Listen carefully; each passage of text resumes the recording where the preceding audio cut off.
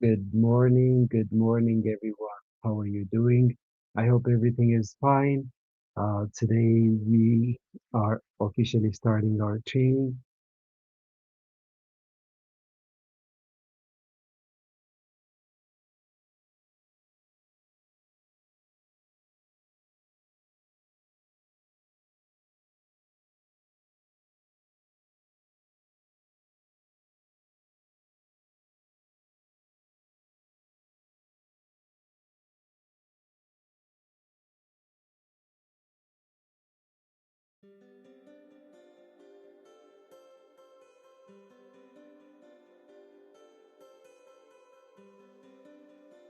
Good morning, everyone.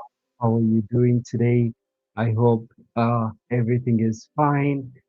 We are officially starting our training, which is a collaboration effort between different partners who have done a great job in bringing all the students and supporting in infrastructure and also um, realizing the training. So as we wait for some of your fellow friends to join, we would start with greetings how you feel today. So you may write down in the chat section or in the Telegram or in the WhatsApp group which country you're from. Also, you can greet us. So country plus city. So for my case, I am from Addis Ababa, Ethiopia. So there you go. I'm writing down.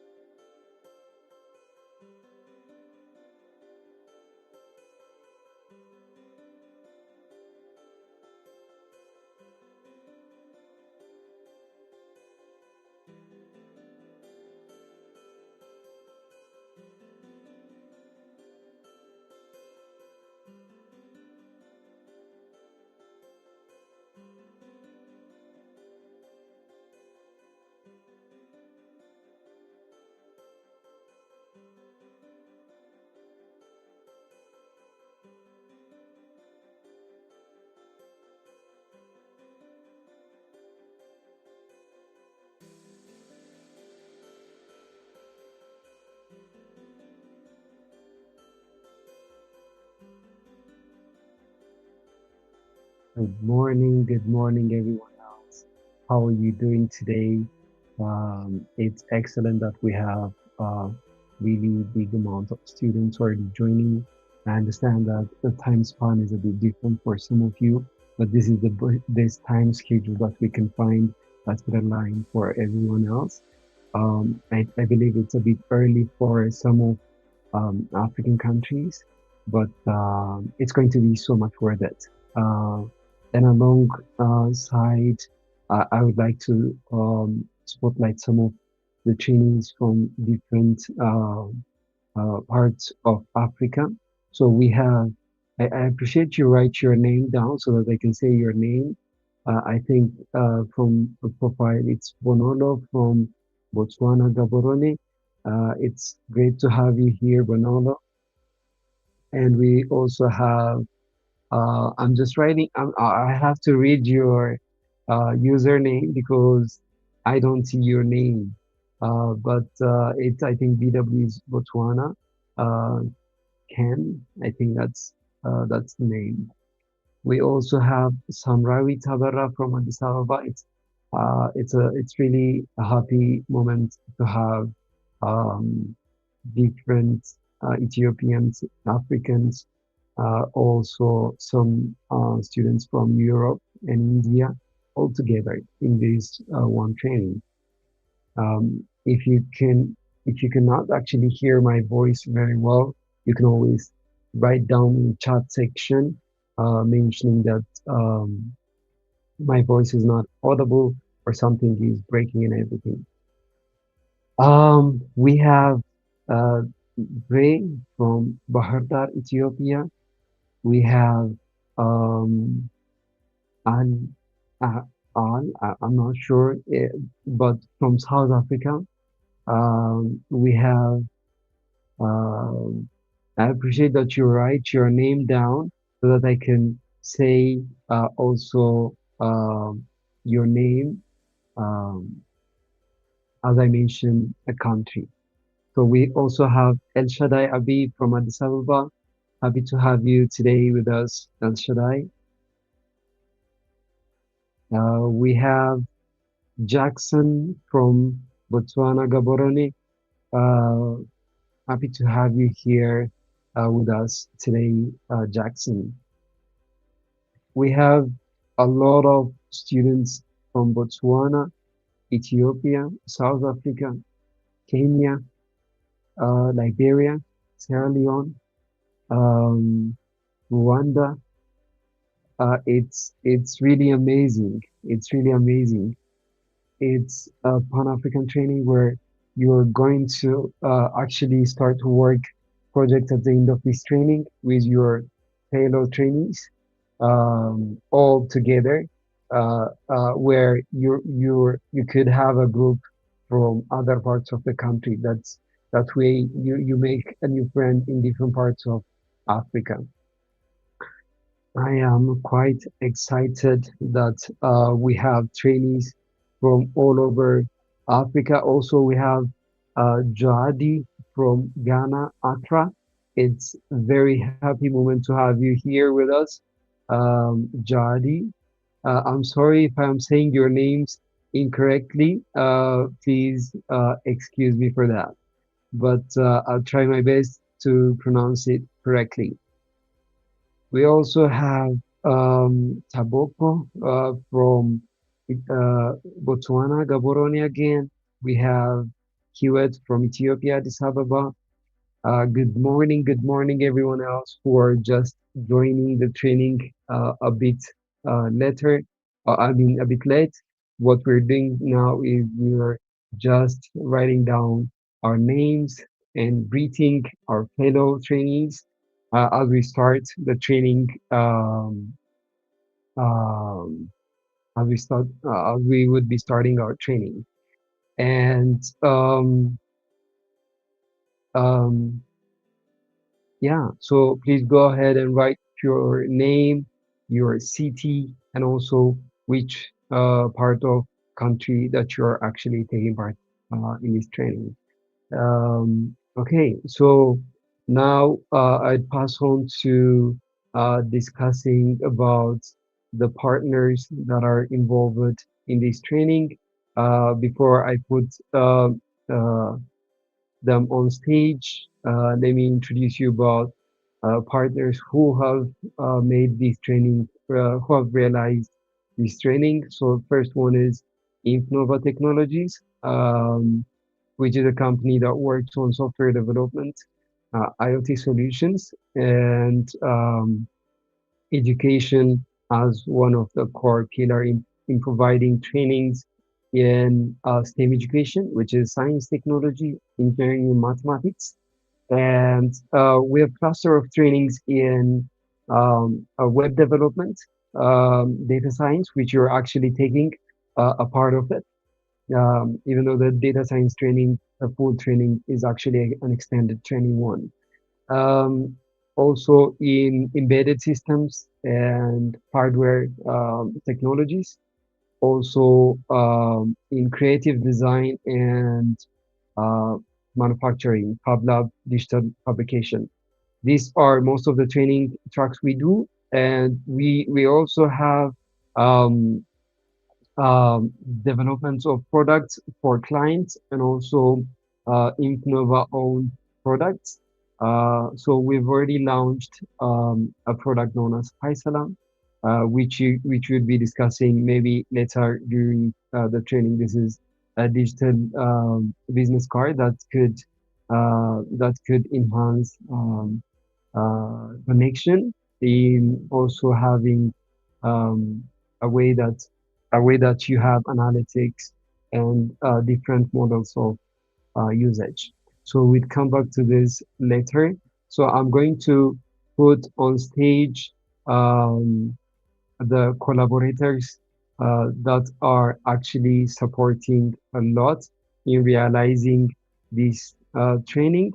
So I'm gonna start with Innovis K, which is uh, a space um, that is supporting a lot of yours in startup and digital publication.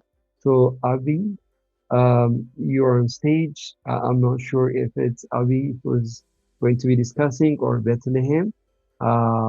You may unmute and start speaking.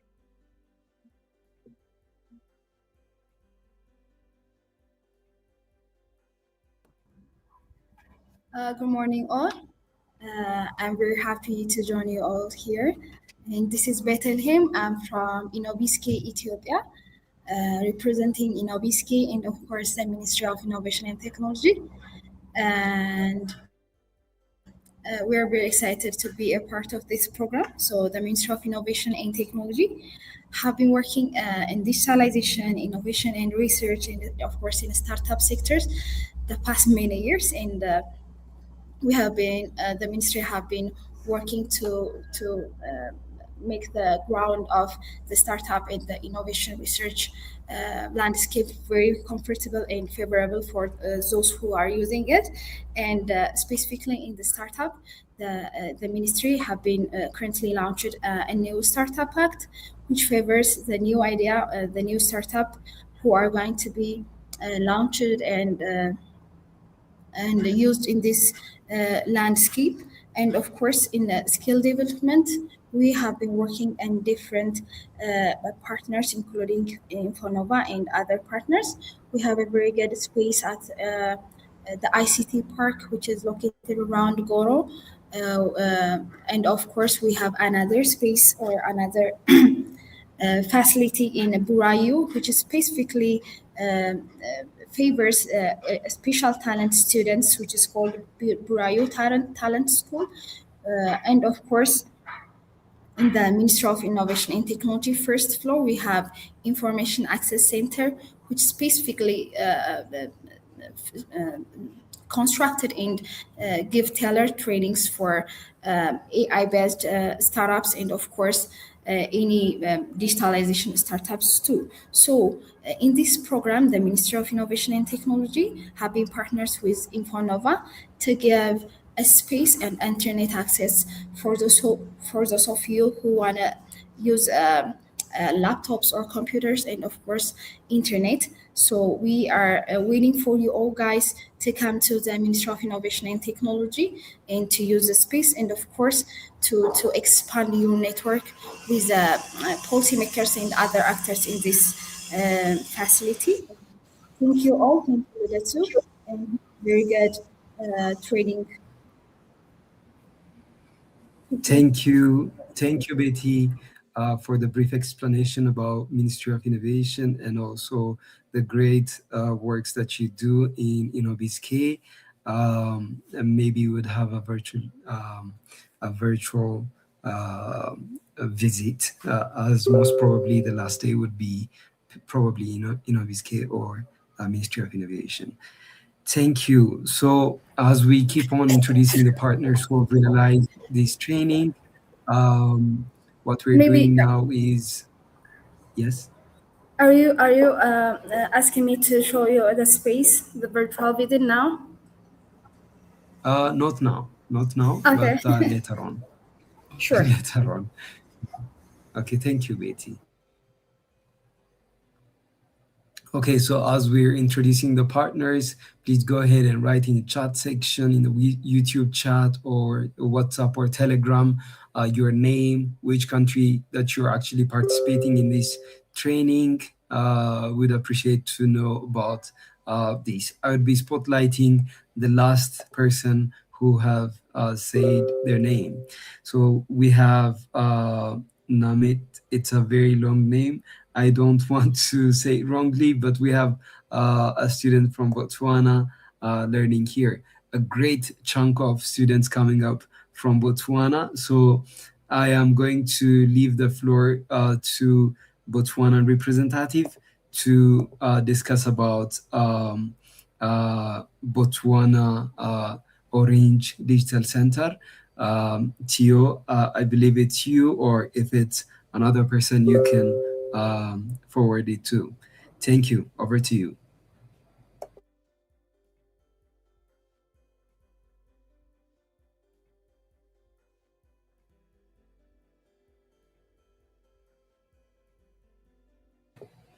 Um, Hello, Tio. Can you hear me?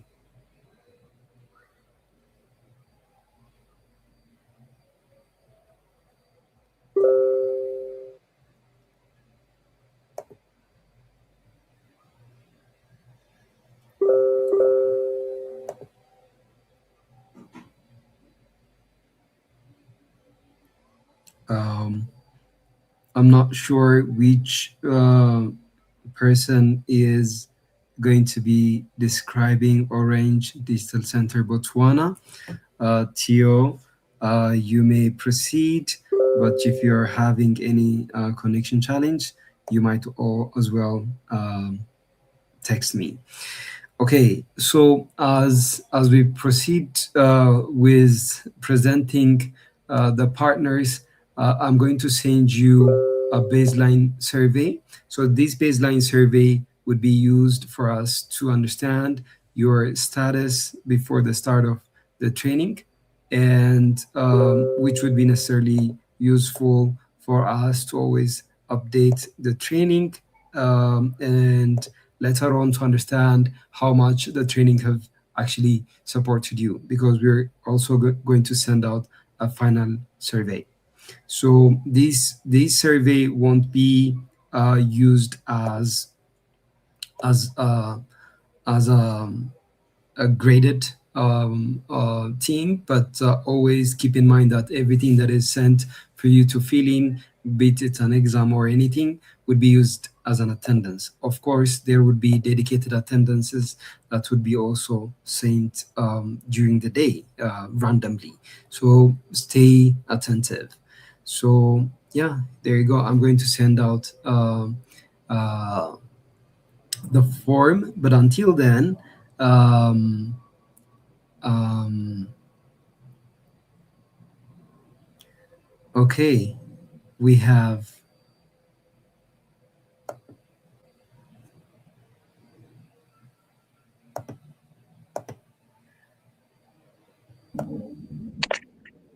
okay. Hi, Magdes, how are you? Hi, Lidet. How are you? How are you doing? I'm doing excellent. So Magdes is the representative for Creative Hub Ethiopia, who has been a critical partner in realizing these training and the first initial host with Infnova Technologies. So Magdes, the floor is to you. It would be great if you can be able to turn on your camera, but if it's not possible, then it's okay. You can move on. Over to you.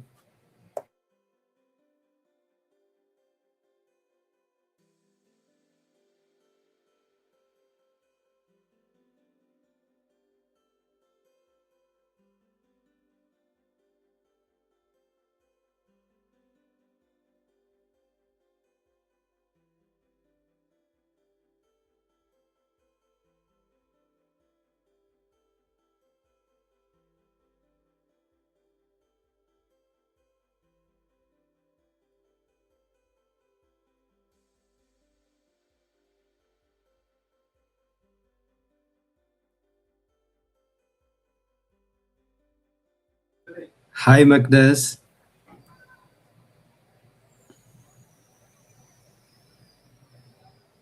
Hello? Hello. Yeah. Hello? Yes, we can hear you. Okay, so I don't think I could turn off my camera, so I think I will continue as it is. It's okay, right? That's Yeah, yeah, sure, sure. We can understand. uh, okay. So again, thank you for Infonova for making this happen.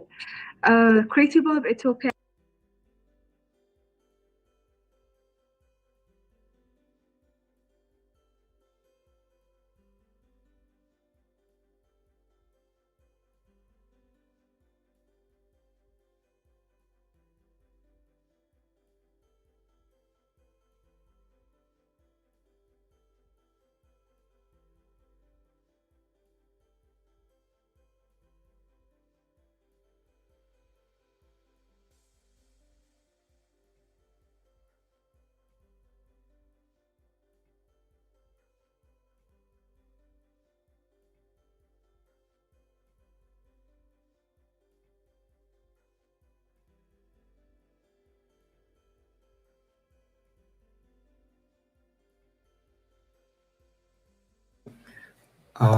I think Magdas is having a connection challenge, um, and also Orange Distance Center.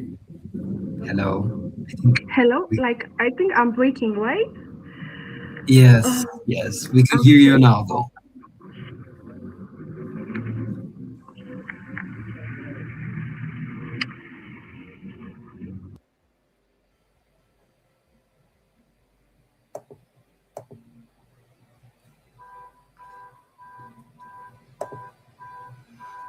Okay, I think we've lost Magdas again.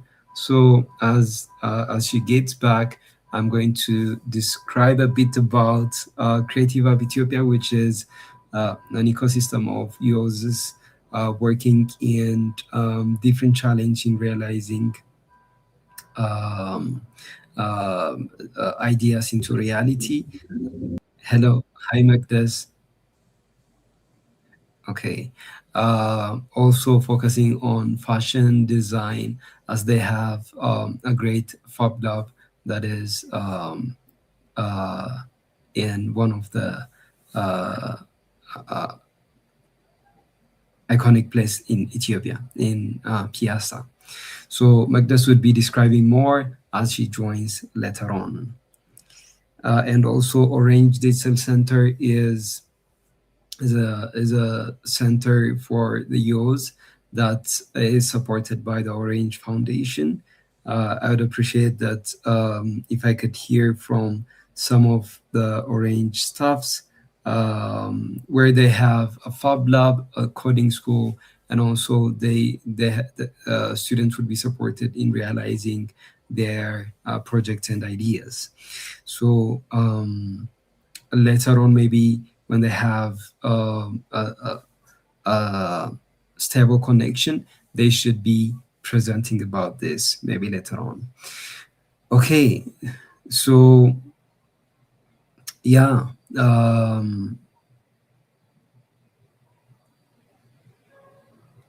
we already have over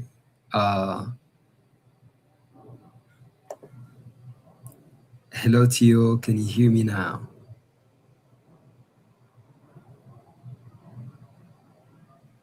Maybe you should unmute if that's what's happening.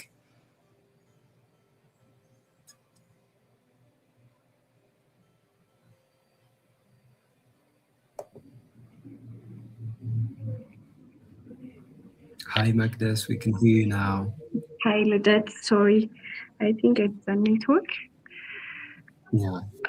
Okay, so should I start over? To what extent Yeah. was I right? Okay. Yeah, I think it's better you start over. Okay. Okay, so let me start over. So, Creative Hub Ethiopia is basically an innovation and entrepreneurship hub that supports startups and small business by providing training, mentorship, and networking opportunities. Also, we give access to different business support programs. So, we basically give access to users who have an idea but and who needs that push to make it a sustained business. So we provide every Creative Hub Ethiopia resources freely given to the membership or to the ecosystem to be utilized by the members. So if they need a mentorship program, we give it to them. So we have different sectors, including creative industries, agribusiness. So we also work with manufacturing and technology sector as well. So we try to provide this resource to members who need it and to actually make it out in the business world. So so far we have more than 500 members in Ethiopia only. And they are in different sector, in the tech and the fashion industry. Most of them are obviously in the fashion industry, as Creative Hub was when start with the fashion industry sector, but we have also other sectors that we give support to the ecosystem. So we also have a branch beside the one we have in Addis Ababa and Jumma. So this allows us to reach and support entrepreneurs beyond Addis Ababa and to actually cultivate a lot of youth with ideas. So the one located in Jumma is more focused on the agribusiness industry. So far, this program is implemented by by our company called ISADIS and in collaboration with UNIDO. So this is what we've been doing so far in Creative Hub Ethiopia, and it's also one of our programs that we collaborate with Infinobot gives this training as well. So this is a little bit about Creative Hub Ethiopia. So thank you, Lidette, for this training as well. Fine.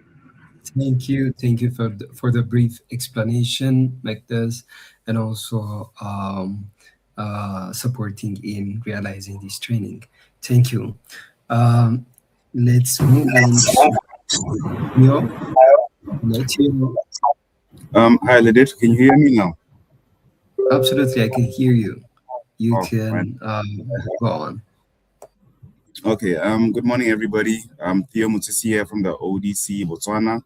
I'm currently in the coding school in the lab with a few of our students here. I'll quickly go through what the ODC is or what we intend to do. The Orange Digital Center is a faction of the Orange Foundation. Wherever there's an Orange telco business operating, we pair that with an ODC. What is an ODC? An ODC is basically a digital hub that allows different people from different walks of life to come benefit from the free trainings that we give. A good example is how we teach digitalization, we teach productivity tools, we teach web development from beginner all the way till expert level, we teach app development, and we also teach integrations into platforms like AWS, Microsoft Azure, and Firebase.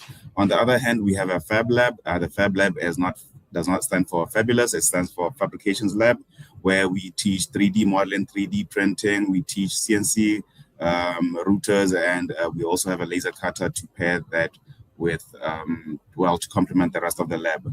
Last but not least, we also have an electronics and prototyping class where we teach our students from beginner all the way till intermediate on how different sensors work and how you can integrate these into your everyday lives. One of our very good examples that we like starting with is basically teaching students how to create or how a traffic light system works. There's a lot to say, but let me not steal Lydia's time. Finally, I'm audible, and I'm so happy to be here. I can tell there's a lot of my Botswana here. I'm happy for you guys, and I'm happy to be part of this class as well. Thank you, Lydia, too.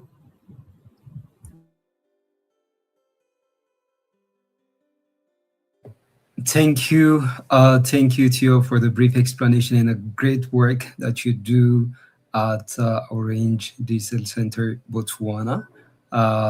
It's a great thing to hear. So a baseline survey has been sent out, and I'm going to share it in every groups. So we're going to be filling in the baseline survey. This will be used as a as a point where to understand where you're actually standing regarding the training. So this is the baseline survey.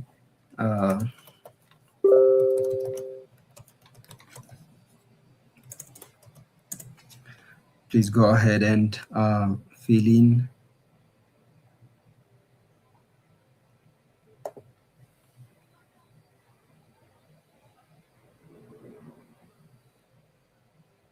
Yeah, please go ahead and fill in the form.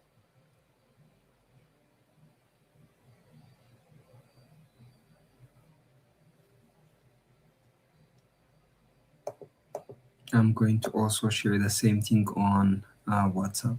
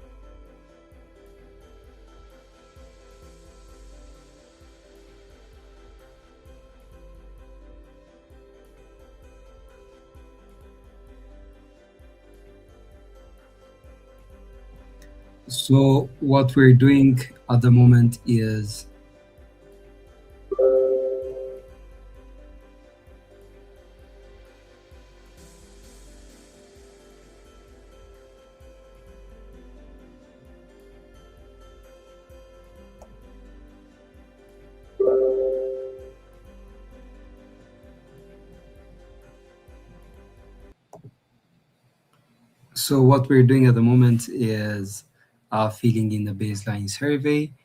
Please go ahead and find the links in the chat sections and fill in the baseline survey, as this would be used a starting point of where you're standing in this training.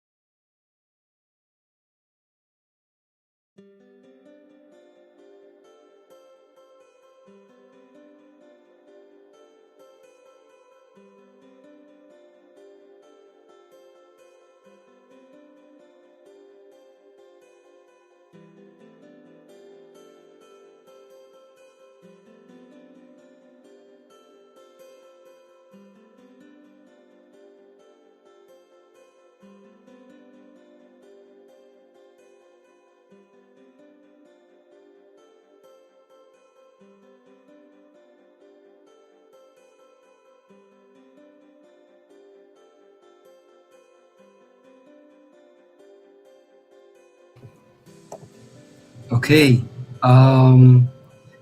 so I think most of you are filling in the baseline survey, but there is still a lot of you that needs to fill in this baseline survey. As you keep on filling in the baseline survey, I'm going to describe about how uh, how maybe you need to install some of the softwares required and everything.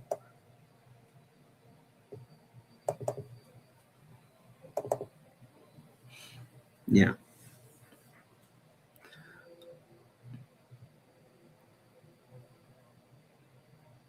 So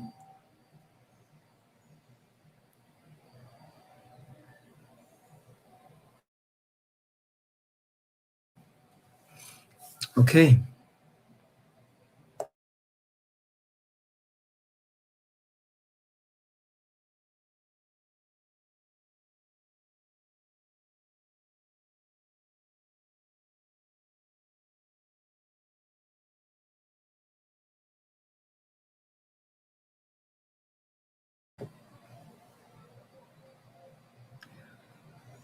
All right.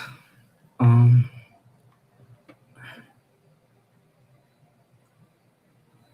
Let me go ahead and share my screen.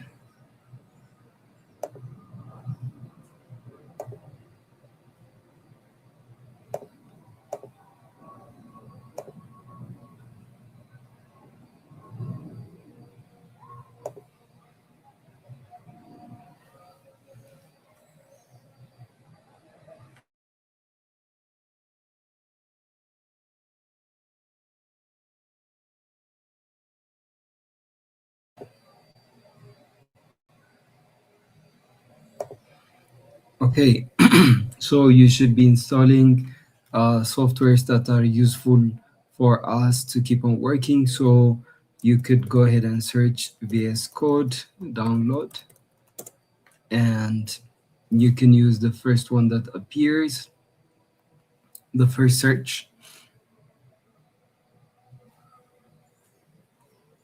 So the links have already been sent on email.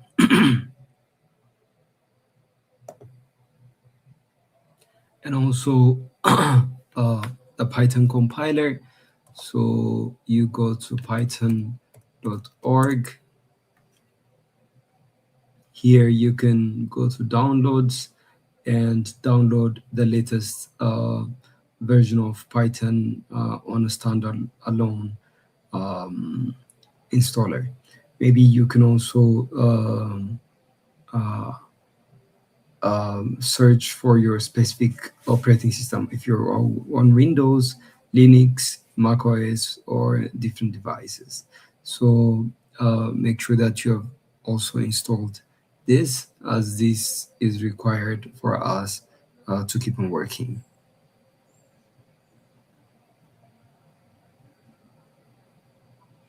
And then maybe create one folder on desktop that you're going to be working out throughout the training.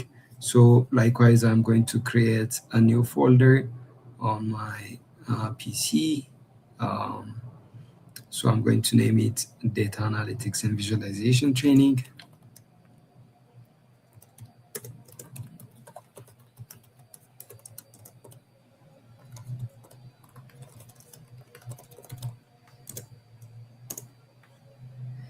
So here, I'm going to then open up my VS Code.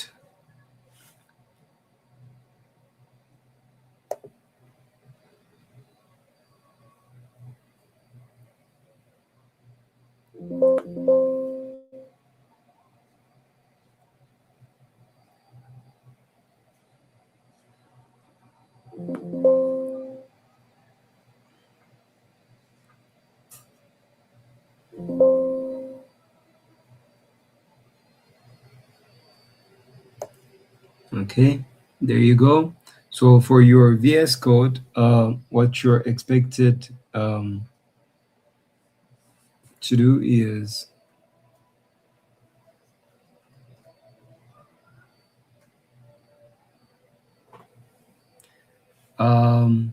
create a new file. Maybe actually open a folder first. So my folder is on desktop. I go to Data Analytics and Visualization. I'm going to select that folder. There you go. So in this folder, I'm going to create a new file, which I'm going to call Python revision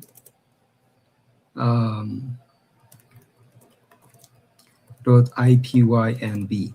Make sure that you always write ipynb so that we have a notebook format, right? So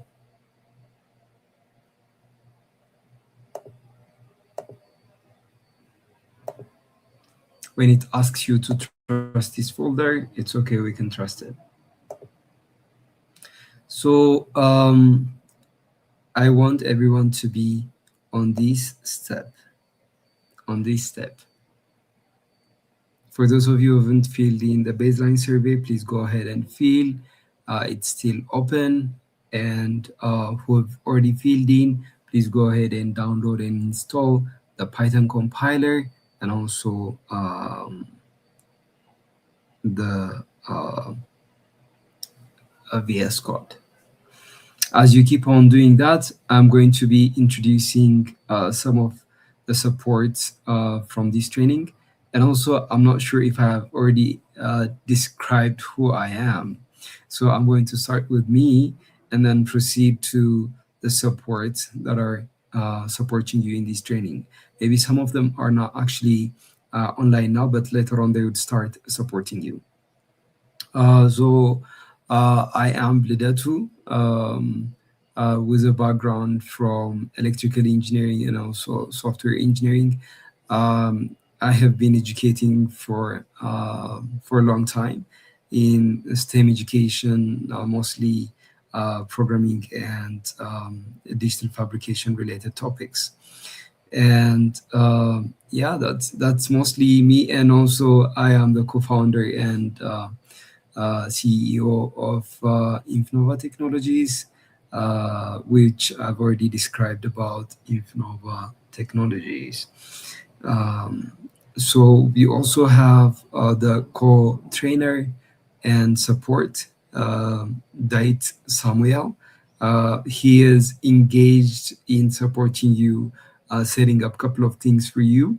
Uh, I'm going to just explain and describe him and introduce him, but later on he would say hi to you all. So that's David Samuel. You can always find him in the Telegram group, in the chat sections. You can always ask him your questions and concerns. And I'm going to move on to the assistants that are live currently. Um, Abraham, you are live.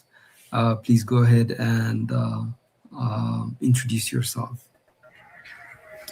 Hey, is this audible? Yeah, we can hear you, Abraham. Hey, this is Abraham. I'm working on data analysis and data engineering. I'm a computer science student at Bauda University, a second year student. Yeah, that's all. And I'm all your assistant. And if you need anything, you can ask me at the Telegram group in Innova community. Thank you for listening. Thank you, Abraham. Um, Kalazetik is also online, but went offline in just a minute. So Kalazetik is also our support that's supporting you in this training. We also have a lot of other supporters that are supporting you online. Yeah, that's everything regarding the training.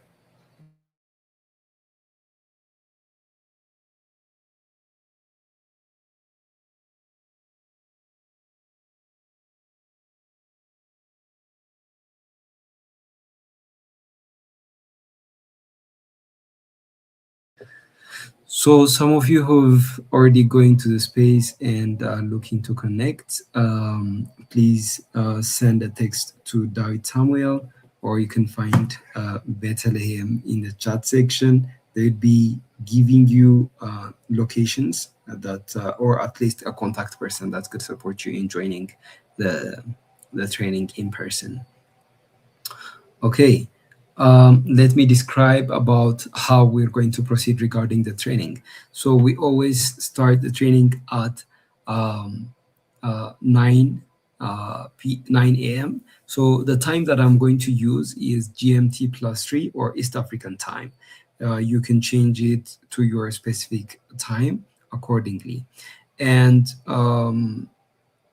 end the training at 5 p.m.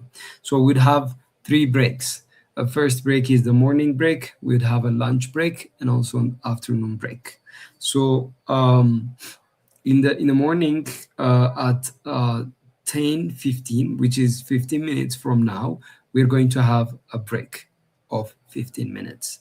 That's a tea break. That's a chance for you to grab your coffee, a bottle of water to start the training. and we're going to resume the training at 10:30 until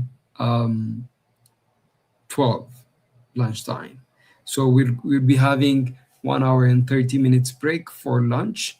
You have your lunch, relax a bit, and then get back to the training at 1:30 p.m.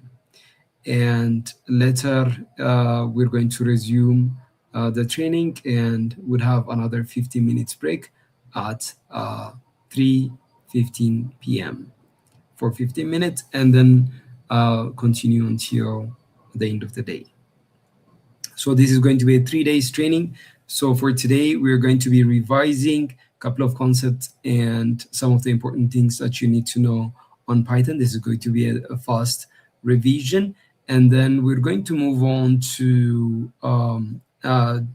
data science related topics. So today, towards the end of the day, we're going to start introducing about data science related topics. And tomorrow, it's going to be mostly digging into these libraries regarding data science. And at the end of tomorrow, mostly you'd be comfortable in visualization of libraries, visualization libraries. And in the third day in the morning, we're going to do a capstone type of a project and how you're going to work on your final project. So you'd be sent out a grouping form at the end of the day today, where you're going to fill in a form, and that form would be used for us to group you. So your groups are going to be random from different parts of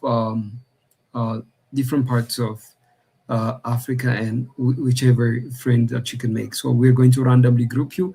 As a group, you'd be working on one project to describe what you've learned using what you've learned.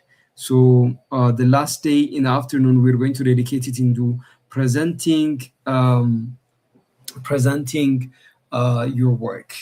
And also keep in mind that there are quizzes between the trainings, so make sure that you don't miss any of your quizzes, as they are very critical for you to get your certification. So certificate would only be provided for students having 100% attendance, but then we understand the fact that you could have a disconnection of internet and power issue. So whenever you have that, make sure that you send an email to Infnova. Maybe Dave would be sending the specific email for this. I think there is contact@infnova.tech. Dave would clarify on this on the text chat on the email that he's going to send. So make sure that you send an email every time you join, you leave the training due to connection challenge, and whenever you come back. So if you miss exams during that timestamp, later on we can consider based on the fact that if you've been attending all the other classes very well. So that would be a proof of concept, a proof for us that you've missed a specific slot.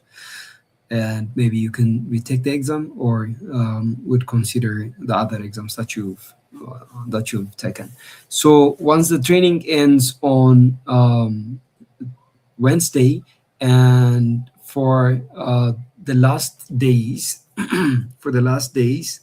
on Saturday, I think it's going to be on Friday, we'd announce this towards the end of the training, you'd have your exam.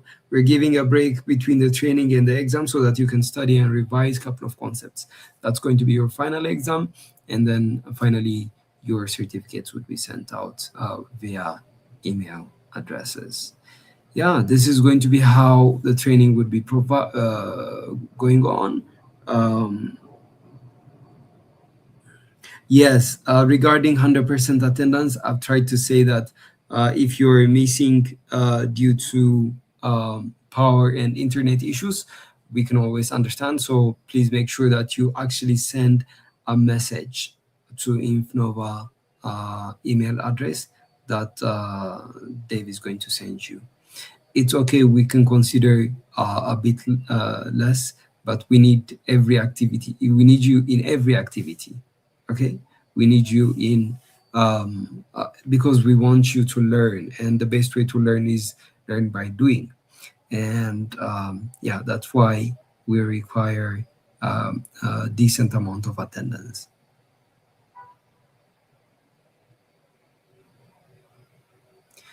Okay, so I think most of you have already filled in the baseline survey, but still I see over 550 people online, but for the baseline survey, only 480 people are actually filling in the baseline survey. So please make sure that you do that. So after the baseline survey has been filled, please go ahead and download VS Code and also download Python. So,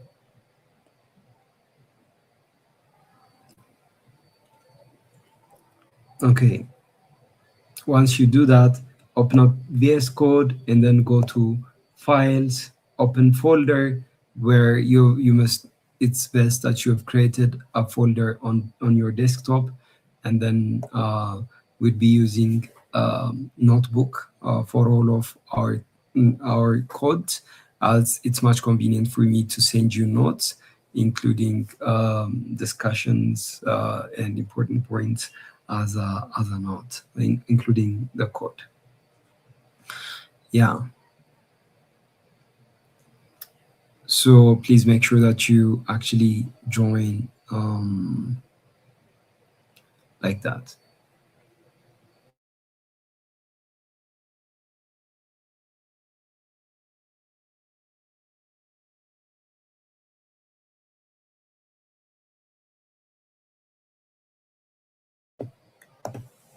So regarding the email, it's academy at infnova.tech. Okay. Please make sure that you save this email.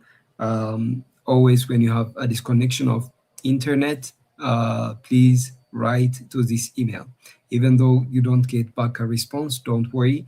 That would be used if you have missed exams. Okay, if you have missed exams and attendance during that spot. Okay, so for people that are joining a bit late, I would like to repeat once more regarding how we're going to proceed regarding the training. But for tomorrow, we're going to start exactly at 9 p.m. at 9 a.m. GMT +3 East African time. So make sure that you join accordingly. But for today, different introductions and different things must have taken our time.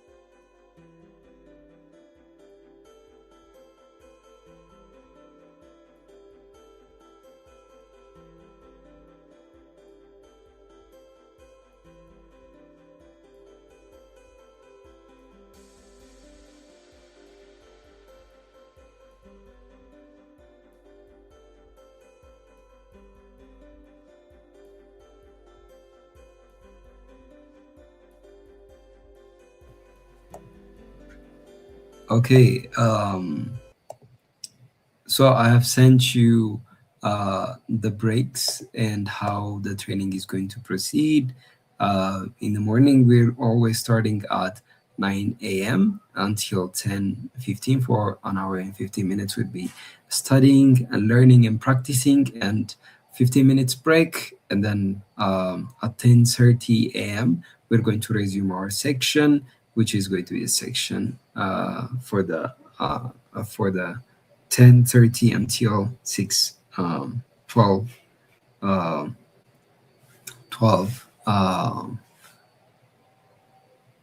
in the morning. So then you'd have your lunch break for an hour and 15 minutes, and then would get back to the training in the afternoon section, which is going to start at 1:30 until 3:15, and 15 minutes again, second break, and then finally from 3:30 p.m. until 5 p.m. would have the last section of the day. Okay, so I'm going to give you the last 2 minutes to fill in the baseline survey, which has been sent in the group. Make sure to go ahead and fill in the form because I can see close to 600 people, but the ones who have filled in the form are actually only 500. So as you do that, please also make sure that you download VS Code, the compiler, and ready to start the code.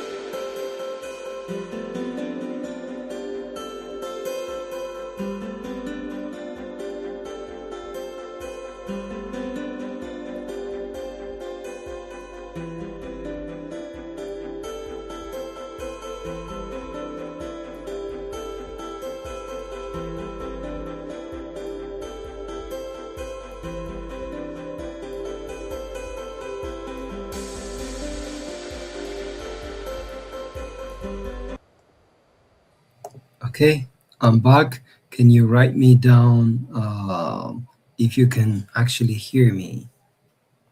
If you can hear me,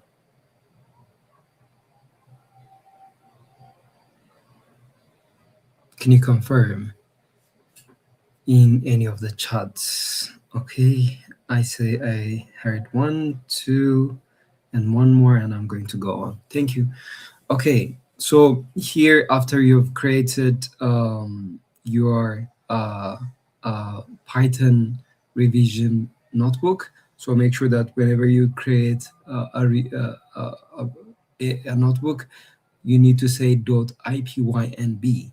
Okay, I'm going to copy the name and um,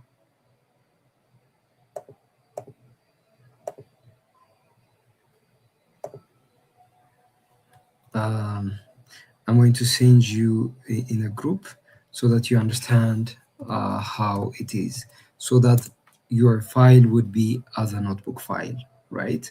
So please make sure that you do accordingly. Uh,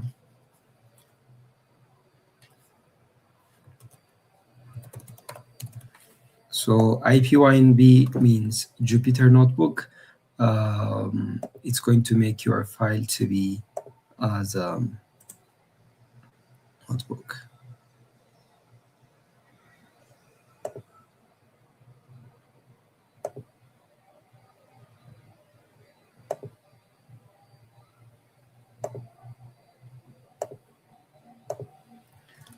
Okay, so then what you're going to do is two things. The first one is to create a code. The other is to create a markdown. So whenever you say create a markdown, it actually is not creating any, it's not used to create any code, but instead it would be only useful for actually just writing any comments.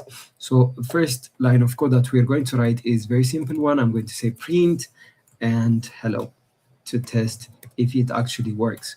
I believe most of you have actually revised some of the basic concepts regarding Python, because this class is going to focus on data analytics, but just a revision would be done very fastly. Okay. Before we go for our break, because our break starts in 1 minute, let me just show you this, and you would be installing and creating your installations during your break as you relax also. So I'm going to run this, and it's going to ask me for a Python environment. So if you have already installed your Python compiler, this should be easy, but otherwise it's going to ask you to install.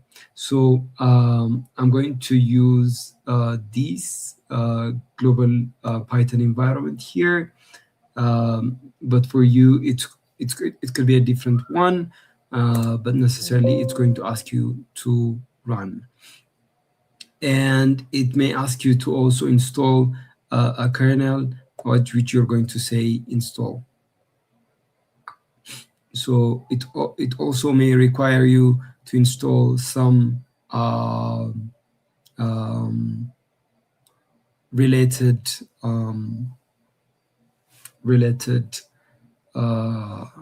or important stuff. So go ahead and say install. So whenever you want to run a code, there are two ways that you can do it. The first one is here, as you can see it from my mouse. You can run, this is going to be a play button, as it's when you want to run it. It's actually a stop button for me, because it's trying to run it at the moment. What it's doing is installing some of the important components. So this is the code section where you're going to write the code. And also there is a markdown section. So in the markdown section, what's going to be done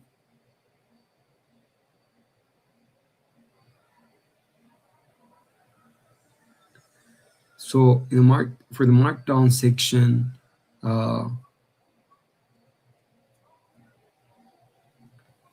here we can be writing notes. For example, I can go ahead and say, today is the first class of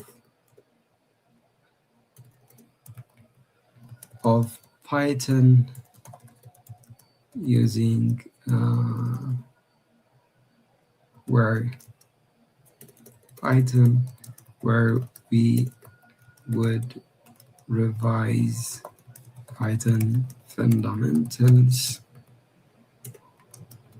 and move to data science these libraries in the afternoon. So whenever you complete everything, you always do Shift Enter. Okay, never forget about that. I do Shift Enter. Now you can see that this is not a code but a side note. Always you can write a side note for your codes. You can even put image if you would like to. For example, today's training is this. I'm going to bring in the training image. For example, let me go ahead and find the training image. There you go. I'm going to put it here. So yeah, you can see that the image is also included as a side note. So this is just a documentation that you can do whenever you say markdown. So you can add markdown or a code. So whenever it's a code, it's actually a Python code. So my Python code is here. When I run it, now it's working and running. Okay, so please set up your Python and run this script, and let's see if you have any challenge. So it's going to be a 15 minutes break. I'm going to leave you to your break, and we'll be back after 15 minutes. Okay, so breaks are mandatory. I understand that I took 3 minutes, but yeah, 3 minutes should keep on propagating. Thank you. You have a good day. You have a good break.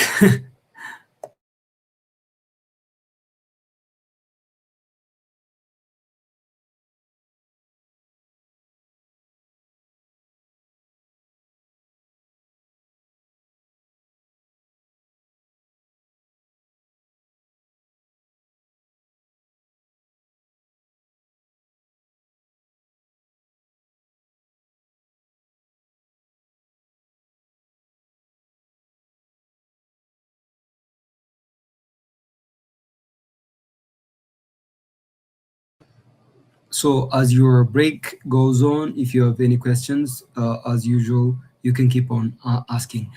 So for the WhatsApp group, one of the WhatsApp group is actually full, and the other WhatsApp group is still does have a slot. So I'm going to send you the link so that you can join the WhatsApp group. All right.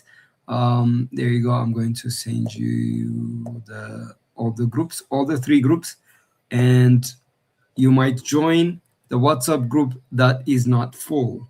There you go. I'm sending it to you. And support one another during the training. Yes, some of you are saying if you would like to use PyCharm or Anaconda, that's possible. If you feel like that's better option for you, then go ahead.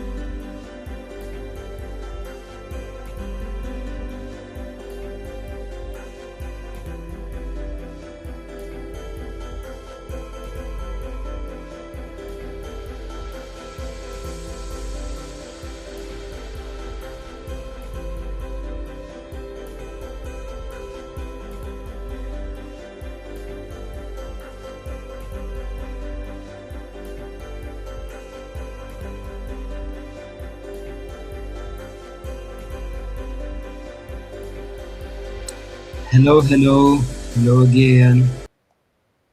Let's join back the training. Um, Tell your fellow students to join back the training. This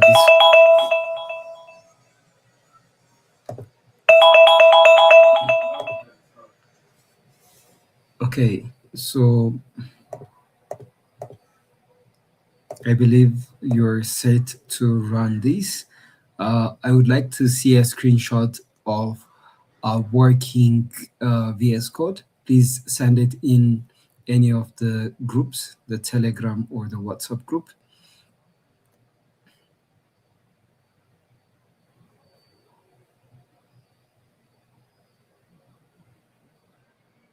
Um, can you send me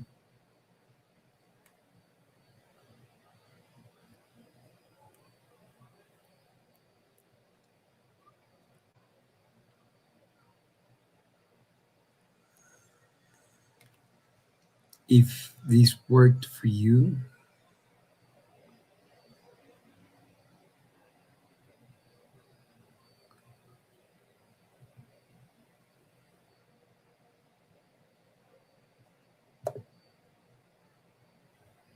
Okay, I can see that this.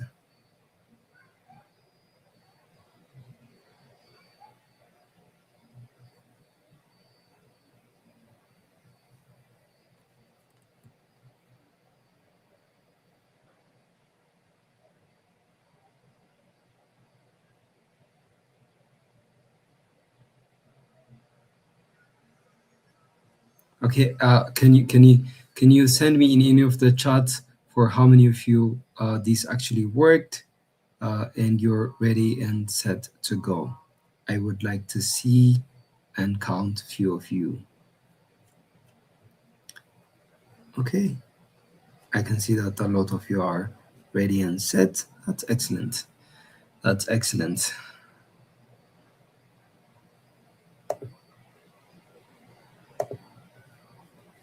Okay, so now we can move on to the training.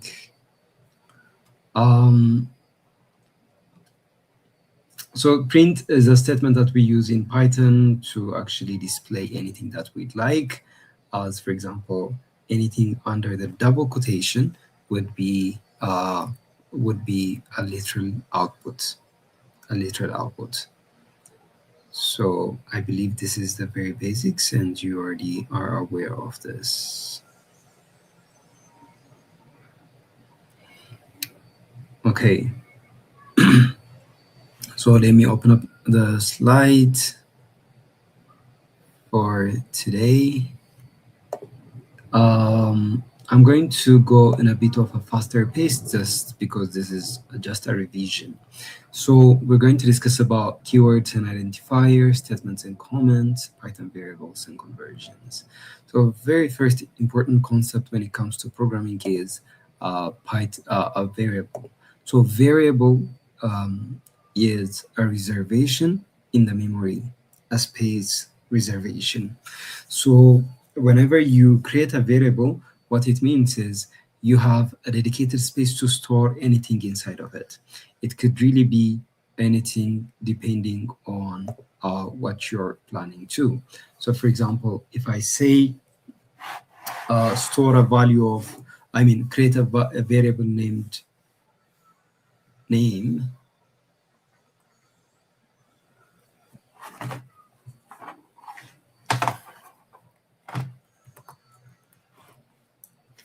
if I say create a variable name, then this name is actually a reservation of space inside a memory. And it really is going to reserve inside of the memory. So inside of a memory, we have a space, clusters of spaces that would be used to store values. So it's going to be saving in one of the spaces that value. So if I say name is equals to, I'm going to have to choose one of our trainees. So the last one here is Joseph from YouTube. So Joseph. and Joseph. So if I say name is equals to Joseph, then what's going to happen is in the reserved memory here, Joseph would be stored as a value. So variable name is the name of that specific memory reservation that you have made. So Joseph is now stored in that specific value. So keep in mind that this equality is actually different from the mathematical equality. In math, if I say x plus 1 equals to 2, what it means is the left side of the equation is actually equals to the right side of the equation. They're both equals. But in the case of programming, it's not that. It's actually an assignment where the value on the right side shall be stored in the variable location inside name. So it's assigning instead of making it equal. So keep in mind about this. So variable definition, to define a variable, we use keywords, we use identifiers. Like I have said, name, you could also say age and different words that you like. But you can never use keywords as identifiers. Keywords are words that are reserved in Python programming, and you cannot use them for any other purposes. It's only used for for the uh, for the Python programming environment. For example, you can see that this is if, this is else, this is while, def, and also the one that we've used, print. We have close to, I believe, 33 or over 33 keywords in Python, and you cannot use those words as an identifier. For example, whenever you create a variable name, make sure that it's not a keyword. It actually gives you a different color than a different color in your identifier, so that you can always know if the identifier name is correct. So in writing an identifier, the valid way is to write using underscore, but never space in between names. You can use capital, small letters, but they are different. If you're creating two variables, one with capital, the other is small, then there are two different variables. And also you can use numbers, but invalid identifiers could be if you're starting with special characters. And also if you're starting with numbers, this would be causing an error. So the other thing is, whenever you would like to comment in your code, in using a VS Code notebook, as we've already created one, you can have a dedicated space to write your notes, which is the markdown. But also you can write comment inside of your code using hashtag or triple quotations. So hashtag is for one line of comment, but triple quotation is for multiple line of comments. And also you can write a documentation of your function by using triple quotation, which is the documentation of your function, which we're going to discuss about functions in a bit. So this is known as a docstring whenever it's actually inside of a function. All of the concepts that I'm describing here are actually described in the Python Fundamentals or Python Essential course that you can find in this channel. And also this video would be recorded so that you can always revise and understand back some of the concepts that you've missed. So Python variables, as I've said, you can either define one variable at a time or different variables and assign them multiple ways. For example, I think, Joseph, which country are you from? I'm assuming Botswana. Joseph, can you write it down in the chat section as I start to write your name? So the variable is, the variable definition is name, and I'm going to say comma, I'm going to say country. So name is Joseph. I didn't see your country, Joseph, but I'm assuming it to be Botswana, so I'm going to say Botswana, BW. So here is how it works. I have now created multiple variables and multiple values. So it's going to assign the variables and the values consecutively. So for Joseph, it's going to be name, and for Botswana, it's going to go into country. So this is a multiple variable definition. So you can do the same thing for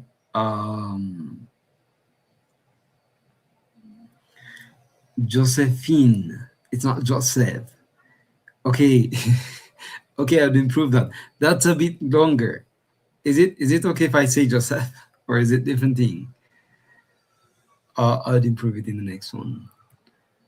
Okay, so this is how you could be able to create multiple variables.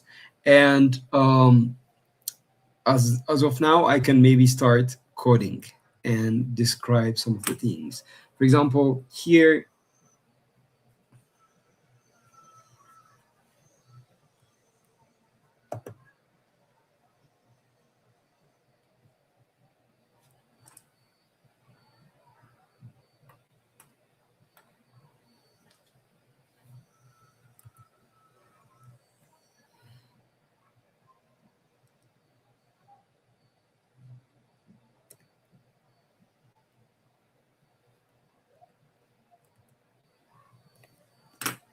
okay, so here, for example, I said, hello, print first day of training. Now, when I run this, you can see that two things are actually running. And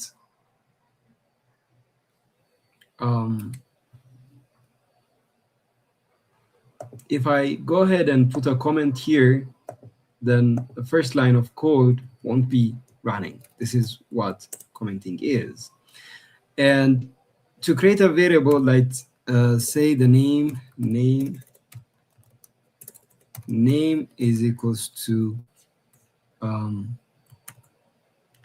may have to write the name correctly, Josephine. I'm not sure if I am correct with my pronunciation. So we have a couple types of variables. This is a string variable, which means it does have characters like words. For Python, if it's a single character or multiple characters, alphabets connected together, both of them are considered to be a string. And you can either use single quotation or double quotation. That's also the same thing.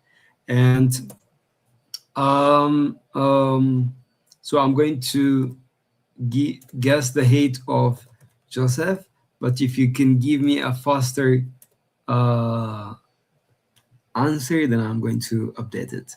So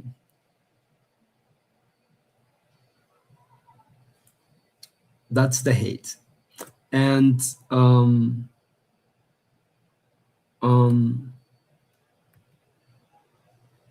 I mean, I'm not sure if you're a university student, but I'm going to just guess for the case of my explanation. Let's say your year 2. And each of these variables are different types of variables. So to understand what type of variable it is, I can say print and type of that specific function, specific variable. For example, I can say name. And when I run this, you can see that the type of name is actually string. And you can do the same for all the other variables, like print type of height. So because I want to know the type, I put it inside of print. Print is going to then print that value. Print always outputs whatever you write in. So when I run this now, you can see that a first one is string, and the second one is float, and the last one is integer. So this is a string variable, and this is a float variable because we have a decimal point, and this is an integer variable. Okay, so a float variable is a type of variable which actually does have a decimal point. A decimal point. But if it doesn't really have a decimal point, then it's an integer.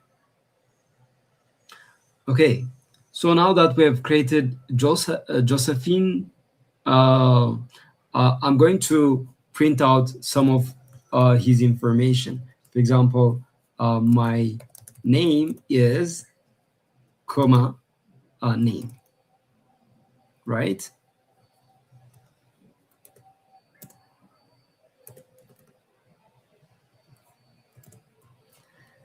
Look now. So this is a literal, whenever you put under double quotation inside of the print statement, it's going to literally print whatever you write down. But whenever you say that variable, it's actually referring to the value of that variable instead of just printing the value. So you can see that my name is literally printed because it's under double quotation, and Josephine is printed where name value is Josephine. So as a starter, what we're going to do is you're going to create three types of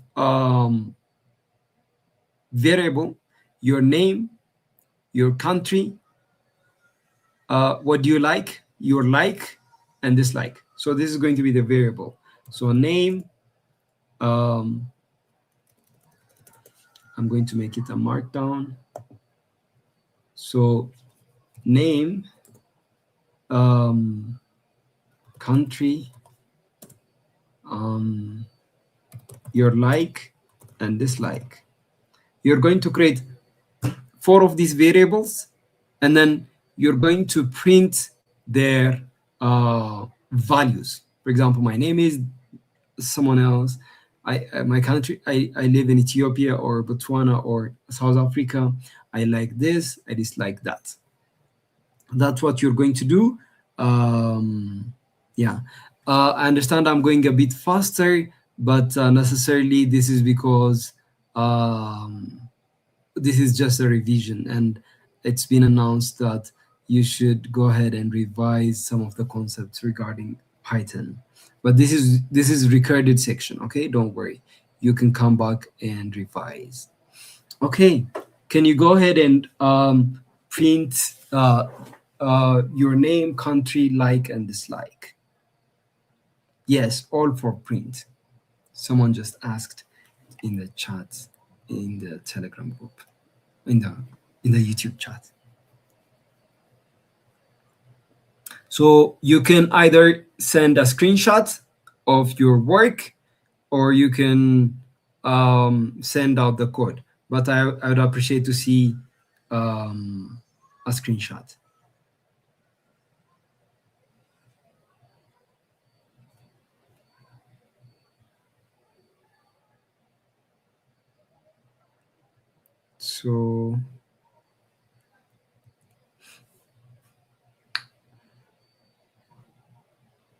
So someone asked, is it enough if I fill in the survey for attendance? No, it's not.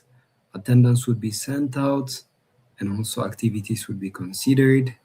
Yeah. So for some of you who are not able to join the WhatsApp group, there is a second WhatsApp group. Please, fellow trainees, whenever these kinds of questions arise, who are in community 2, please share the link to join the WhatsApp group so that they can be able to keep on learning. Okay, so the best way to learn is actually one, learn by doing, and the other is to be in part of a community. That's why we always have a community of students that learn together. That's the fundamental principle of InfNova trainings. So make sure that you actually support your fellow friends as you see questions that you already know the answers. I can see that a lot of you are actually responding to the question.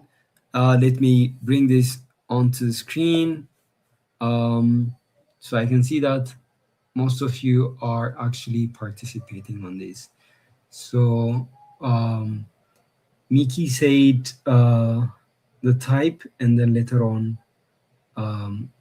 creating a name, and also Filmawit also described herself. That's great. Let's keep on doing this, and also I'm going to code alongside with you.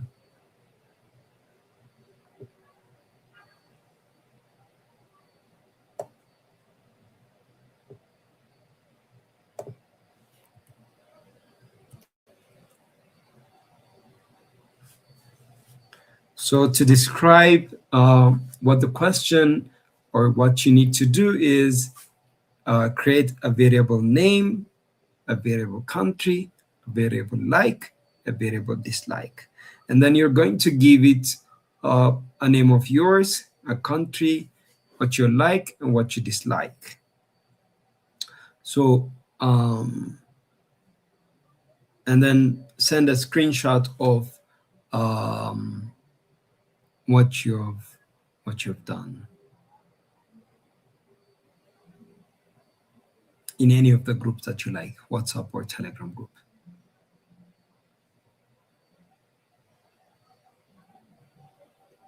So some of you are actually asking me about the WhatsApp group. Okay, let me just go ahead and send you back again.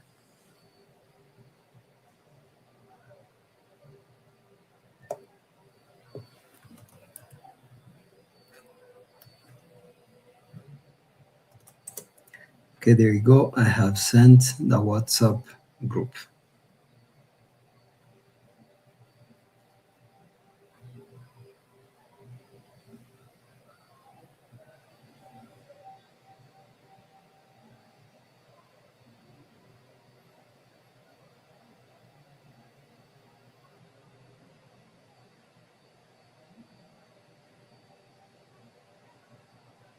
Okay, I can see that you've sent a screenshot in the group. I'm checking out your works.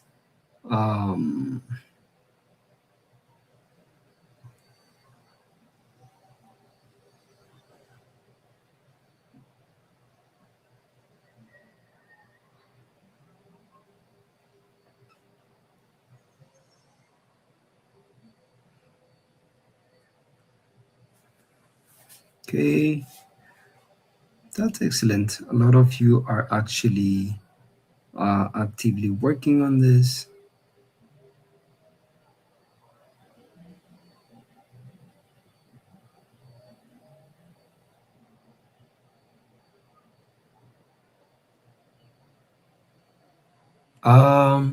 Someone just asked in the Telegram group, Lexi, said, how should I know which section I am? Session I am. The session is for everyone else, okay? It's just for you to show the schedules. Maybe you've missed a bit in the morning, okay? So the session is for everyone else.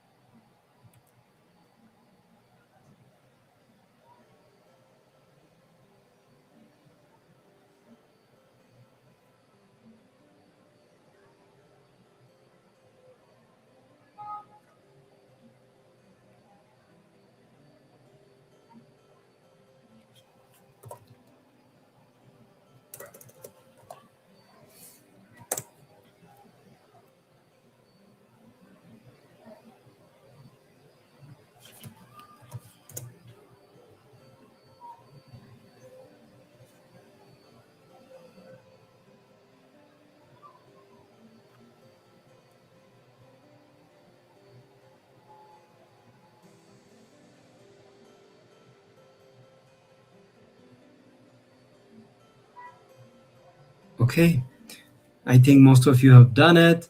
So let's go ahead and do it together. So I'm going to create this variable. I'm going to use one of the works of one student. I'm going to pick up the last student who have worked on this.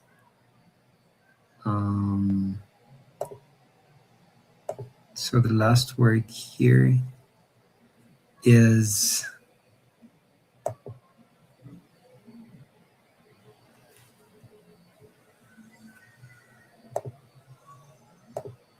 so name is Yisakor, and Yisakor is from Ethiopia.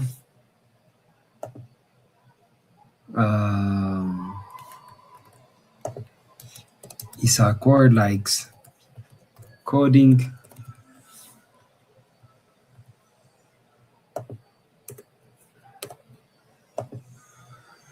Dislikes Bruno G. Okay. Okay, so now that these variables have been created, the second thing is to actually use these variables. So whenever you use them, you always have to have a space or a comma in between the variable and the literal printing. So my name is, then we have comma name.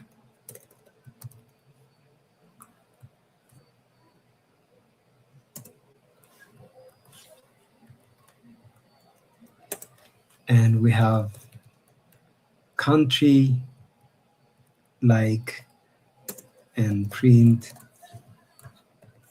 I dislike the dislike. Okay, so whenever you write this, my name is Isakor, I'm from Ethiopia, I like coding and I dislike Bruno G. So you can also do it in just one line if you prefer to.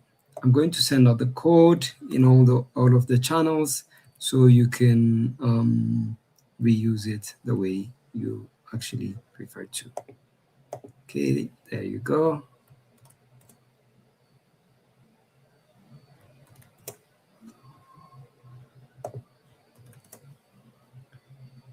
Okay, great. So just as a reminder, the team here just told me that whenever you're actually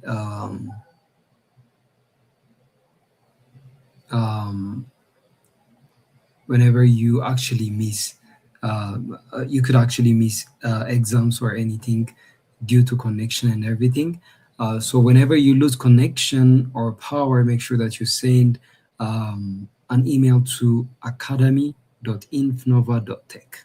Okay, academy.infnova.tech. You can find the message in the Telegram in the WhatsApp group pinned. So you always send an email that you've lost connection, and whenever you come back, also write that down. So if you miss exams or any activity during that section, then it shall be considered. Otherwise, it won't. Okay, these are now about variables.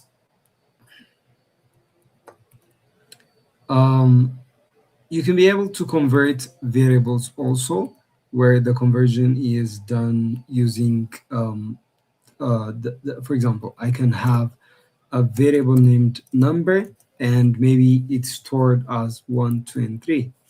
And if I check the type of this number, type of num, and run it, it's actually a class of string, but necessarily it's a number. That's why is this happening? Can someone answer?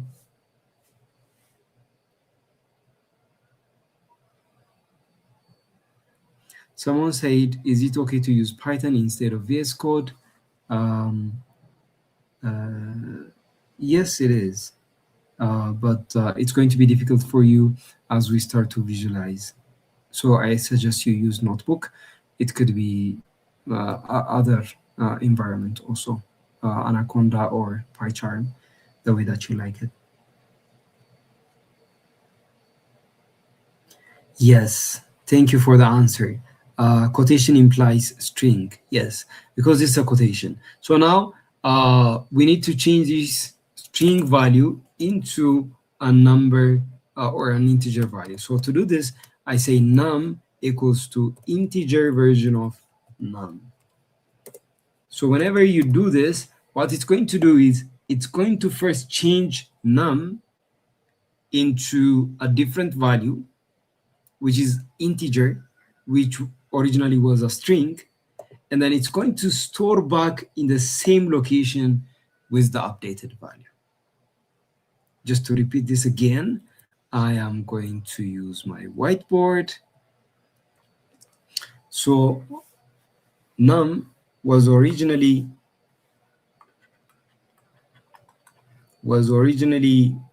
a string 1, 2, 3, and later I wanted it to be an integer, so I'm going to say num is equals to an integer version of num. So what it's going to do is it's going to update the value of num to be an integer in this code, and then since equality is an assignment operator, then I'm going to store it back to num. So this way now the value is converted to be an integer. So I'm going to print after conversion, print before conversion. So type of num. So as you can see here, before conversion, type of num is string. After conversion, it's become to be integer. If we'd like to see the value of num, also I can add it here. Whenever you have multiple values to show, then you need to divide the values by commas. And then you need to divide them by commas. Okay, let's run this. You see that it was 1, 2, 3, and 1, 2, 3, the same. It looks to be the same, but the values are actually different. For the first one, it's a string. For the next one, it's actually an integer. Yes, this is type conversion. And let's move on to practice. So all of these practice questions have already been done in the YouTube channel. So let's do one question only. So let's do question exercise number 4, type conversion practice. Take a string price is equals to 100.5 and convert it to float. Then add 5.5 to this value and print the result. Let's do exercise number 4. Exercise number 4. Okay, so for this question, I'm going to give you 3 minutes to complete your work.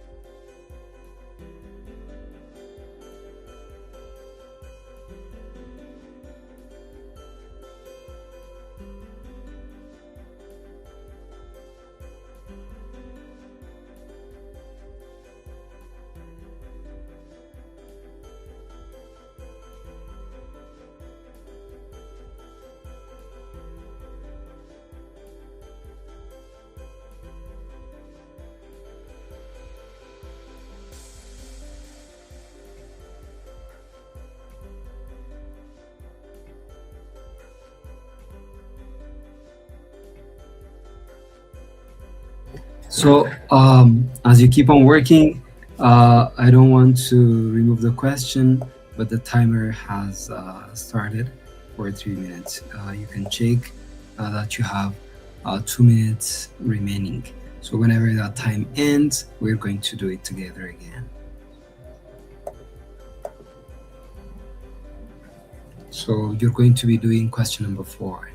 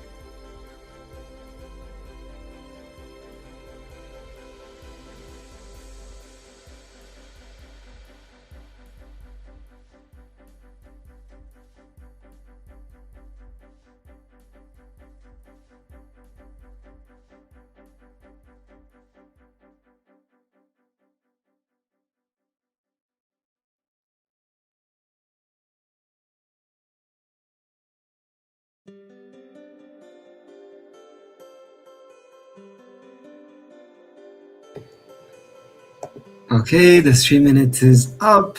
Let me see and check how many of you have done this.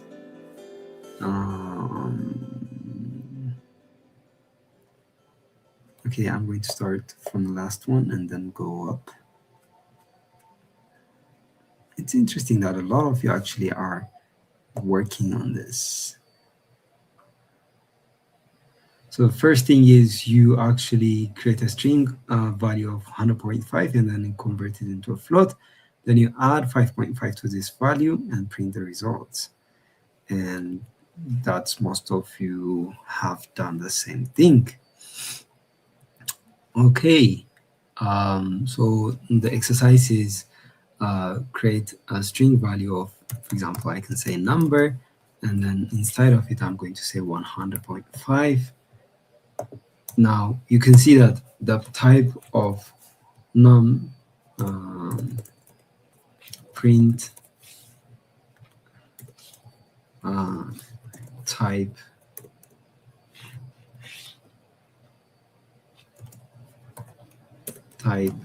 before conversion.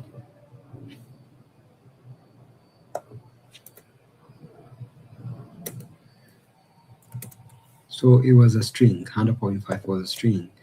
Later, we're going to make num to be a float of num so that we don't lose the point value. Whenever you change a float value into an integer, you lose all the values after the decimal point. So keep this in mind.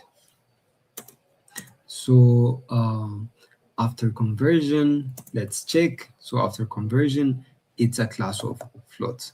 The next question is for you to add num equals to num plus, I think it's 5.5 that we need to add. and then we're going to print the value of final value of num is none.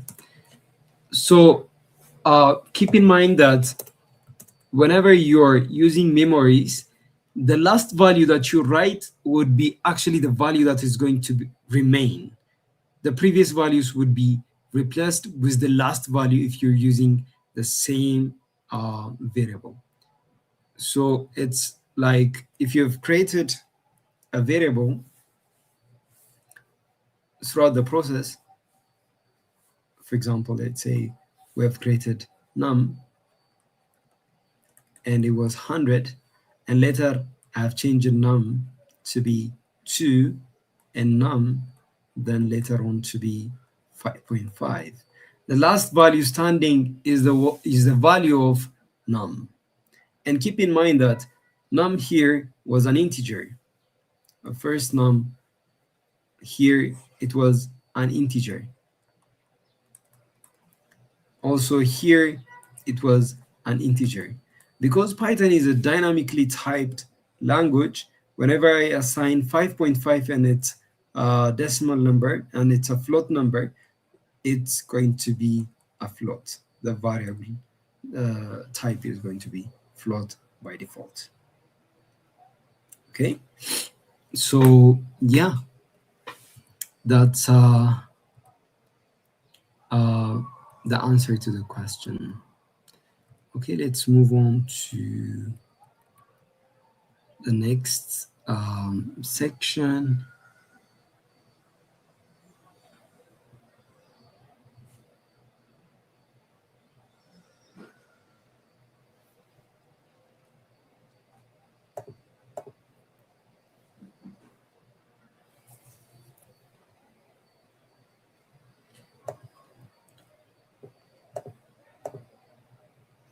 So we're going to discuss here about Python operators, inputs, and outputs. So we have already seen output, which is to print anything that you like. Whenever it's an operator, then you do operations on two of the variables that you have. So let's start off with an input. For example, let me go ahead and write a code that's used to accept a number. Previously, we just wrote a number value to what we're doing, but if we would like to actually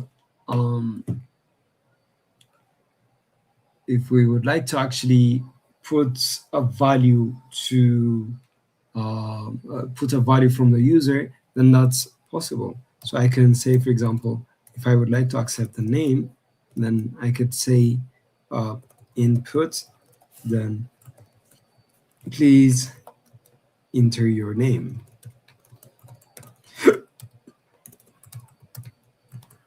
So the syntax for this is under double quotation, we have the prompt or what's going to be written out for the user. But input here is something that's going to tell for the program that it's going to actually input from the user. So if I run this code, you can see that at the top of my screen, an input field would appear. So in the input field, you can read that please enter your name, which I have written here. So I'm going to enter a name of someone else in the last YouTube chat.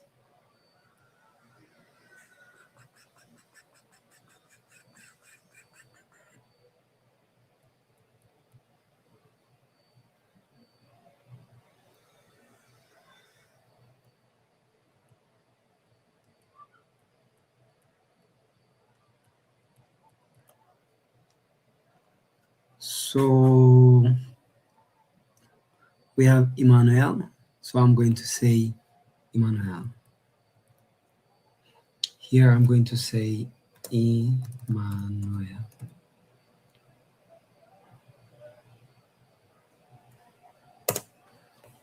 There you go. So now name have the value of Emmanuel, which is the value I have entered as a user of this program. So if I say print, instead of here, actually, it's good if I write it here. Print, and I can say name. So I don't have to put in double quotation because it's just going to be running. So I'm going to write back Emmanuel because I ran the code again. It's asking me to fill in again Emmanuel. You can see that name Emmanuel has been printed. So you can always accept inputs as such. So I would like you to do one question. I would like you to create two variables. Okay, here's the question. I'm going to write it down as a markdown. Whenever you want to create a new page underneath it, what you do is you ask, you click on code if it's a code, if it's a markdown, it's a markdown. You necessarily can write the whole thing in one box or different boxes. It's the same, except it modularizes it for you can independently run each of the boxes, but it's necessarily the same that it runs sequentially. Any variable that you have defined earlier in your code is actually remembered in any part of the code. So as a markdown, I'm going to write the question that you're going to do. So the question is create two number variables, accept value from the user, add the value,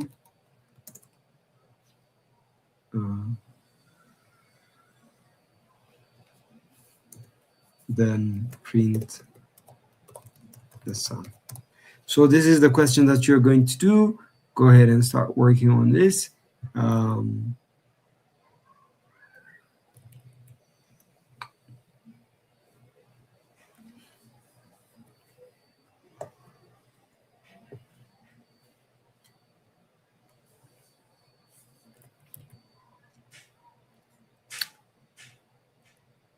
You have 15 minutes, 3 minutes for this exercise.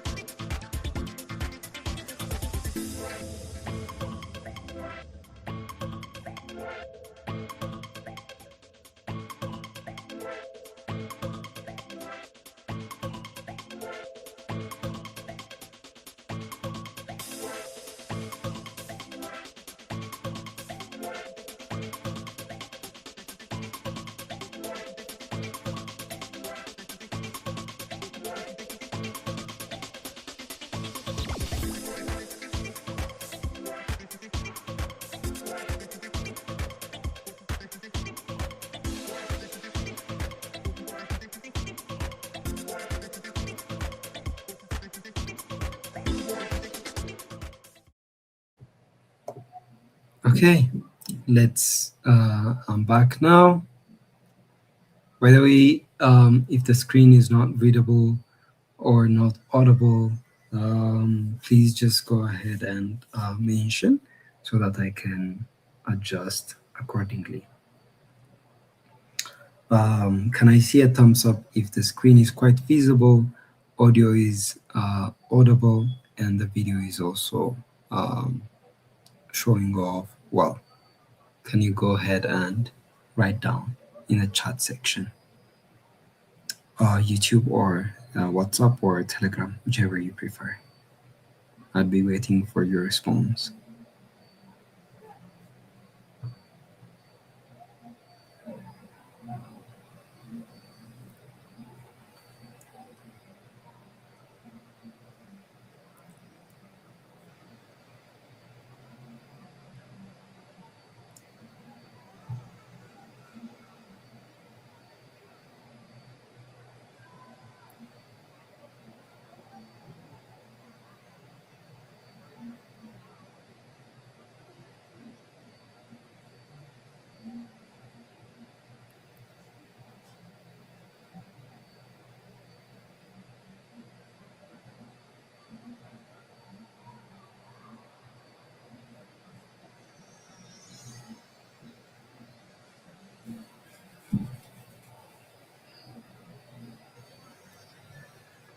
Okay, I got a lot of thumbs up, and thank you for that.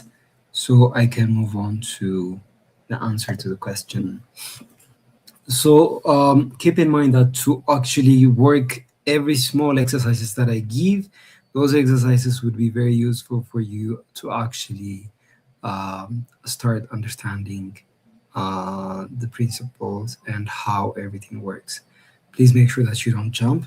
Try your best to work all exercises. If you have any challenge, you can always write down in the chat section and also in the WhatsApp and Telegram group, so that the assistants would be supporting you in answering the question, and also they'd be supporting in, the community also would be supporting in answering your question. So any student who have an answer for any of the question that is being posed, if you know the answer well, then go ahead and answer the questions. Yeah, that's how we're going to proceed. So create two number variables. I'm going to say num1,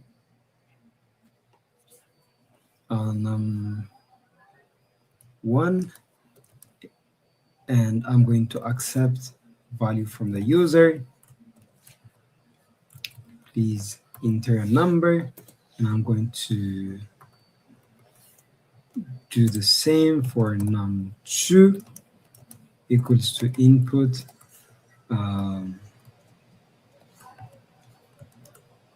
please enter the second number. So then let me go ahead and print, maybe I can say sum here, another variable, which is num1 plus num2, and I'm going to print the sum is sum. So let's run this code and for the first number, I'm going to insert 12, and for the second number, I'm going to insert 6. So now we can see that 12 plus 6 is actually supposed to be 18, 8, but I'm having a result of 126. Why is this happening? Can anyone tell me? Why is this happening?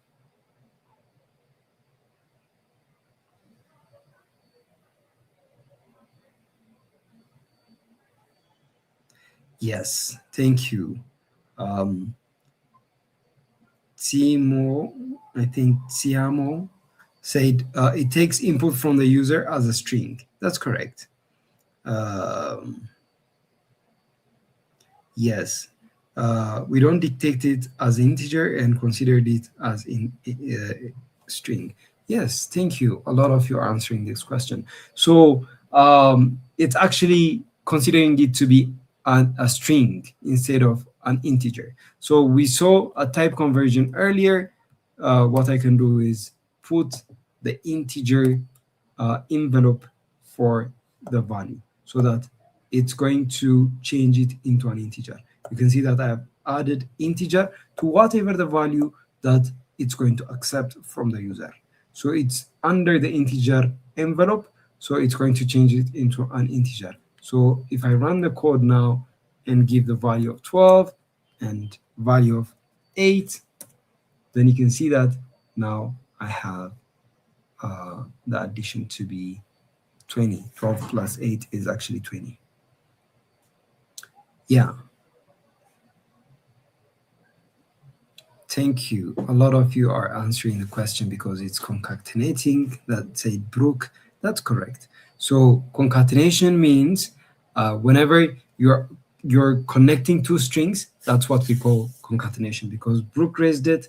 And if some of you does not actually know this, I'm going to actually describe this. Brooke, can you tell me your father's name so that I can show concatenation? So I'm going to say first name equals to Brooke.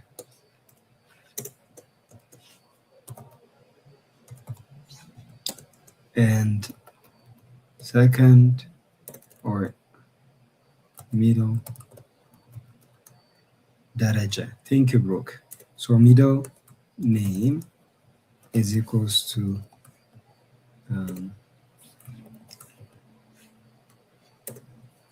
daraja. So you can see that I can either use a single quotation or a double quotation. In Python, it's all the same thing. It really does not matter.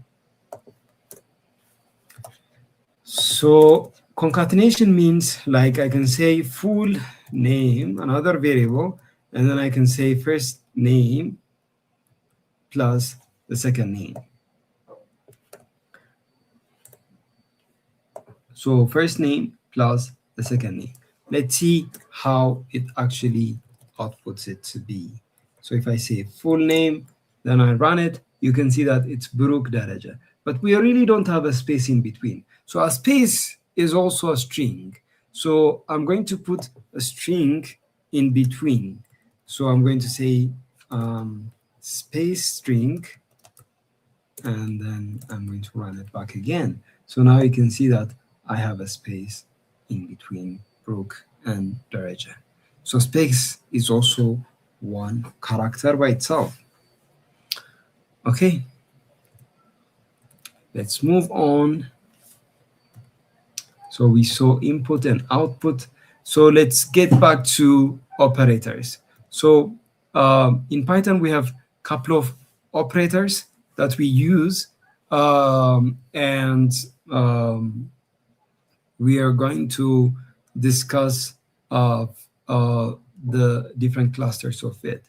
So we have arithmetic operator, we have assignment operator, we have comparison, logical, membership, and bitwise operator. You can see the full video of arithmetic operators in this YouTube channel. There is a Python fundamentals lesson, and you can find all the lessons regarding these in that specific section. But here we're going to cover only the important ones, which is arithmetic, assignment, comparison, and logical operators. So let's start off with arithmetic operators. So arithmetic operators are mostly mathematical operators that you know, like addition, subtraction, multiplication, division, are the things that you already know from your mathematics classes and lessons. Okay, someone named Maratha said to zoom the screen. I would zoom for the codes. Okay, let's go ahead and try and understand arithmetic operators. So if I have two values, let's say value 1 equals to 5, and value 2 equals to 2. So I can create another variable that's sum is equals to value 1. It's best if I do this in print so that it's much easier to see. So value 1 plus value 2, this is an addition operator which you've already done and know from your mathematics. What it does is it adds the values that are stored in the value variable. So it's going to add 5 and 2 and print out the results. If I go ahead and run this, I have 7. I can also do value 1 minus value 2 and multiplication and division also. So the difference here is 5 minus 2, that's going to be 3. If I run this, you can see that value 1, okay, someone asked me to zoom in the screen.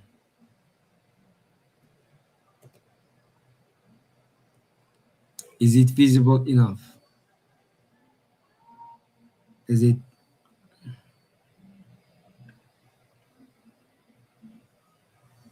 Okay, I have 3 questions. For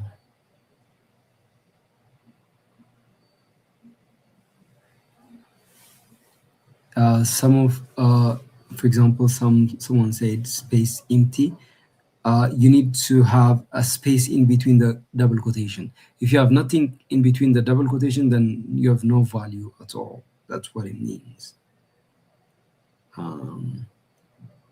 Yes, Keflau said the double quotation without a space in between or with a space in between. So we're looking for the one with a space in between.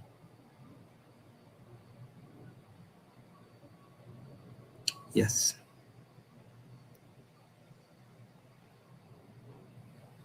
Someone is crying so bad.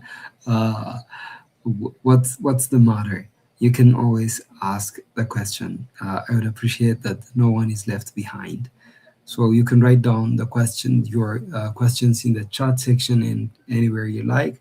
Yeah. So regarding notes and everything, this video is recorded and it would be on this channel. You can always go back and revisit. So no worries. So multiplication is for multiplication we use asterisks, and for division we use forward slash. So now let me describe a very important concept, which is known as the floor division. The floor division.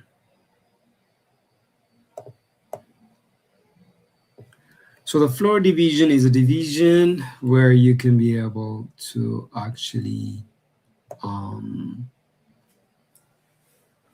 have only the quotient.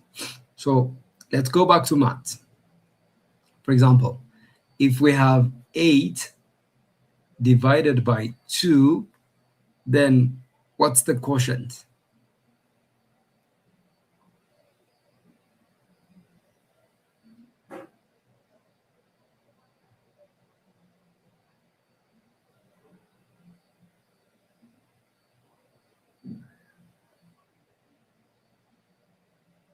That's 4. Thank you. So the quotient is 4. And the remainder is 0 because it's a perfect division.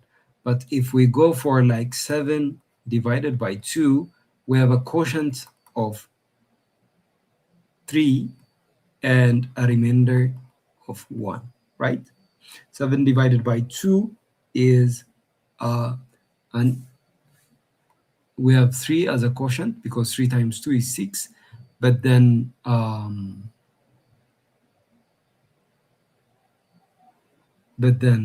we have a remainder of 1. Okay, so the quotient is 3, the remainder is 1. So this quotient is known as the floor division. This is the floor division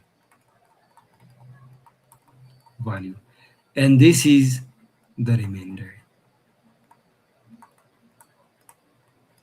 Okay, so accordingly, what you should be able to check out is whenever you want a remainder, you use modulus operator, which is this percentage sign.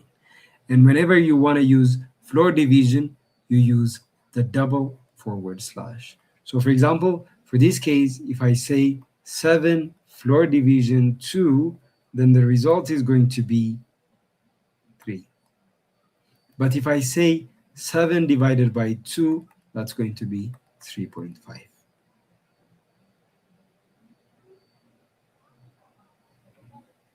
Okay. So for the, some of you are asking for the notes and everything. So you can always have the videos, but for the notes, we're building a platform for you to always revisit and work until we launch it on the on that site. We should then that's the notes are not actually shareable. Okay, this is the policy of the company, and but I'm going to share your resources that you can read. But the video is here. You can always refer back to any of the concepts that you've missed. So the percent sign is not just a percent sign, but it's a modulus operator. So if I say 7 modulus 2, the result is going to be the remainder, which is 1. Okay, which is going to be 1. Okay, I'm going to ask a question. So 11 modulus 3, what's going to be the result?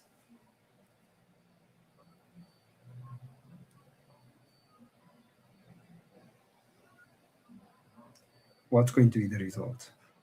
Maybe you can also answer it together. 11 floor division 3, what's going to be the result?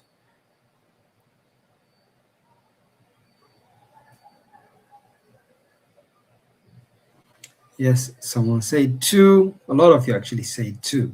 So this is 2. And what's going to be the floor division? For the floor division is going to be, yes, for the floor division is going to be 3, right? So 3 times 3 is 9, and we have a remainder of 2. So modulus operator is a remainder, while floor division is the actual value. Let's go on to arithmetic operators. Let's complete a few of the operators, and we're going to do a question. Actually, there is a question here. Write a program that asks for 2 numbers and prints their quotient and remainder. So let's have 3 minutes, maybe a bit longer for this one, as some of you do have questions. So I'm going to answer questions, but for those of you who've understood, go ahead and start working. So I'm going to make this a 5 minutes,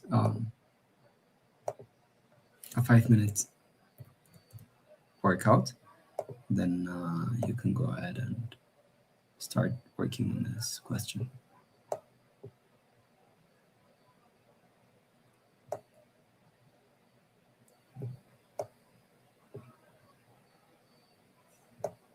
Okay, so as usual, work on it and send on the Telegram group or WhatsApp chat. I don't want just the answers, but also the code, so screenshot is good. So if anyone have any questions, please go ahead and write it down in the YouTube chat, because mostly that is where I'm going to be. Let's ask any questions that you have, but I'll try and see also in the WhatsApp and in the Telegram group if you have questions.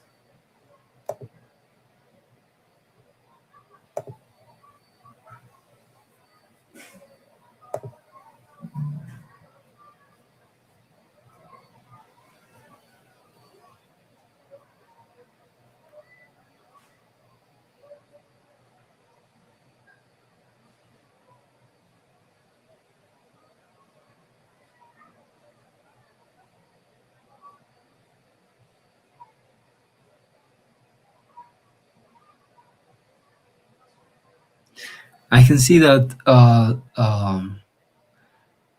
someone said it's running forever in the WhatsApp group. I believe the name is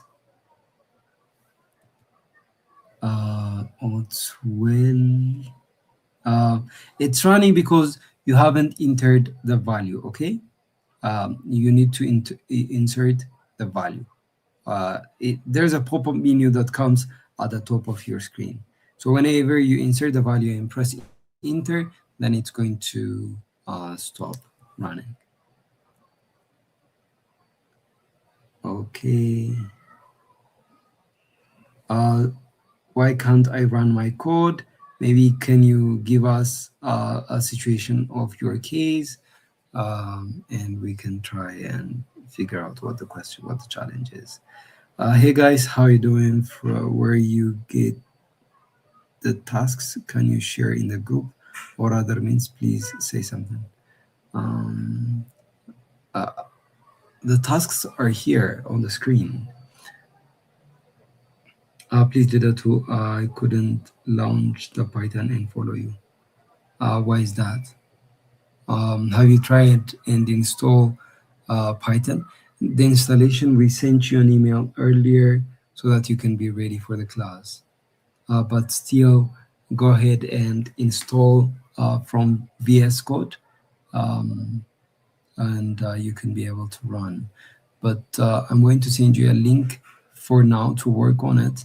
But in the afternoon, it's very mandatory that you have set up all the components required. Someone said I can't enter the WhatsApp group, so I'm going to share you a second WhatsApp community group link for you.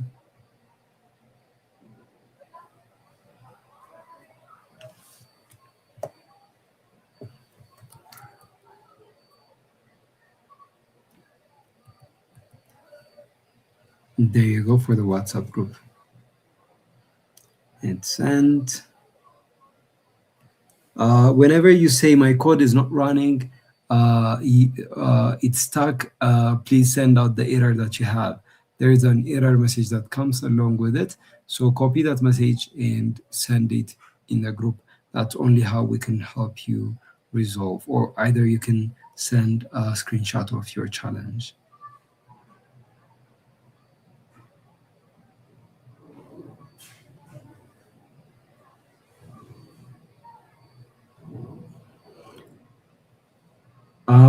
So for the case of Carol, I mean not Carol, Linda's venture, you're stuck because you haven't created a file. So go ahead and create file and then name it to be day one and .ipynb. So please go back to the videos after this section during your lunch break to check out what you are actually missing when files are created. That has been discussed. Maybe you came in a bit later or you had a connection challenge. Okay, the time has actually ended. Let's work this together. So write a program that asks for two numbers and print their quotient and remainder.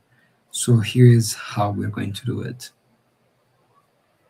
So asking two number, let's say the first number is n1 because we already have a previous variable, and then I'm going to say integer version of input, please enter the first number.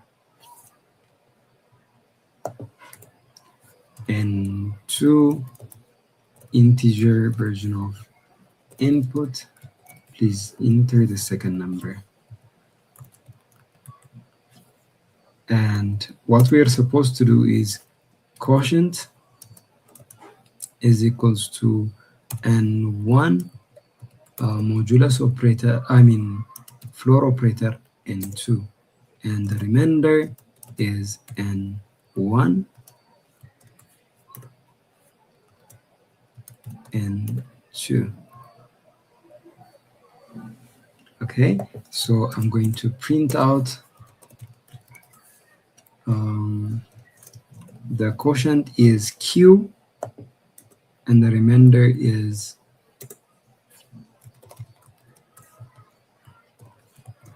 The remainder is r. Okay, let's go ahead and run this. So please enter the first number. So the first number, let's say it's 12. The second number is 5. So the quotient is 2 and the remainder is also 2, because 12 divided by 5 would have a result of full number 10 whenever we have the value of 5.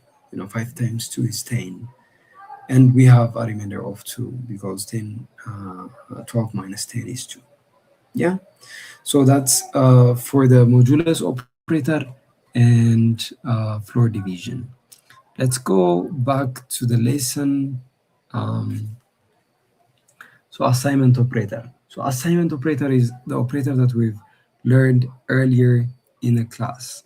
So assignment operators are operators which you could be able to assign a value on the right to a value on the left. Here you remember that this is the value of Joseph and this is the value, and we're storing it to name, where equality operator is now an assignment operator. So I'm going to show you how we can write the mathematical equality. So whenever we're writing assignment operators, there are ways you can make it short. You remember that I said previously, like if we're adding a value to num, I say num is equals to num plus 5. We can write this in a very shorter way. I can say num plus equals to 5. These are the same things. Both are the same things. You can write it the way that you like, but the second one is most preferred one because it's a shorter line of code. This applies for every other situations. If it's num is equals to num minus 5, then it could be written as num minus equals to 5.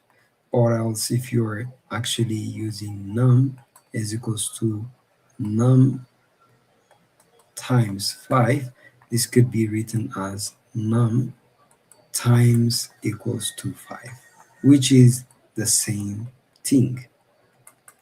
It's just a different expression, except the second one is a bit shorter. The same applies for all the other operators. Look, you can see here that it applies for all the other operators.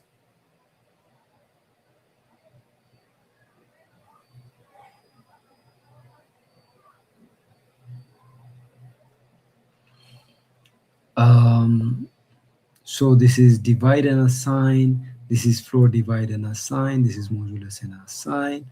Exponent, okay, I haven't showed you the arithmetic operator exponent. So if you would like to have an exponent, then you have double asterisk. So if I say 5 double asterisk 2, that's going to be an exponent, which is 5 to the power of 2, which is 25. This is an assignment operator. It's just a shorthand representation you can see here, and the equivalent equations are here. It's just the same format for all the arithmetic operators, and it's an assignment operator. Comparison operator is what we would use whenever we are comparing two things. For example, if we are comparing values, you remember in mathematics we said earlier, like, let me just say this, maths. In maths, actually maybe it's better I use a different color. And let's go from here. And in maths, so if I say x plus 1 equals to 2, what I mean is a value on the right is equals to the value on the left. Even if I say x is equals to 2, it's the value on the right is equals to the value on this on on the value on the left equals to the value on the right. To do the same comparison in programming, mostly in all programming, or as we are focusing on Python, it's double equality. If I say x double equality 2, what it's trying to do is trying to compare the value of x with the value of on the right, which is 2. Now, it's not assigning value of 2 to x, but it's actually trying to compare if x is equal to 2. So, for example, I'm going to ask you a question. I'm going to create num1, which is 5, and num2, which is 10. And if I say x double equality, and we don't really have x, and 1 double equality and 2, what's going to be the result of this? Is it going to be true or false? Is it going to be true or false?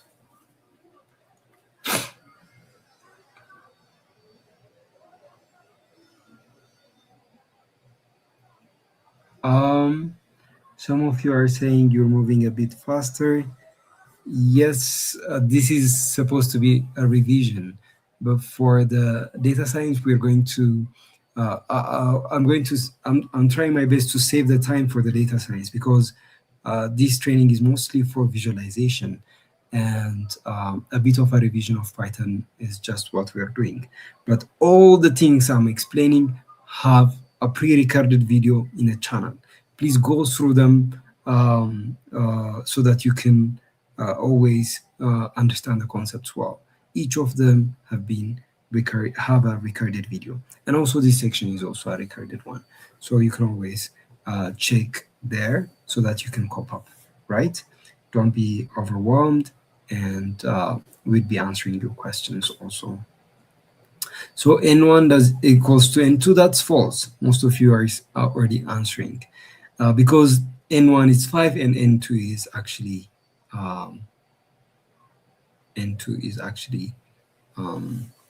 10. So what if I say n1 greater or equals to n2? Is this true or false? Write the question down and put the answer next to it so that I know which question you're actually answering. So I'm looking for the answer of this question. If you write false only, I'm not sure which question you're actually answering.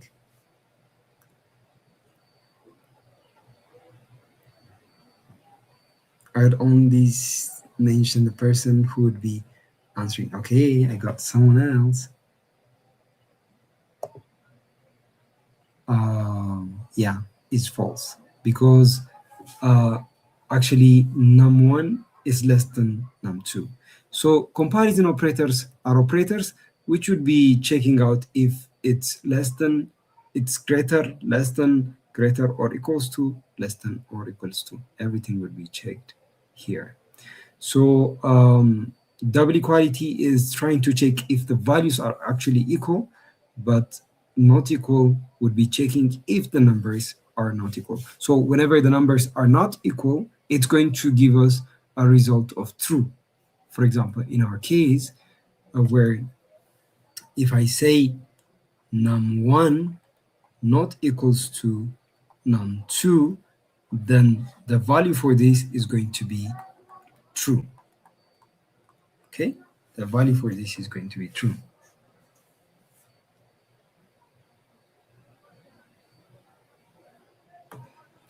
Excellent.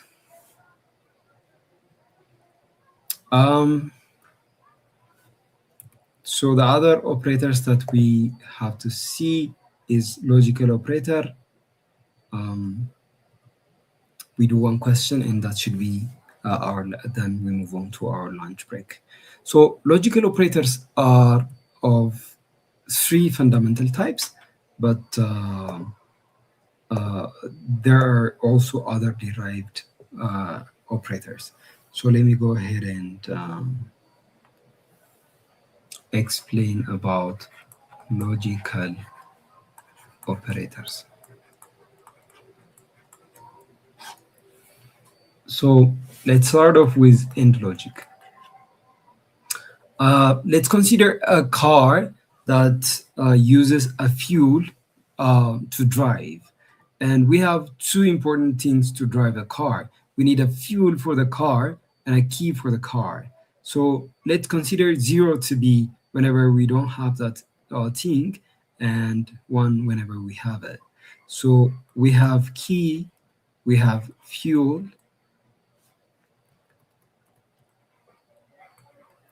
and are we able to drive a car? And let's plot out all the possible situations. So 0, 0, 1, 1, 0, 1, 0, 1. So whenever it's 0, what it means is that we don't have it. Whenever it's 1, we mean we have it. So key is 0, which means we don't have a key and we don't have a fuel. Can we be able to drive the car? We cannot drive the car because we don't have a fuel and a key. So that's going to be 0.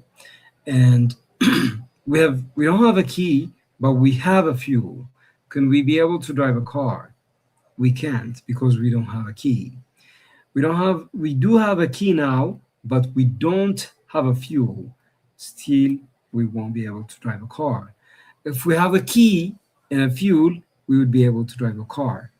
This is the logic that we call AND logic, because AND logic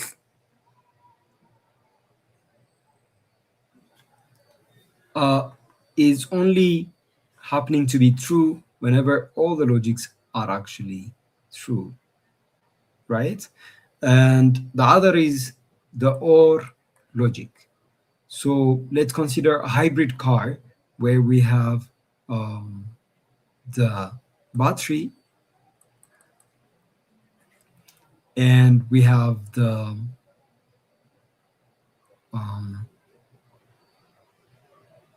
fuel, and the situation output is driving the car. Let's plot out all the situations.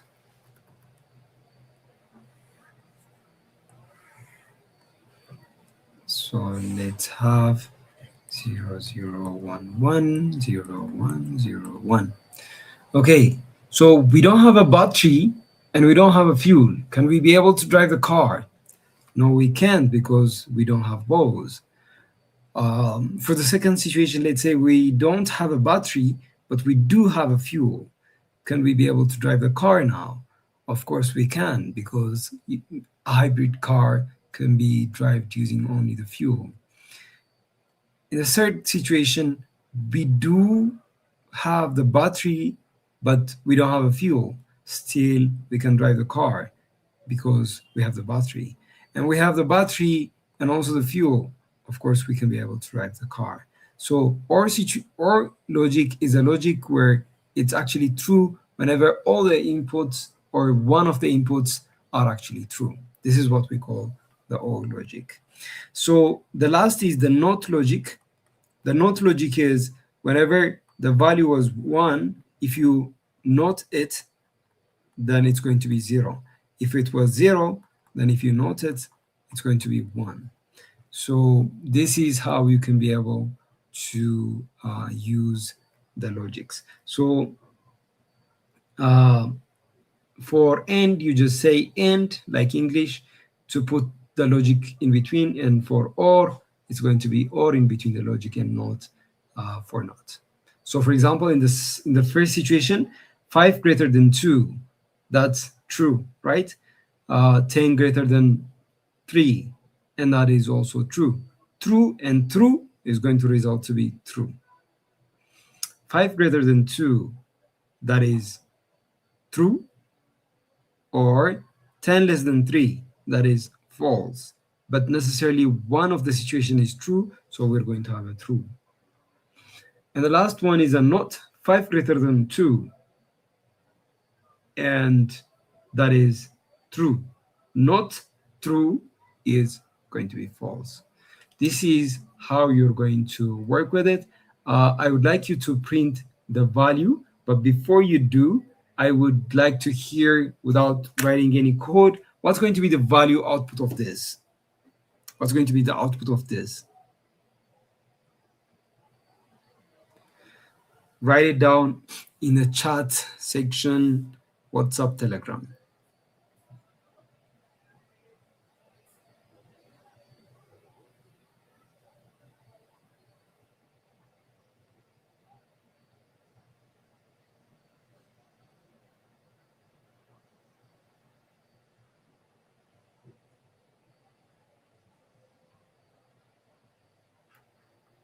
Excellent. A lot of you have actually answered to be true.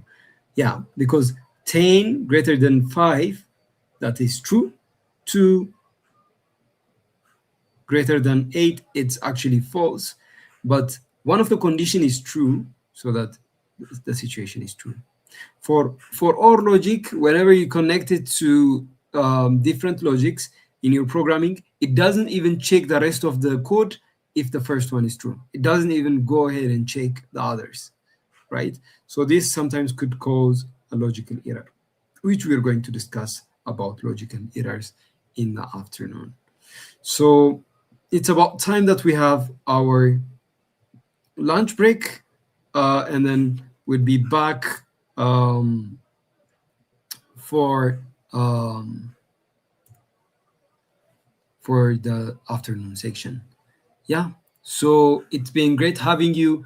I'm going to run a timer for the rest of your break, and please make sure that you come on time, because we're resuming the class exactly when the time ends. There you go, the timer has been started.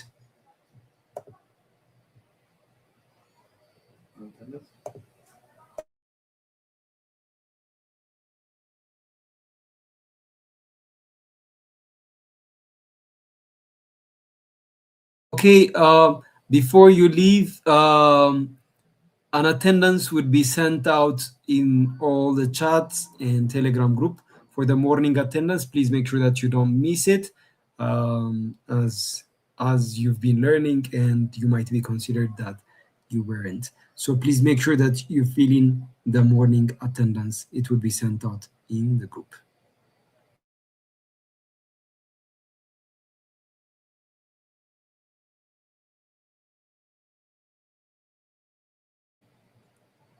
Just to emphasize, please make sure that you fill in your attendance in the Telegram group, WhatsApp group, as it's being sent, and it will be used,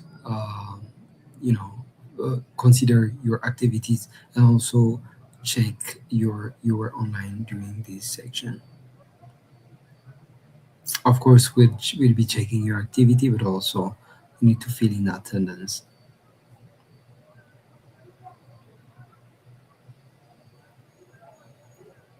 Yeah, we'll be sending it in all the WhatsApp and Telegram group.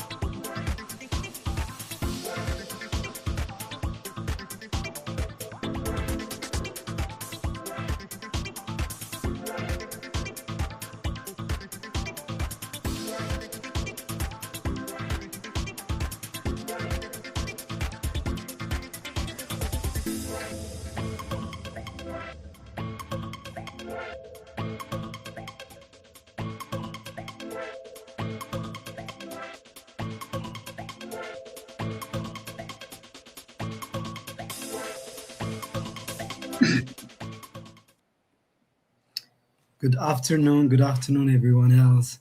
I hope you had a good time on your break. It's about time that we start our training.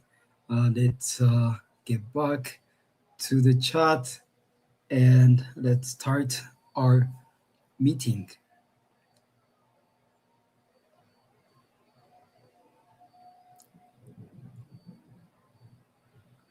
Good afternoon, everyone.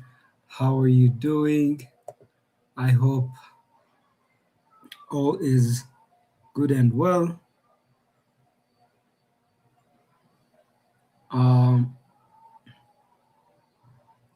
It's about time that we start our training. Let's start joining and also tell our fellow students to join the training.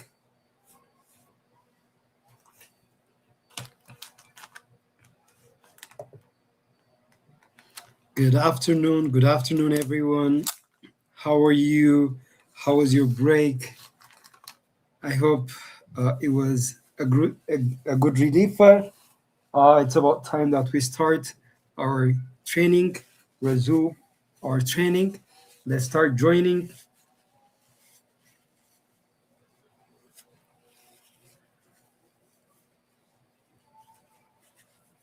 Good afternoon, everyone else. How are you doing?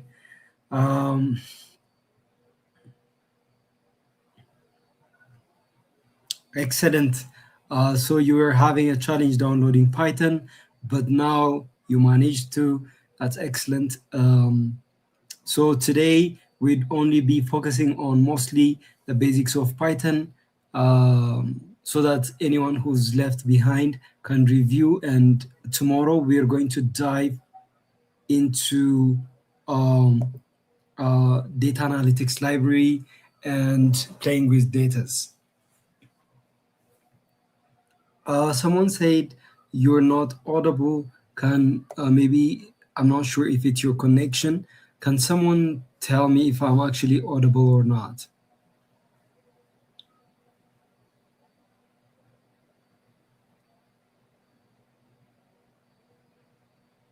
Am I audible?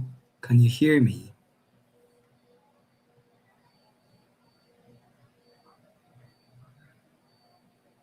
Okay, thank you. Thank you.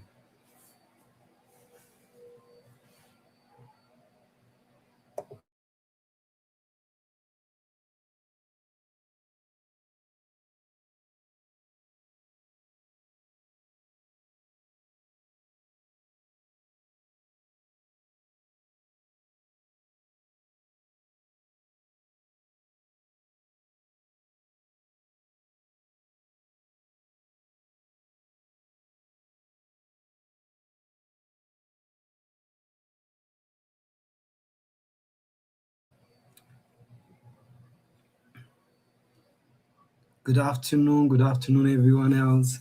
I'm seeing the group populating and growing as we wait for some of our friends to join back to the training. Let's talk a bit about lunch. How was lunch? What do you have for lunch? Can we talk about lunch? And as we talk, I understand there are different cultures and different foods. So maybe you could explain the type of food from your country, not just the name of the food. Maybe we may not know as we are from different countries. The lunch I had has, I'm not sure what the name is, but it's kind of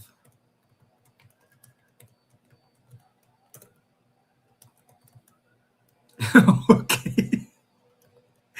Someone said for lunch they had air. Really, is that the case?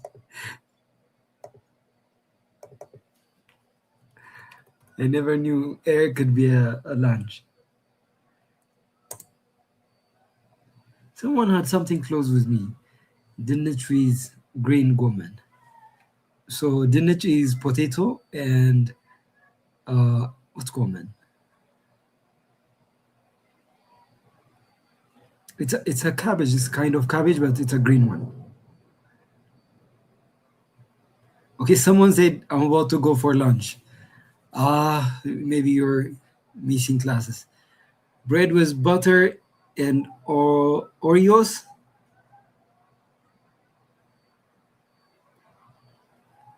So about the exercise, we're going to resume the class, but as there are a couple of students who would like to join, who haven't joined back, we are just chit-chatting about our lunch and discussing about different cultures of lunch that exist in different parts of Africa.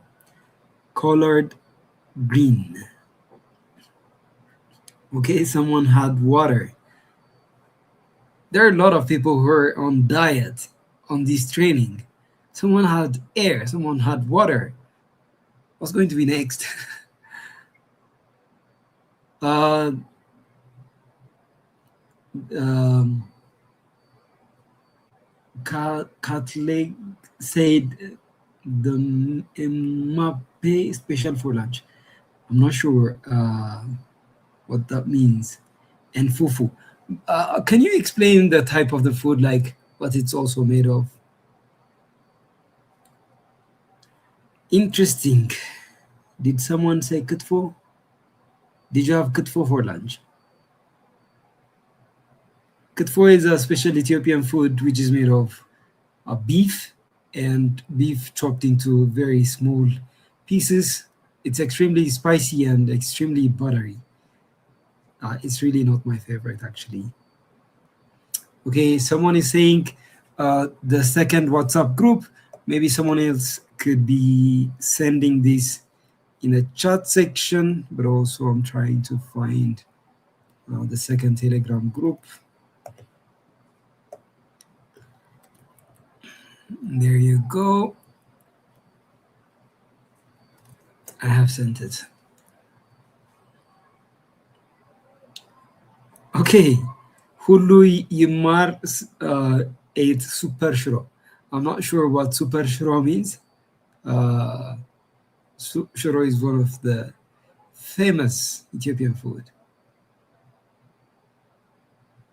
Okay, sure, we can call it a diet.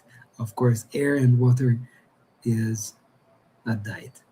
And also, I would like to know the food plus the country. So something could remain as a culture. When I come to Botswana, maybe I could enjoy some of it. Motogo, it's a soft porridge.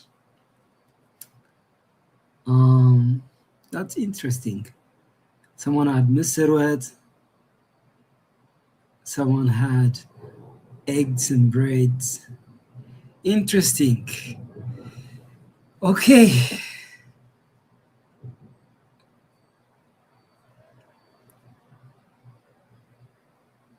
Okay, what is this? It's a trending TikTok of I cannot pronounce this. Mape, the French national footballer who asked what he can cook and he said something special, nothing or something like that.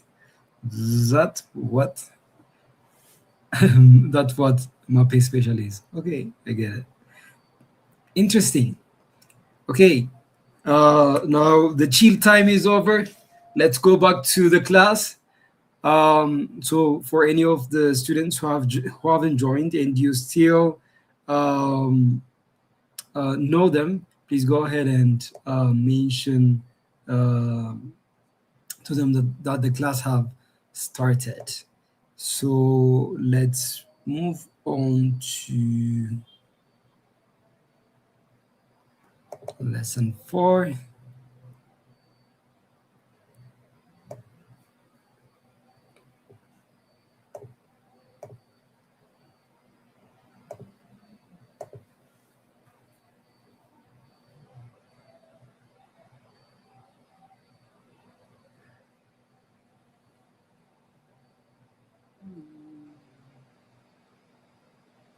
Actually, let's move on to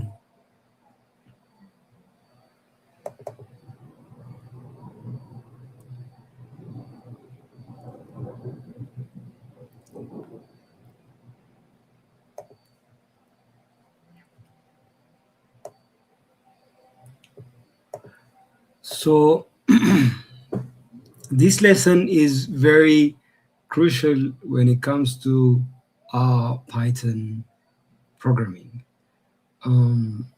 So the structure of data in Python is actually what makes one of the things that makes actually Python to be very useful or very commonly used programming language.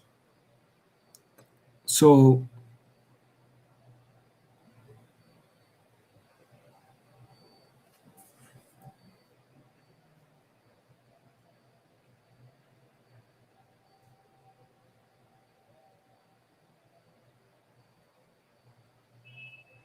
okay, so these are the 4 programming language: list, tuple, dictionaries, and sets. And we'd start off with lists, and then we would go on to the other ones. So you remember early in the morning class that we were able to create different types of variables, and actually these variables were only individual variables. For example, you could be creating I'm going to ask someone else to actually respond to this. Hi Makwanant, are you there? Can you confirm? Hi Makwanant. That's the last chat that I can see on YouTube. Mostly the chats that I see are the YouTube ones. Hi Makwanant.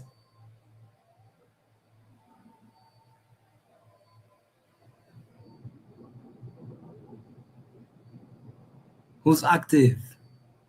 I just want to know someone else active, because I'm going to use the name and some questions from that person. Can someone respond on the chat? On the YouTube channel. Okay, thank you. Me said I'm going to pick the first one. Okay, everyone just dropped. I'm going to pick SKOUP6642. What's your name? Oh boy.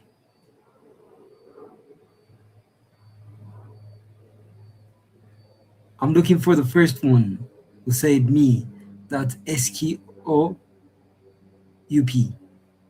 SKOUP.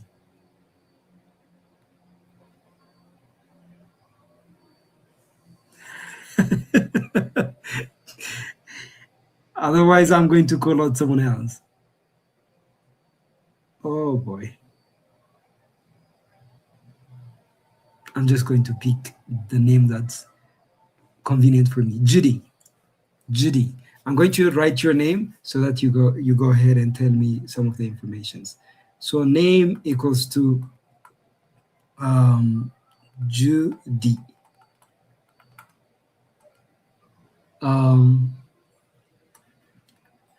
Hate.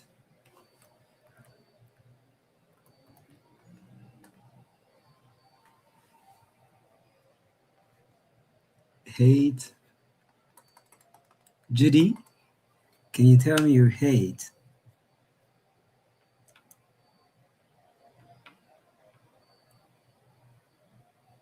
I think there's a delay between our connections.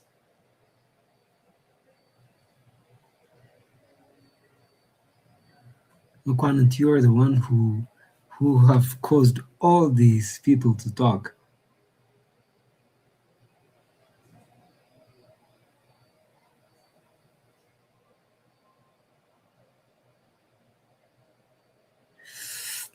Anyways, okay.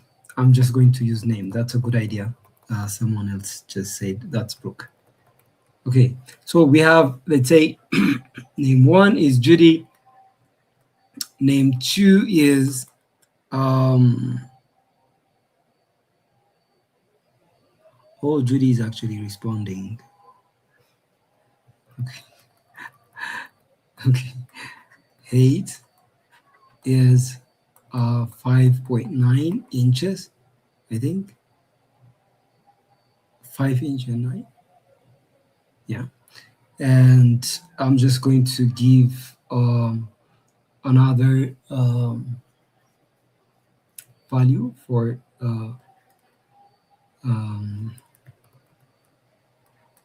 weight. Let's say 64 kilograms, just 64.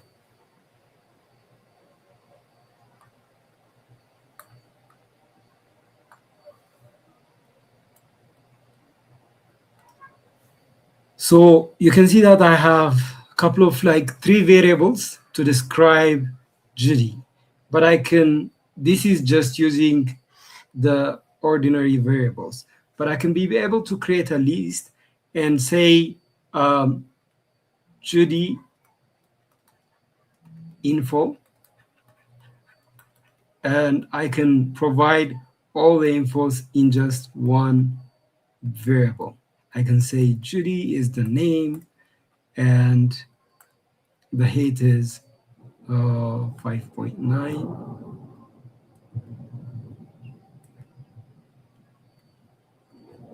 And weight is 64. So a list is a type of variable that can hold multiple values in multiple types. For example, this is a string. This is float. This is integer. So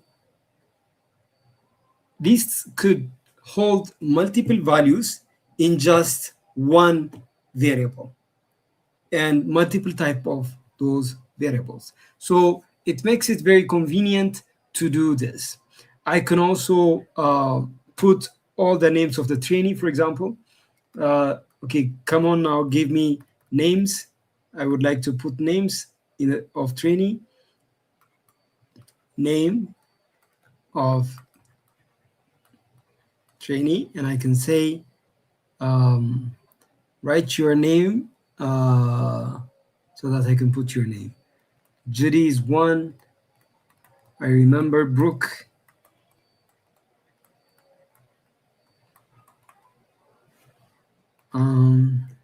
Belen. We have Meron. We have Portia.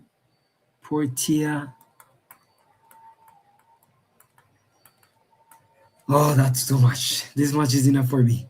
Okay, so you can see that I can have multiple names saved in just one variable.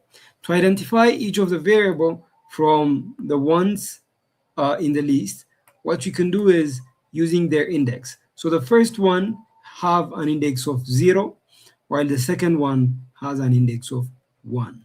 And it keeps on counting by adding 1 to the previous index value. So the last one is going to be 4. Even though we have 5 elements, 1, 2, 3, 4, and 5 elements, the first element is actually starting on a zeros index.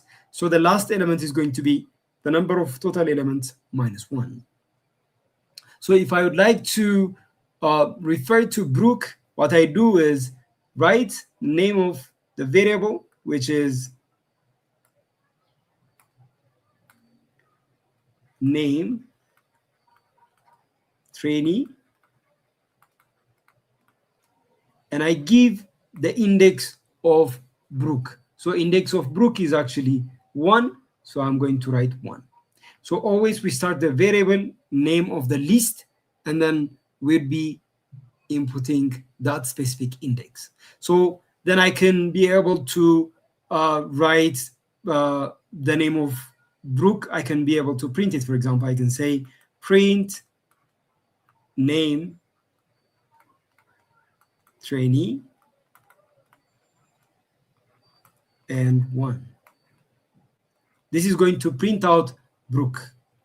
So lists by their nature are can hold multiple values, multiple types of values, multiple types of variables, I mean, and also multiple values.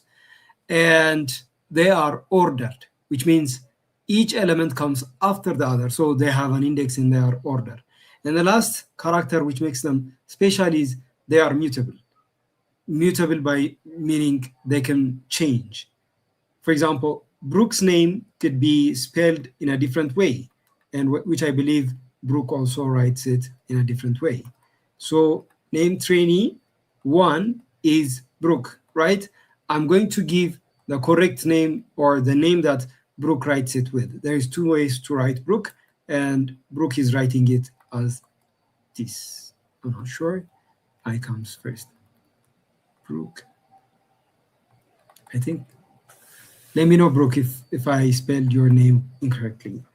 So if I do this, then the output is going to change to be, instead of Brooke, it's going to be Brooke, because now I have changed the value to be Brooke instead of the previous Brooke. So it's going to save this into the previous location of the variable. Yeah. So, for example, if I wanted to print Meron, what's the index of Meron?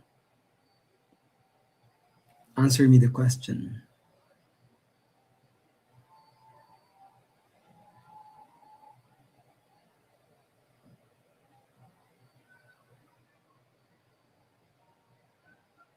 Excellent. 3, because Meron is on the 3rd index.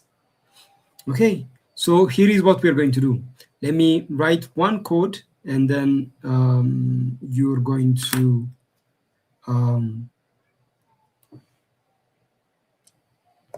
so for example, here I want to make a note, and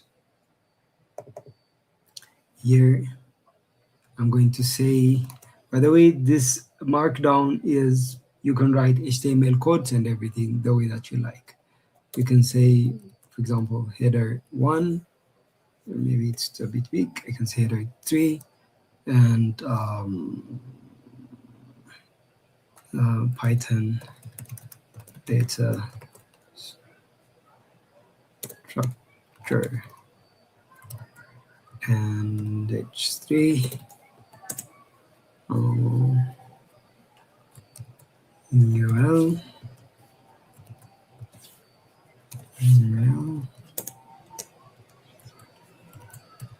This is not part of the course. Don't be overwhelmed.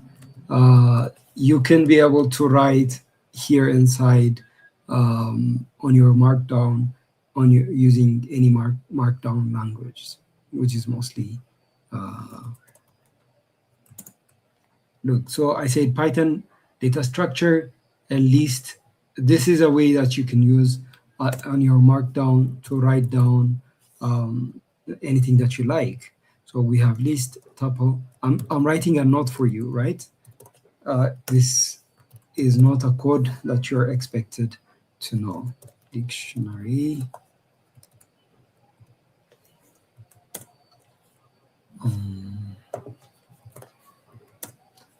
And the last one is set. Okay, so you can see that you can do these types of markdown on your code.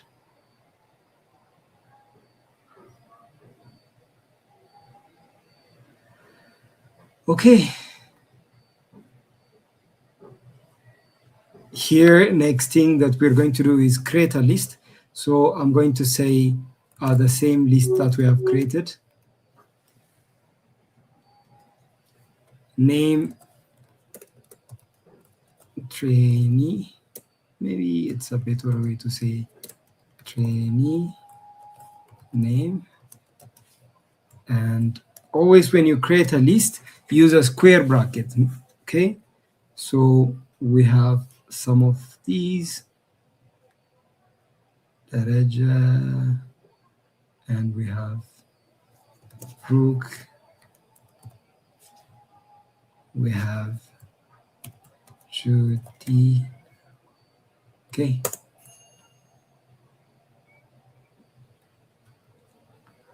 So now, for example, if I wanted to print the whole thing, I could just say print, and I can write trainee name. So when I do this, all the names of trainee appear to be here. I think we have Brooke twice.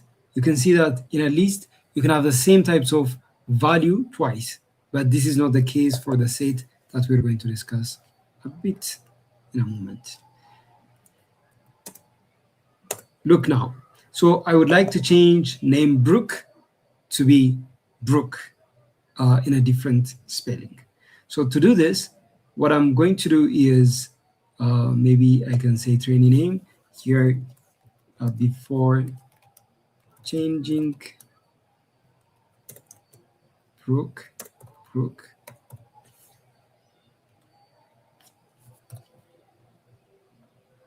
And after changing Brooke, which means Brooke is actually located on the second value. This is the first value, this is the second value. On second value, which is index 1. So on index 1, I'm going to say print, actually trainee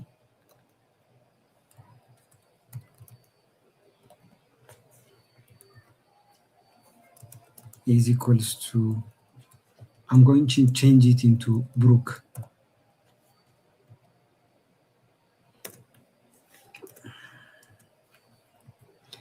So then I'm going to write, after changing Brooke, the trainee name is going to be this.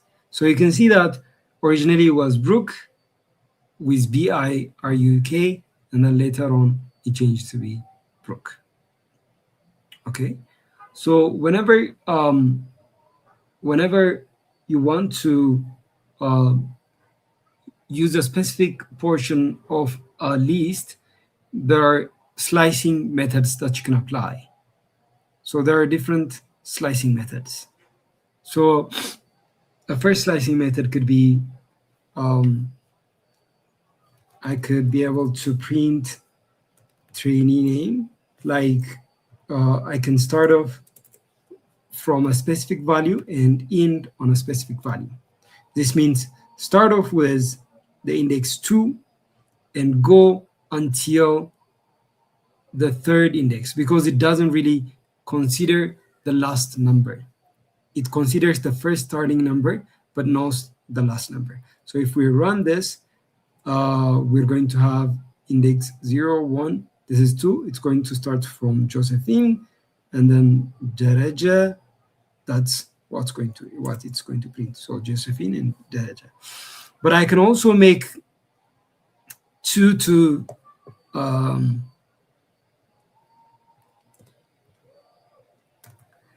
2 to the last, which means it's going to start from the second element and it's going to go until the end. And I can do the reverse also. I could say print. You can see that here it's going to start off with 3. It's going to start from the beginning and it's going to go until the third, which is n minus 1. Always whenever it's the last element, it's going to actually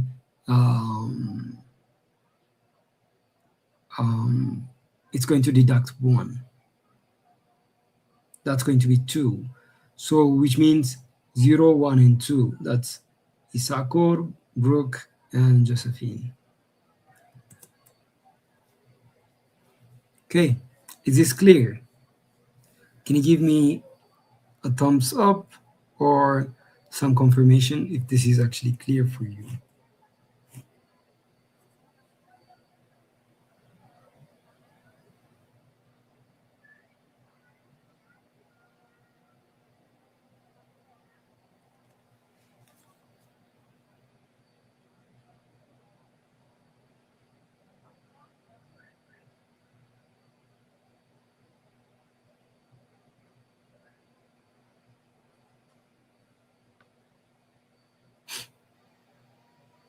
Okay, I'm getting a thumbs up.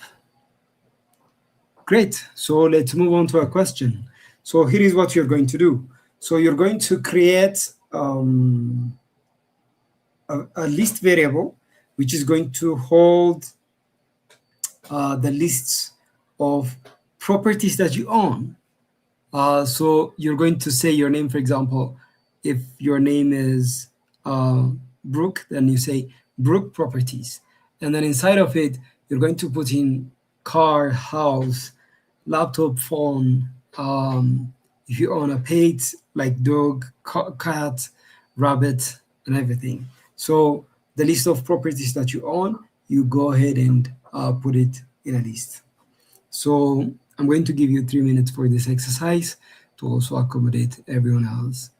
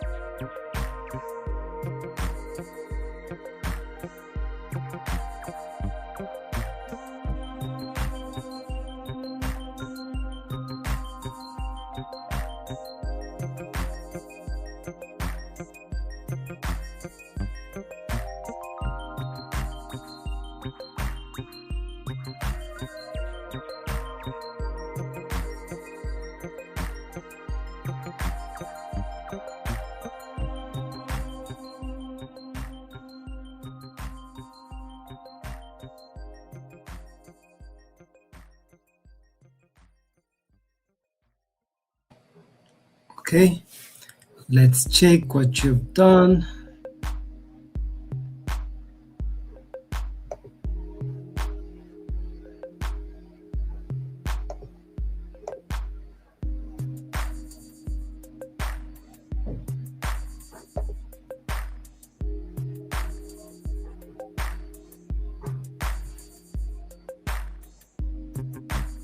So Hermela have written Hermela properties. Hermela, Ethiopia. Ethiopia is your property. Hermela. Ethiopia is your own property. Okay. Anyways, you got the concept. Great. Hewitt property. Hewitt has a house. Hewitt has a pen. Hewitt has a phone, money, exercise book, and a laptop. Interesting. Can I also see more people doing this? Let me check the WhatsApp group.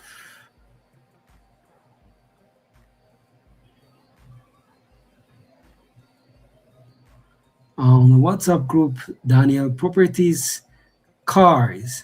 Daniel is a rich person. He just does not have a car, but a cars. Dogs, really, laptop, and helicopter. Amazing. We have rich people in this training.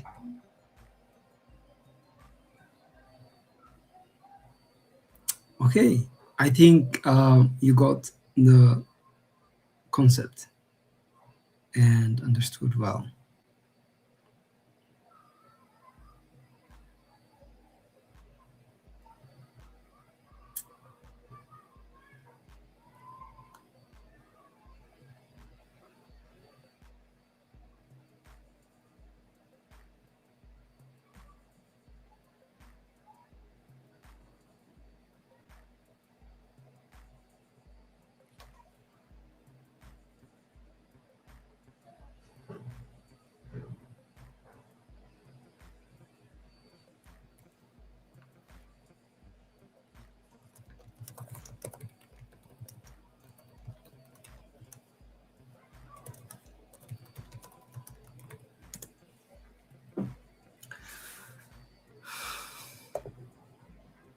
Okay.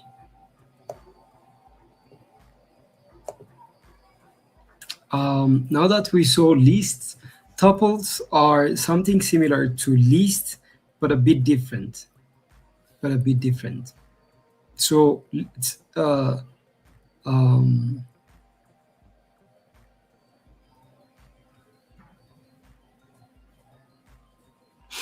so on a list before we're going to tuple.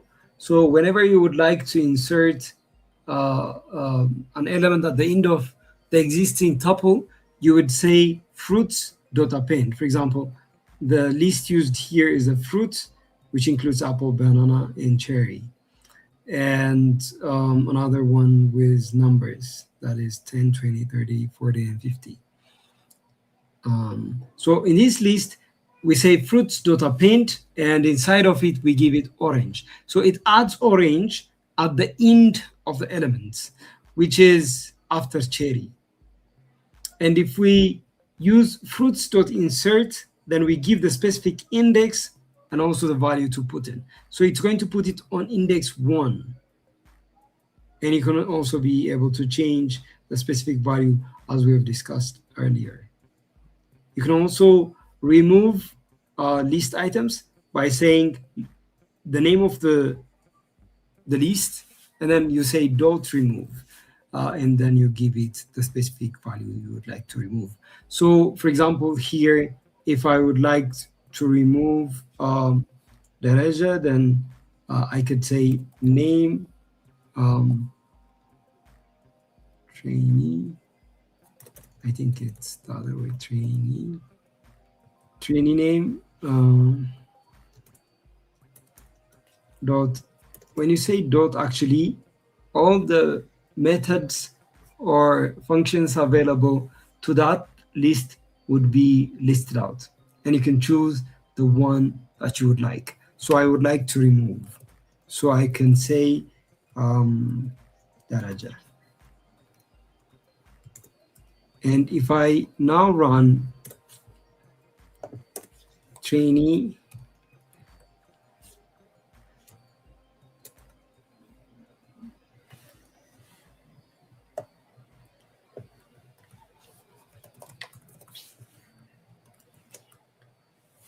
we have value here.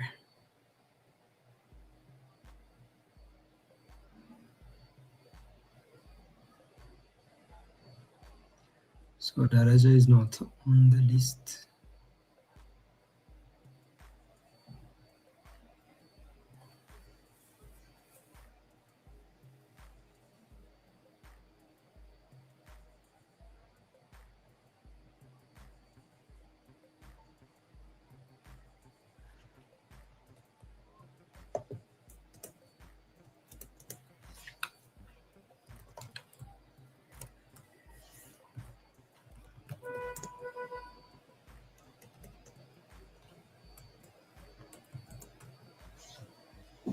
Oh, Daraja has been removed previously. So that's the error that's happening. So I'm going to remove Brook. So originally we had Brook, then later on Brook has been removed. So that's these are functions that are related to lists.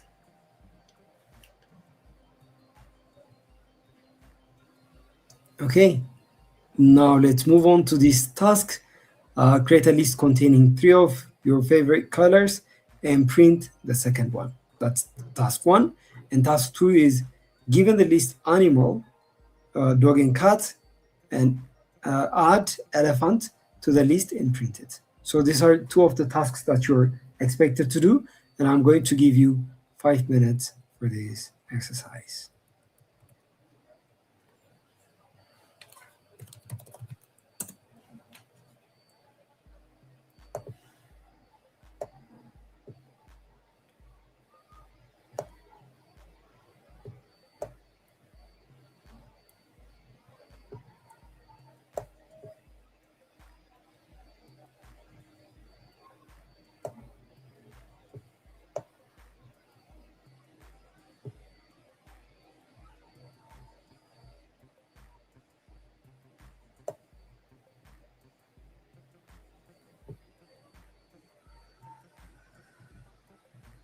Okay, go ahead and do it.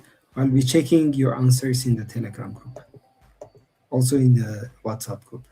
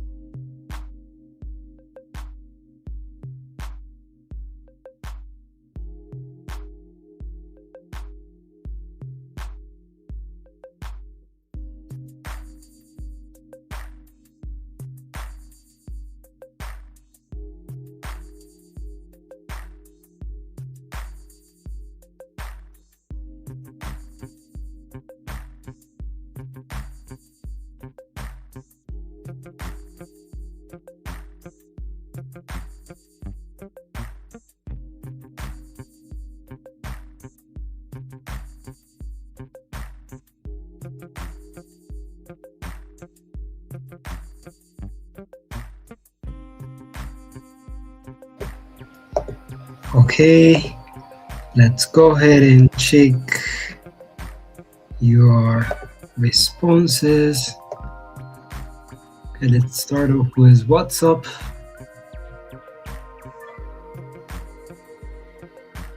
So let me just check the question one more time. Create a list containing 3 of your favorite colors and print the second one. That is to add elephants. Okay.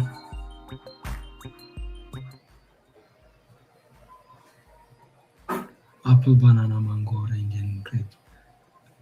So I'm not sure this is the question. So dog and cat, animals, daughter, paint, elephant, print, animals. But you have an error. You created a tuple, not a list. That's why you cannot. You should be able to append a list.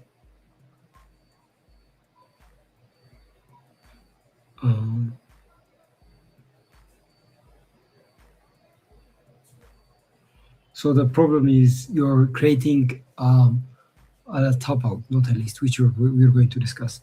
So you need to make it a square bracket instead of a curved one. The second one is correct, even making insert on the first index.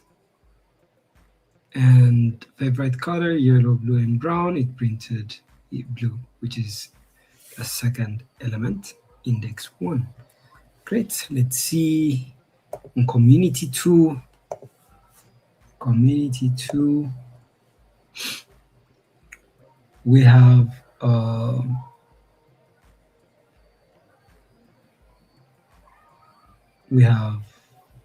print. There's a space here that's causing the issue, and I think C here is capital. Later on we've used a small c, that's what's causing the error. But then you've created it. But here animals, and you've given 2 values, but instead we would like it to be a list. Okay, let's see Telegram community.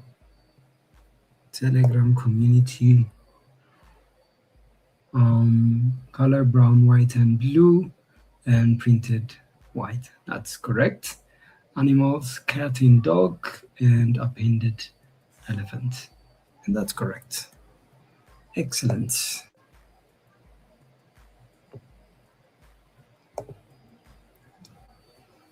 Right. Now let's move on to tuples. Tuple, everything is similar to lists, except the fact that you cannot mutate or change the value of a tuple.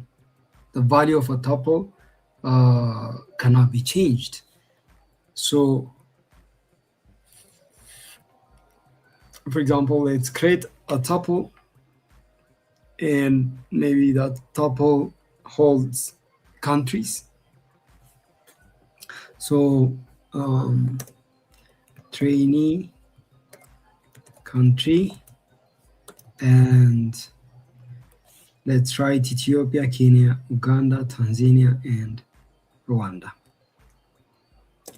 So here is what we're going to do. Actually, this is a list, and we would like it to be a tuple.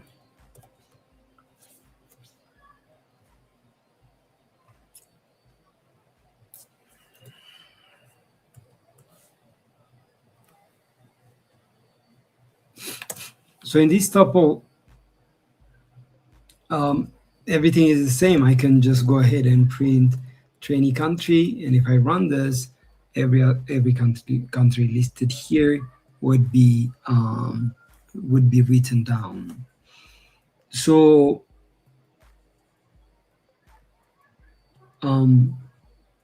if I would like to change, for example, if originally Ethiopia was written as ETH, like this, ETH, but I wanted to change it to be Ethiopia. So I'm going to say trainee name, trainee country. Ethiopia is on the first element, which is the zeros index, and I would like it to be Ethiopia. And when I run this, I have an error, and that error is known as tuple object does not support item assignment. If you remember from previous morning class, when I write this down and use equality, I'm trying to assign the value of Ethiopia to this variable location. So trainee country index 0, I'm trying to assign a value of Ethiopia. And that's not possible because the elements could not be changed. But there is a workaround to change element of a tuple. So what we need to do is first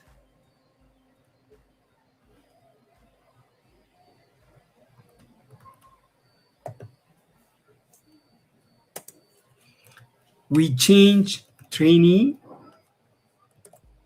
country into a list of trainee country, which means we have changed the type of the variable to be list. If you could go ahead and check the type of trainee country, then you'd see that it's actually a list. So what I can be able to do is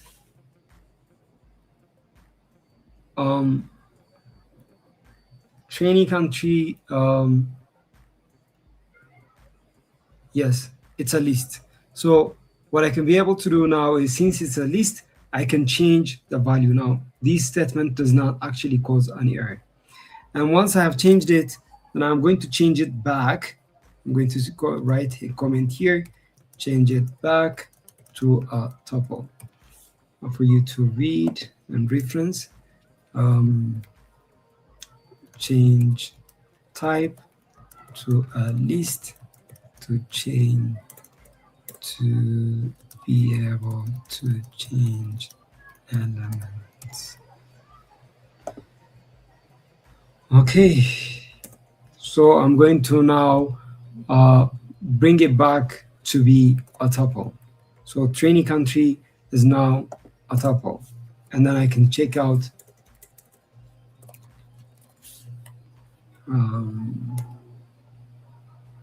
type of trainee country. Now you can see that it was originally a list, and then it became to be a tuple. And then the final value, if I print out the trainee country, you can see that now Ethiopia has been written fully, but originally was ETH. So what I've done here, just to revise, is I've changed it to be at least so that I can be able to change it. Otherwise, it's going to cause me an error. Then I printed the type of trainee, it's a list, and then later on I've changed the value to be Ethiopia for index 0 of ETH. And then later on, I changed it back to be a tuple, and yeah, that's the full thing. So these are what we call tuples. And now let's discuss about dictionaries. Dictionaries are a way that we can store key and a value in a pair format. But before that, there was an exercise. Regarding tuples, you can be able to join two tuples together. For example, this is tuple 1, 1, 2, 3, and tuple 2, 4, 5, and 6. You can put the addition operator so that the new tuple is going to hold 1, 2, 3, 4, 5, and 6.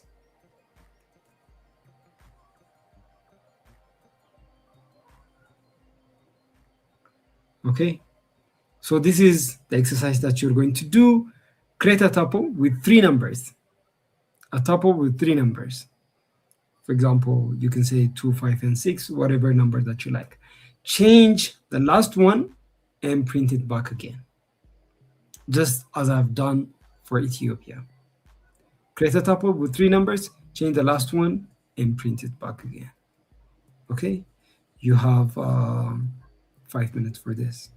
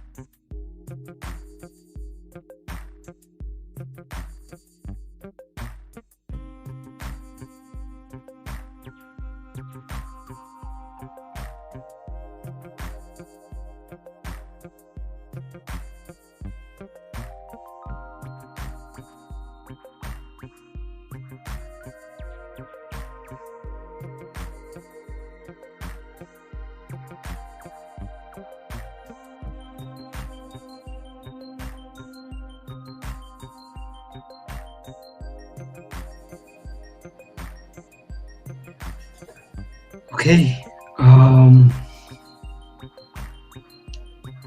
So some of you have already done this. Yeah, that's great. Okay, so let's move on to the next data type, which is known as dictionaries. So dictionary work on a key value pair um, uh, type of path. So every key does have a value and they're actually connected. So for a certain key, there's a value. For example, name, Alice, age, 25. So each of the keys are actually connected to the value. And you cannot have it independently. For example, I think you remember about Cartesian coordinate system. In a Cartesian coordinate system, you always need to have two values, the x and a y. For example, if I pick this point, and this point traces back to both x and y. So this point on an x could be 2, and a y could be 3. So the value of point A is 2, 3. You can never have a point in a Cartesian system with only x or with only y. It's always a pair of 2. Likewise, dictionaries come with a pair of 2, and which makes it quite important in different situations. So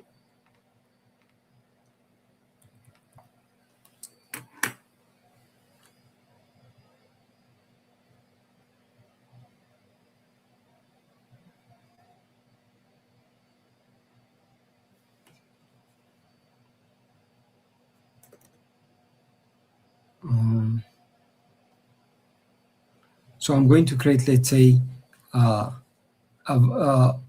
dictionary of name and a country. So can you go ahead and write down in the chat section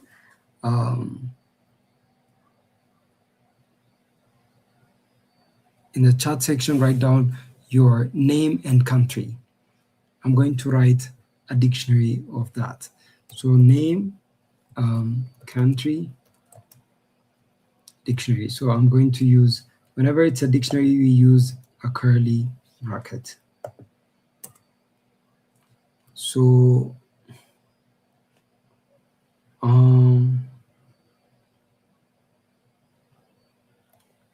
if I'm not audible, please let me know. Maybe if it's the case of some people, then it's actually maybe their case. So go back. Okay.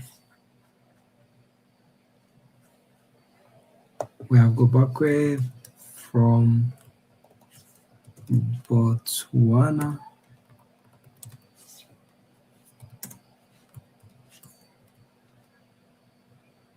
We have Kutlwano from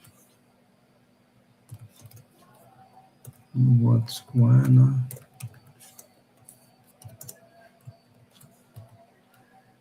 We have Blaine from Ethiopia.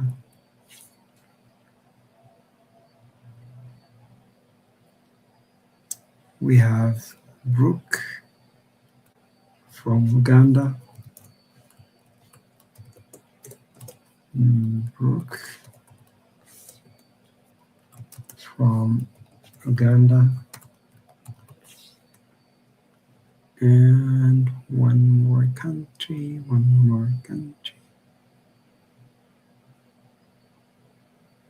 Thank you for confirming that I'm audible.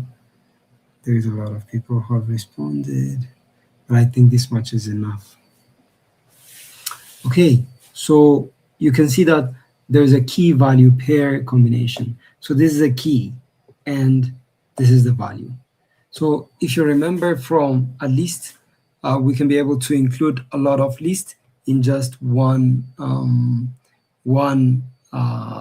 list. You can have 100 or 1,000 elements, but it's very difficult to identify in which index which element is actually there. So that problem could be solved in a in a in a dictionary.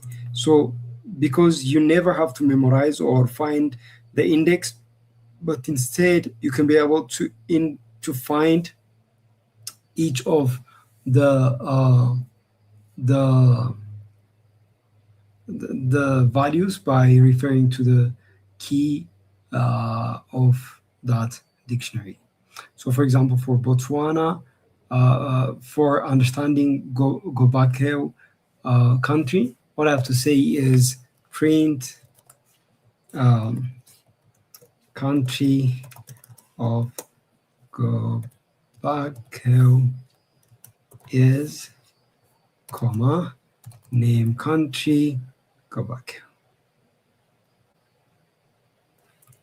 So when I run this, country of Gobakeo is Botswana. And also I can do the same for all the other cases.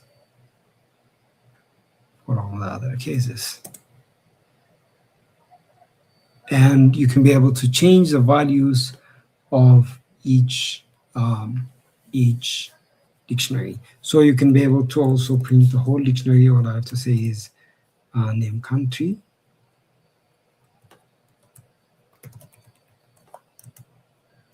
and then I get all the names in the country.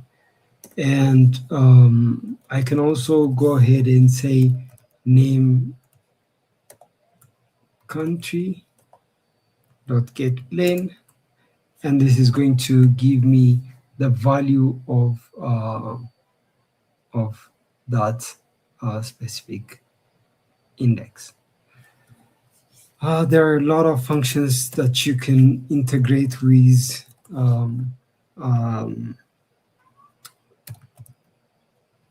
dictionaries. So I can also say name country, and I can say keys, which is going to give me all the list of keys for that dictionary. For example, here we have Gobakeo and Botswana, but it's going to drop Botswana and it's going to give me the keys. Gobakeo, Kutluano, Blaine, and Brook.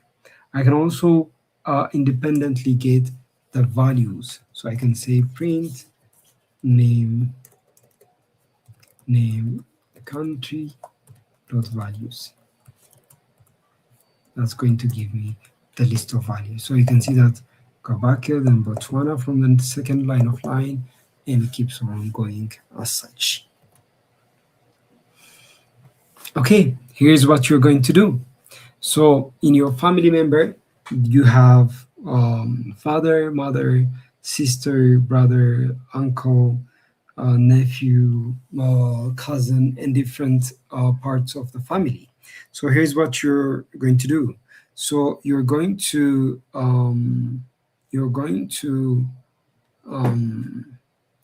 create a dictionary. Inside of that dictionary, have a name, and then what is the relation that you have with that family member.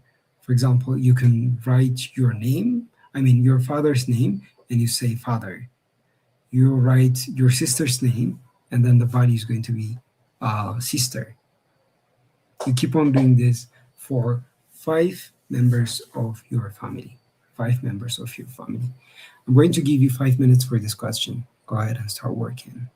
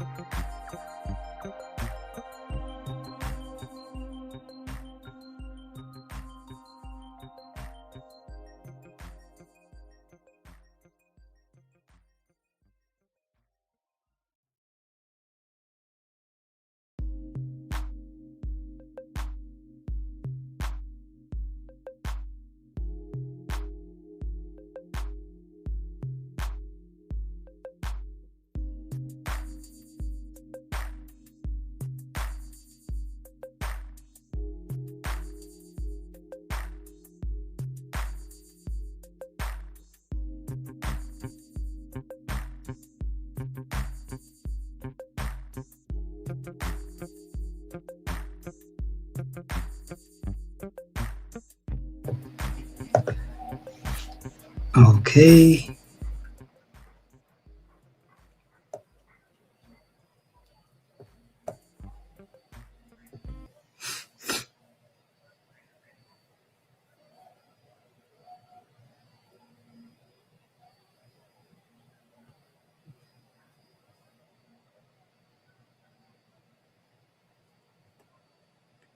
Let me see the answers.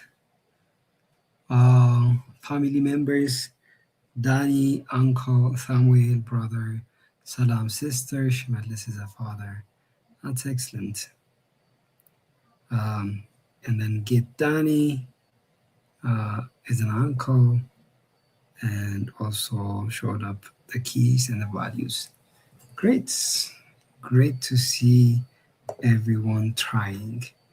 But one thing that I would like to recommend, as you keep on writing dictionaries, make sure that you're actually using this type of format. It's not an error, but necessarily it's more readable. So I really suggest that you use this kind of way. And also another people worked on Brahan is a brother, Ruth is a sister, Abraham is an uncle, uh, Kasech is an aunt, and Tadasa is a father. Great. Great, great, great, great. Okay, so these are dictionaries. And the last element that we're going to discuss is a set. Maybe let's see if there is a question that I have missed.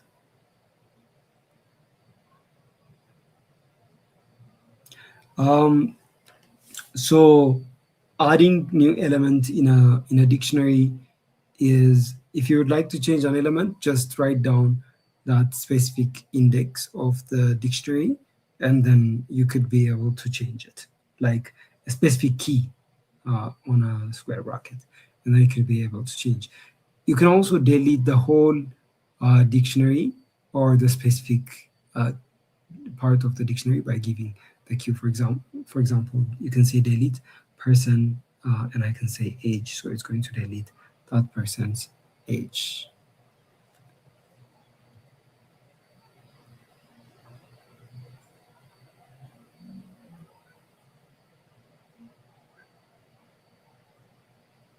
Okay, so this is the question: create a dictionary for a student with name and grade, keys, and print the grade. So it's have two keys, name and a grade, and then you're expected to print the grade. So I'm going to give you 3 minutes, as this is much easier to do.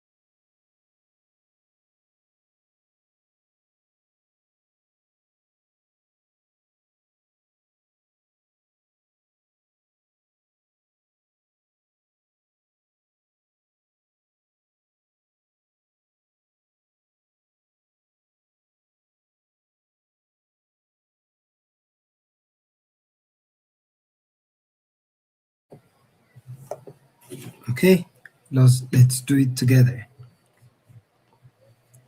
So create a dictionary of name and grade and print grade.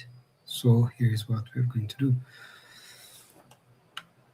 So we can say name grade is equals to name, I can say name, I can say Germa, and grade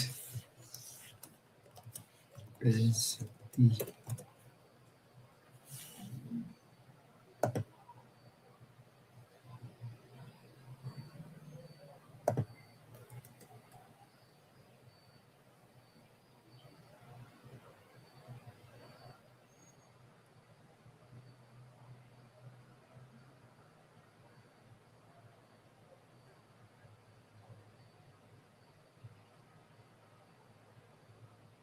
Oh,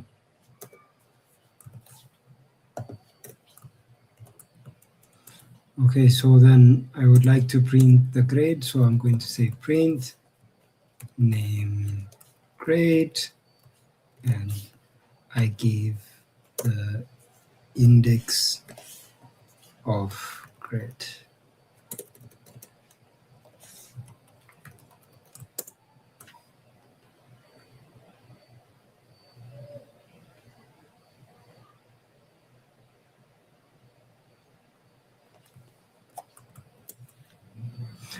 Okay, so grade is B.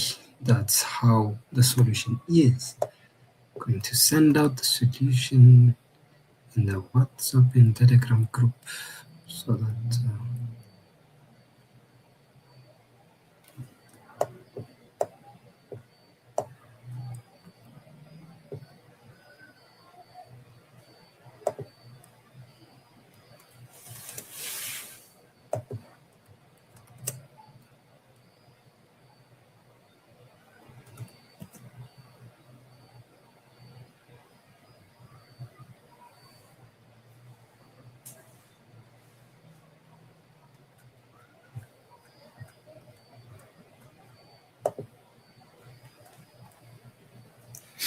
okay.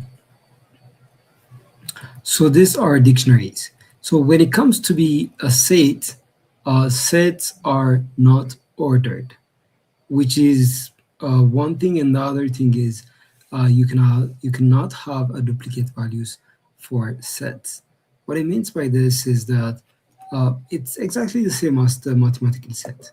So in mathematical set, you can never have the same value twice, and also it's like putting everything in the same one box. For example, in the case of list and tuple, we have ordered set. For example, if you have 3 balls, let's say this is ball 1 and this is ball 2 and this is ball 3 and this is ball 5. So you can see that we have ordered set of all the balls sitting together. But when it's the case of a set, there is no specific order, so everything is just at one place. And you cannot be able to identify in which order an element is. It's just existing all together. And it doesn't really have any specific index that you can refer to. When you create a set, all the elements would be in just without any specific order. And all the other set operations that you know, you can do it like intersection, union, and everything, complement, and everything. Yeah, and the other thing is whenever it's a list and tuple, you may have the same element twice. For example, here we have 2 greens, but when you change that set element to be when you change that list or tuple to be a set, then it's going to remain with one element, because sets does have only unique values. So when you create a set, you use curly bracket as dictionaries, but there is no key value pair, so it's going to be a set.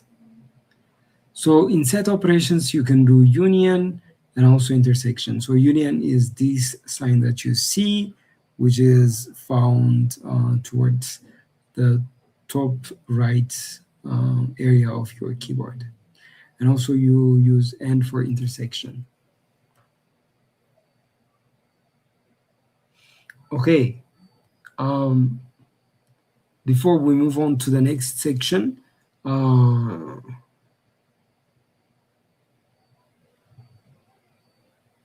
would like you to do, for those of you who are fast enough, do 5 questions. I'm going to give you 5 minutes, but I would like to see 3 questions to be done. So question number 1, 2, and 3. I would like to see 3 of these questions to be done. So I'm going to set a timer for 5 minutes. So I'd appreciate it to see 5 questions to be done. So do all 5 questions at once and send the screenshot. Maybe you can minimize your font so that I can see every question. Okay, let me start the timer.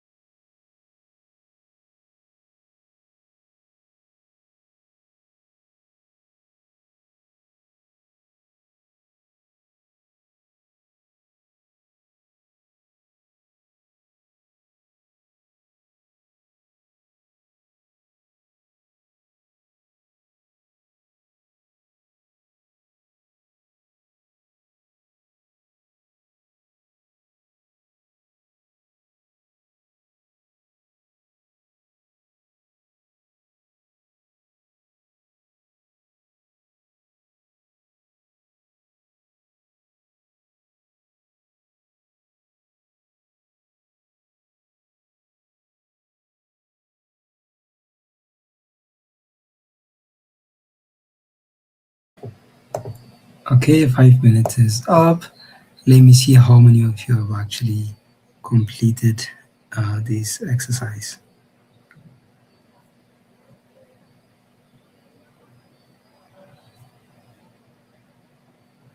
Not bad, actually. Not bad.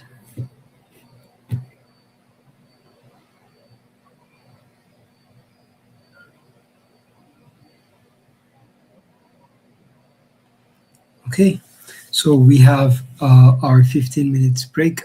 It took a bit because I wanted you to complete these questions.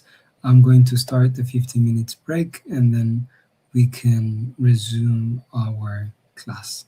So I'm going to start the timer.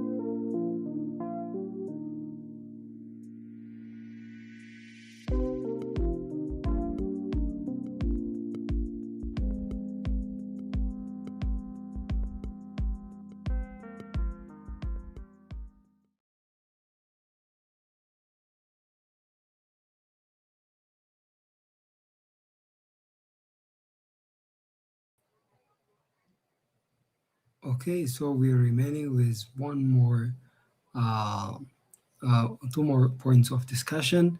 But before that, um, I would like to discuss on how many of you are actually how many of you actually want to come to join in person. We have the Creative Hub and Ministry of Innovation. Still, we do have spaces that can be used. So, how many of you do actually want to come to participate in this training? Also, in Odyssey, Botswana, there are spaces that can be used. How many of you do actually want to um, take part in this?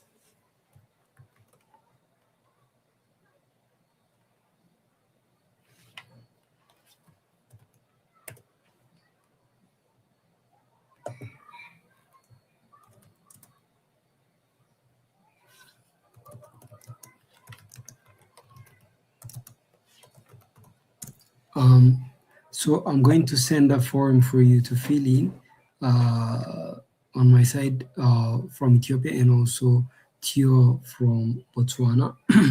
But make sure that if you fill in the form, you should come. All right. You don't have to have to reserve a space that you're not going to come. Please make sure that you only take a space that you're going to come. So I would like to see, instead of just saying me, write down your name and city and country. City and country, like Addis Ababa, Ethiopia, Gaborone, Botswana, or something like, yeah. Unfortunately, in South Africa, we don't really have a partner space, but we do maybe next time. Sorry for South Africa. So write down the country and the city that you are in.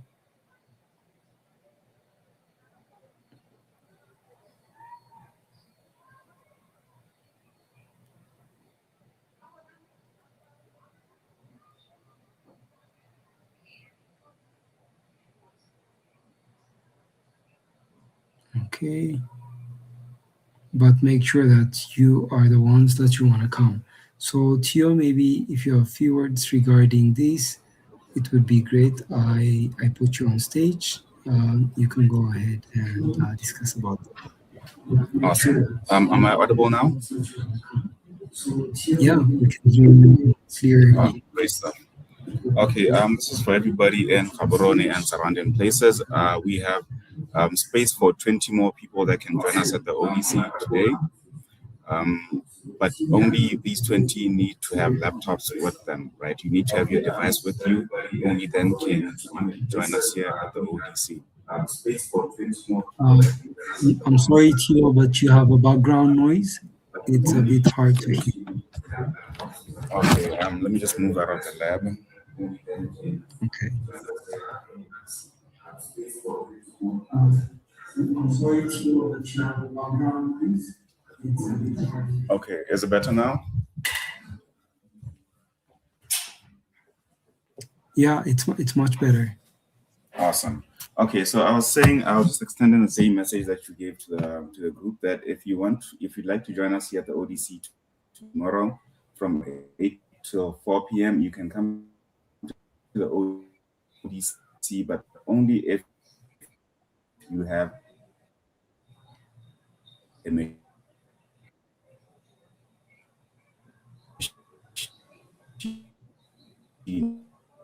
machine, meaning your laptop, will provide internet, and yeah, that's about it.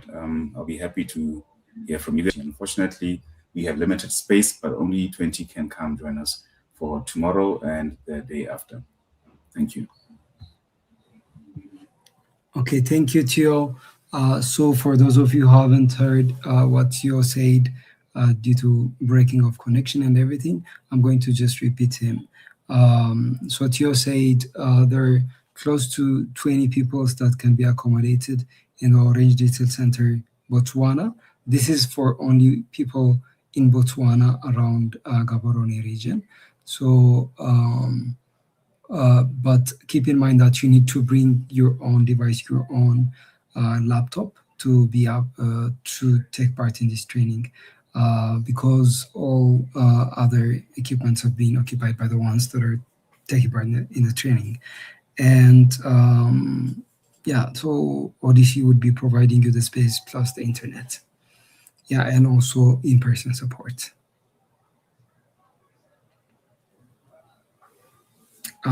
Theo, can you say a bit about the location of Orange Digital Center, Botswana in Gabon? Yes, we are based by Finance Park. Finance Park is opposite a mall called Game City. If they're in Gaborone, they should know Game City.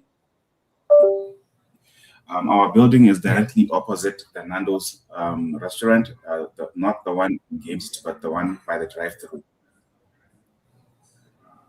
Great, thank you. Thank Finance you. Park opposite Game City. Yeah. Thank you. Thank you, Theo. So, as you've heard, it's in the Game City, I think. And also, you can actually write down in the chat saying about if you're a bit lost, but I don't think so. You can also search it on the map. It's a famous location. Okay. So for those of you in Ethiopia, how many of you do actually want to use the space?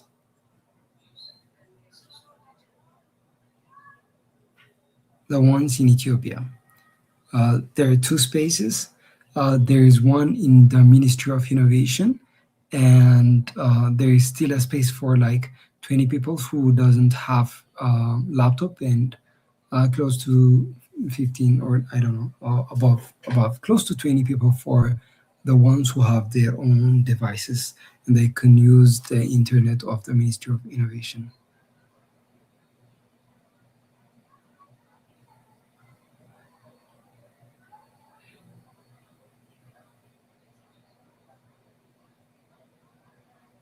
I'm going to send out a form for you to fill in, but I don't want you just filling in the form and then I'd pass in your name, but you would never show up. I would like to reserve a name only if you're coming. Please register only if you're coming.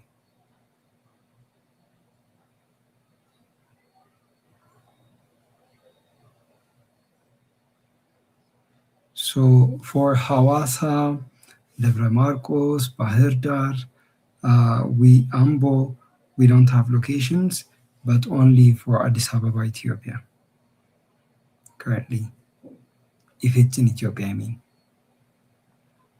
Okay, so there you go. I'm going to send out the in-person form. Please make sure that you fill in correctly, and only fill in the form if you're actually coming. If you're not coming, please don't fill the form. Because we have a limited space and we want a few of you to be there who are only coming. I'm going to also send out the form.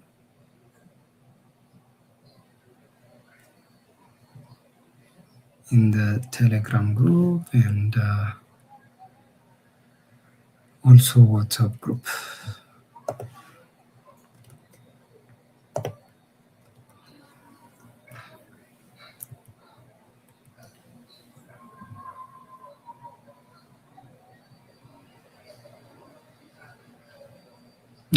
I am not sure what the question meant for the WhatsApp group. Do you have a WhatsApp group? Okay.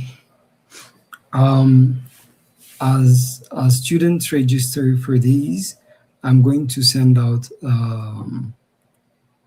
a social media link, which is Infnova social media, so that you can stay connected with Infnova. There is Instagram, YouTube. I believe you're already subscribed to the YouTube channel, and also other social medias. I'm going to send out this form.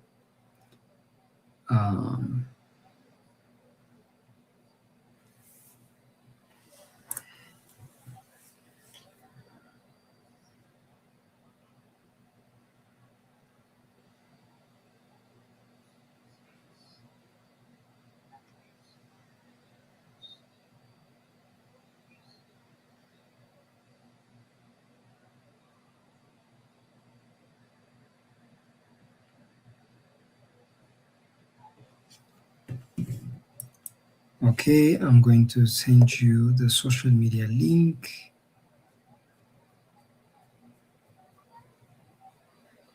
that you can be able to connect with Infnova Technologies.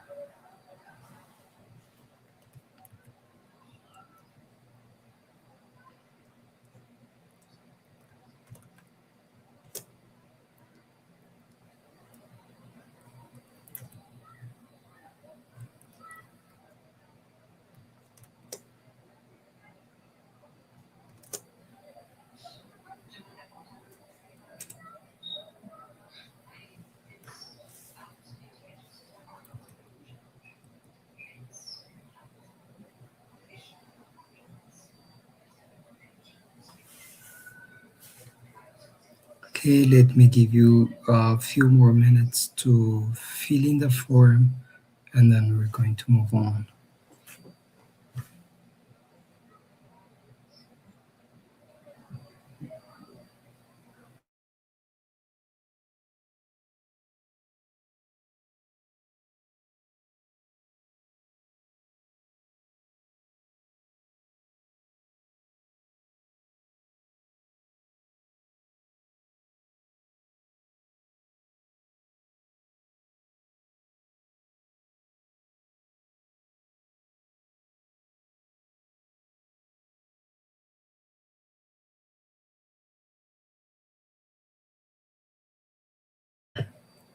So for the Botswanan students who are looking for the form, Theo will be sending out the form in the WhatsApp group, so stay tuned.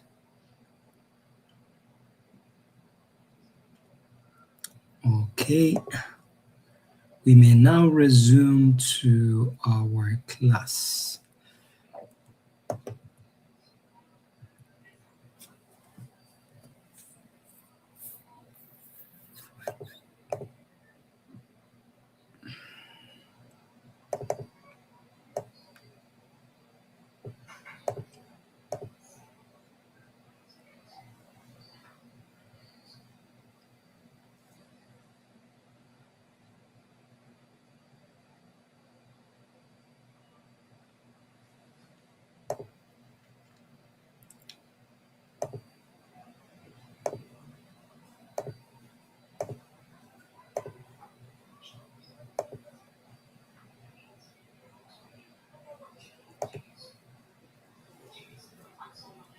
Okay, so for the rest of the class, I'm going to create a new file here.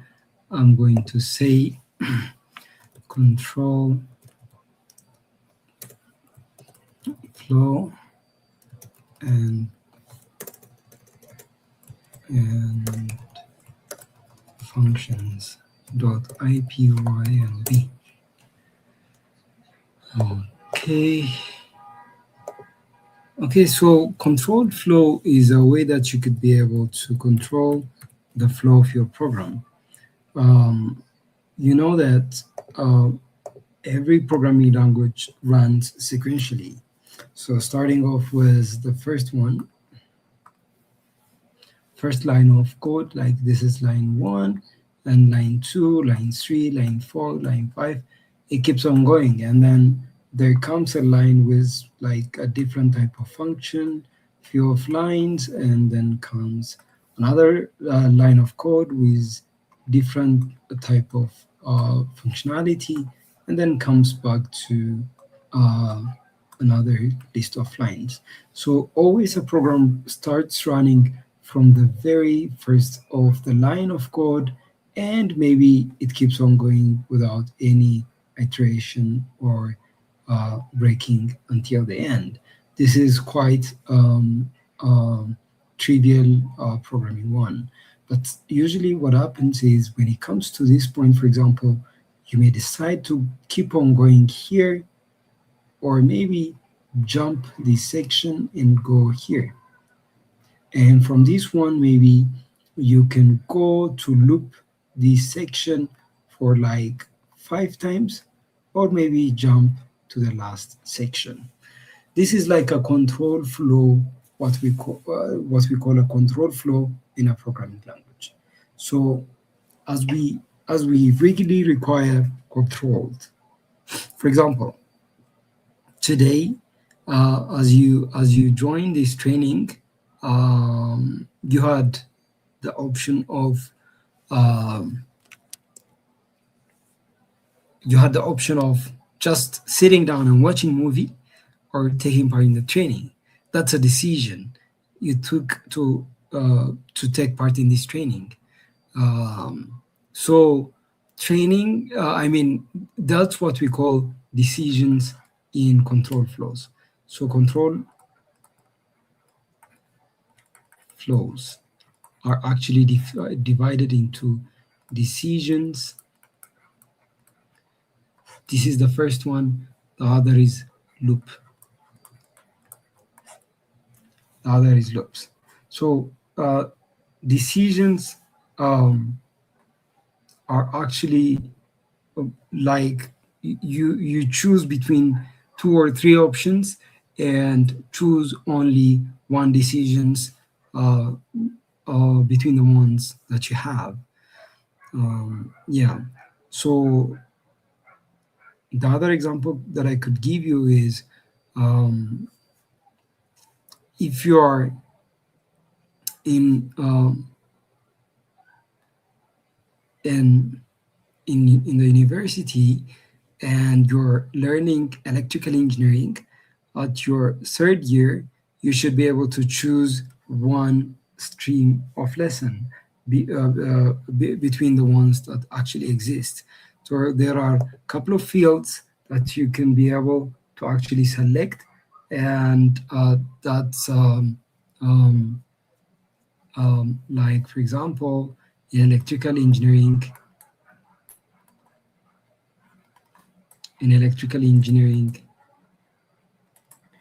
we have control, we have electronics, and maybe we have also communication. So you can choose between one of these paths when you learn electrical engineering. So decision is a way that you select one of the paths from the ones that exist, while loops are actually used when you want to repeat a certain condition or a certain task several times, and that's what we call loops. So we have 2 types of loops in Python. We have the while loop and we have the do while loop. While for decision, we have if statement, we have if else statement, and we have if elif else statement. So let's try and see each of the conditions using a programming language, using programming. So there you go. So let's start off with decision. So for decision, let's say, what time do you actually wake up early in the morning? I want to take the first answer. What time do you wake up early in the morning?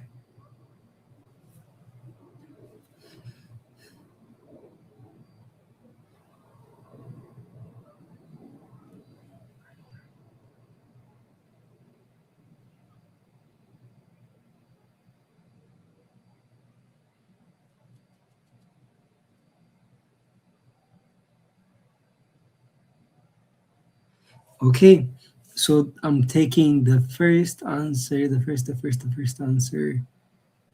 That's 6 a.m. Oh, no, we have the first answer is Beatty. Beatty said 7 a.m.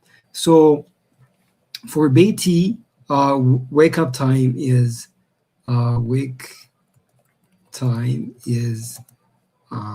7, right? So if I wanted so Betty wakes up if the time is actually 5. So if wake time is actually less than 6, no, 7,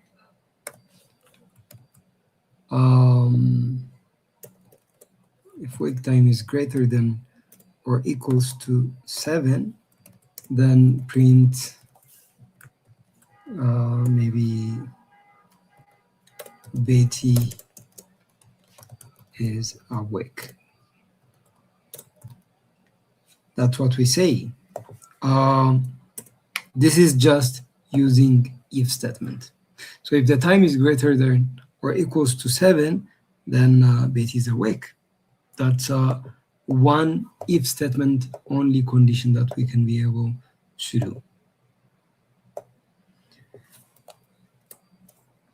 We can also use if else statement using the condition where age is equals to, let's say, 20, and if age is greater or equals to 18, then we'd say print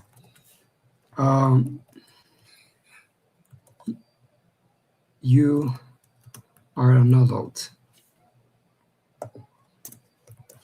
Else print you are a teenager. So look, whenever we have if statement, we have the condition here. Whenever this condition is actually true, then it prints out a certain result. So indentation really matters when it comes to Python. In other programming language, it doesn't really matter, except it's important to make your code readable. But in Python, it's actually a syntax error if you don't use indentation correctly. So if age is greater or equals to 18, you are an adult. Else, print you're a teenager. So if this condition is true, it goes to these lines of code, but else it goes to the next line of codes.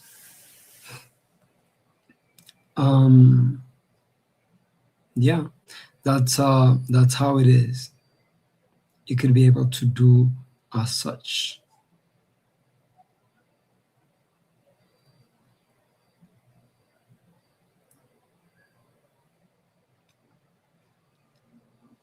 Okay, so I'm going to give you one exercise, but let's see if there is already an exercise here.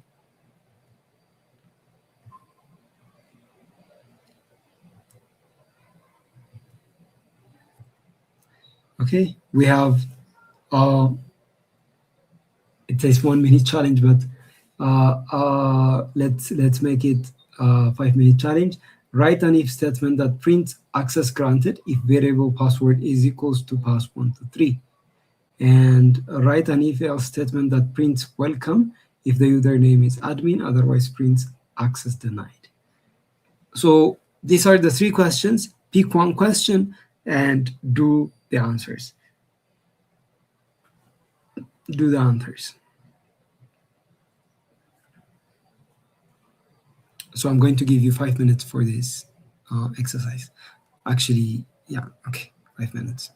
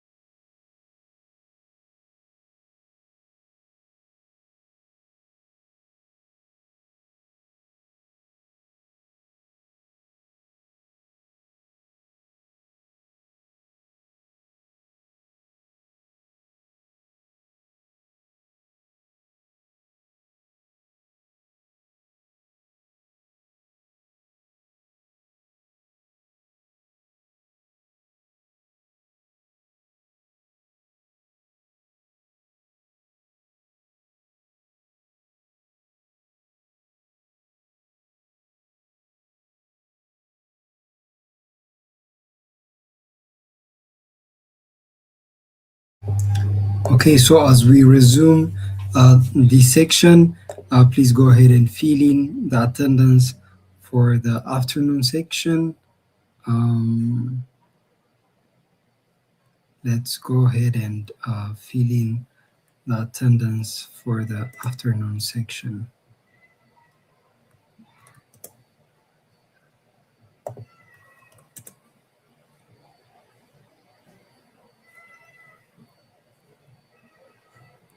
So attendance has been sent out.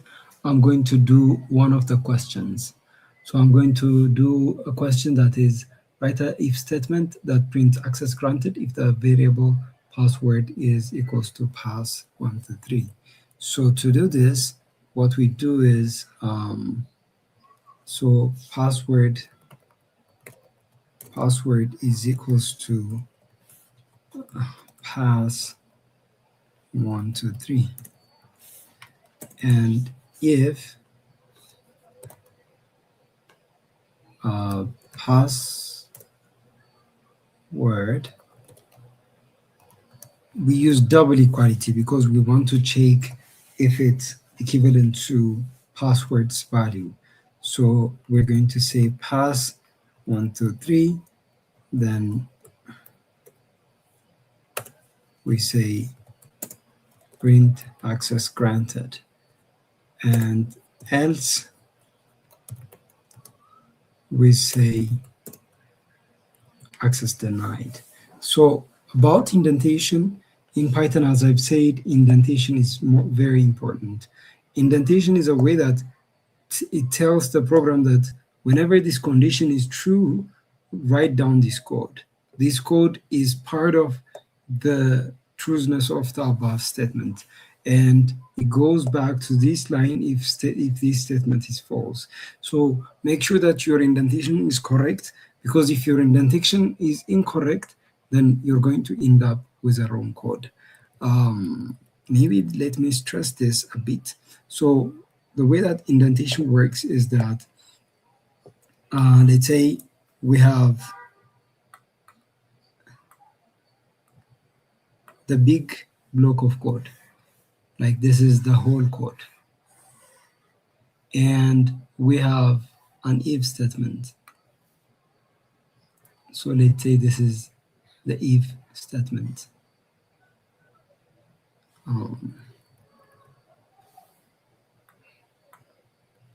So let's say this is the if statement.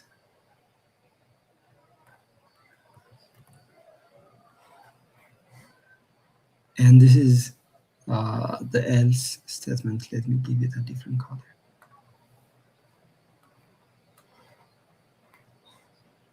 So this is else, this is if. Whenever the if is correct and if you indent it, what's going to happen is the statement would be written here, or it would be inside of if statement. And if you write indented to else, then it's going to be inside of else. But if you don't actually indent it, it's in the same level, which means it never executes whenever this is true or false, but it just executes once this line of code have ended, and it goes to this one. So indentation is important to actually make the code inside of the if or the else or the loop that we're working on. So this is how the program is going to be. And if we run this,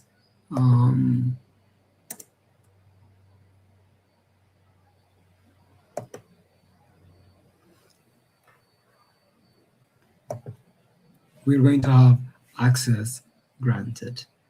But if I change p to be small,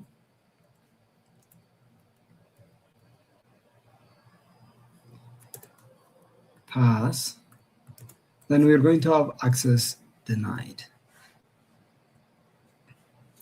Please make sure that you fill in your attendance for today, as I've sent in the attendance, and also the in-person form.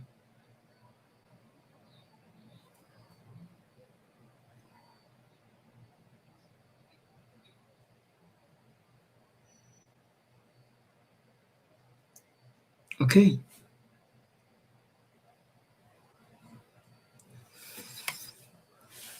This is if else statement. And we can also use if elif statement whenever we have three conditions. For example, if we classify students based on their age, like let's say a student between age of 1 to 8, we say them primary. Age of 8 to 12 to be high school. Let's say 12 to 16 preparatory. So let's go ahead and do this. Because we have more than two conditions, then we need to actually write if else if statement. So this is the way that we're going to be able to do this. So we have age, and let's start off with an age of 5. And if age is greater than is less than 8, then print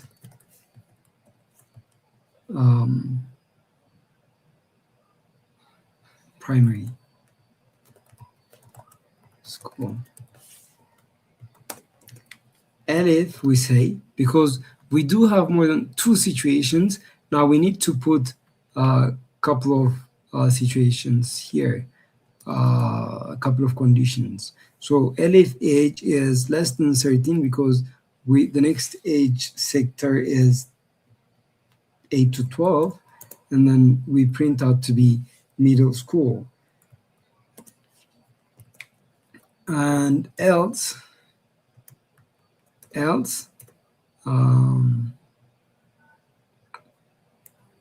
actually Elif age is less than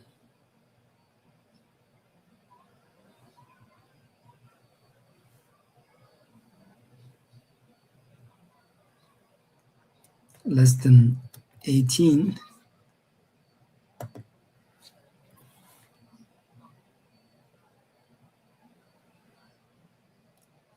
high school, and else you are an adult. Okay, let's run this. It says primary school because the age is 5. What if we have the age of 50? It says you're an adult. We have 4 selection condition. But what if it's the case that someone puts in a negative age, like by mistake, like -2, and it says primary school because it's -2 is actually less than 8. But in terms of the real world, we don't have negative age. So to make this right, what we have to do is we have to create here, if age is less than 0,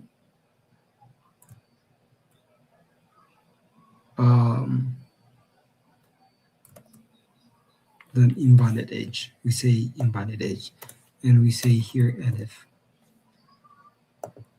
So as we run it, -2 is invalid age. So one thing you should be aware as you work with elif statement is that if the first statement is correct, and it never goes to check the second one. That's the reason for, if I say age to be 5, it's going to print me primary school. But necessarily here I said age is less than 13. Technically 5 is less than 13. But the fact that it never goes to the second line of code, it just executes here and ends, is that it chooses primary school. So be aware of this as you work on if statements.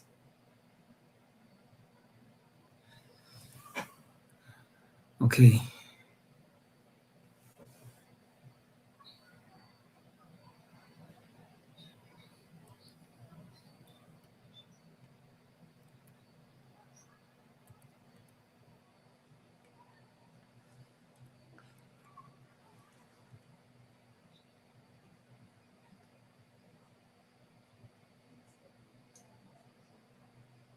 So loops are something very important also in Python, where you can be able to repeat a certain task several times.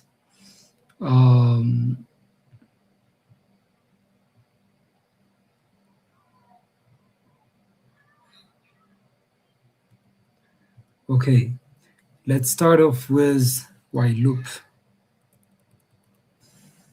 Be very attentive on this section as it's very important. I'm going to show you the working principle of how loops actually work.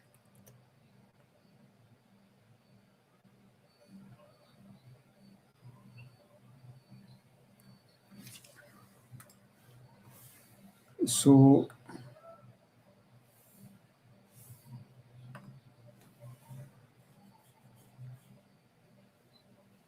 okay, so for those of you who have filled in the form to take part in person training in Addis Ababa, your name would be sent out to the Ministry of Innovation, and if you're filled also to the Creative Hub, your name would also be sent out there. So please make sure that you actually come there.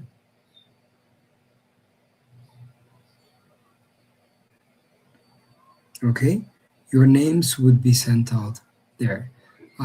For those of you who haven't heard, go ahead and fill in, and you could be able to use the space tomorrow. As the quota has not reached yet, it's okay, you can still fill in the form. Okay, so while loop have a structure of a following. For example, when I say while a number, let's say I, is less than 10, double dot, and then I would say, actually, let's make it I is less than 3, then double dot, then maybe print value of I itself. So you can see that we have an indentation, which means this statement is running on the while loop. And then at the end, I'm going to say print code end. And let's give it a value of I is equals to 0. So let's see how actually the while loop works. So originally I's value was 0, and then look what happens. So while I is less than 0, it's going to print I. So it prints I, which is I is 0, the value of I is 0. Here is the output. Value of I.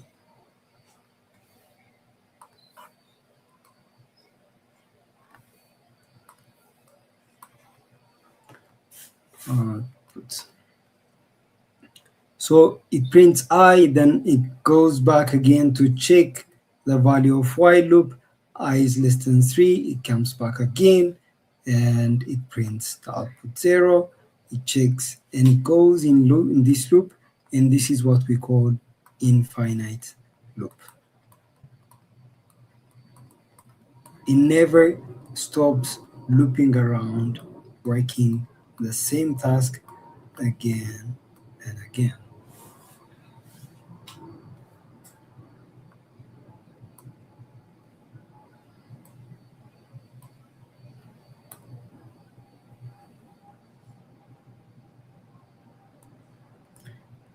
What if we change this code to be a bit different?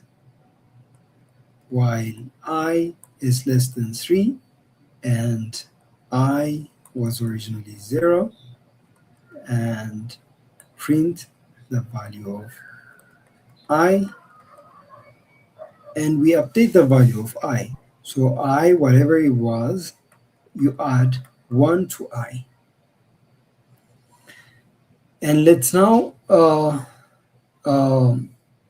check this logic. Then finally we have print code end.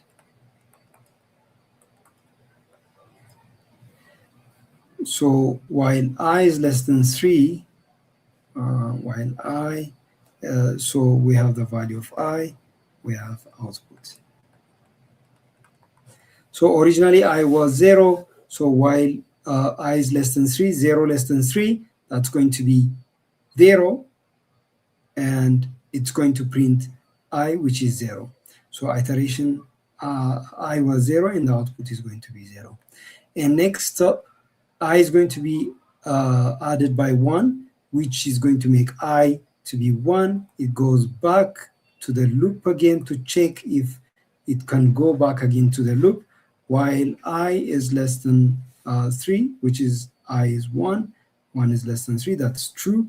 I is 1, and it's going to output 1. And it comes back again where I is updated to be 2, because 1 is added. It's going to check if I is less than 3, and it is less than 3, so it's going to print out I again. And I would be updated to be 3, then it goes back here.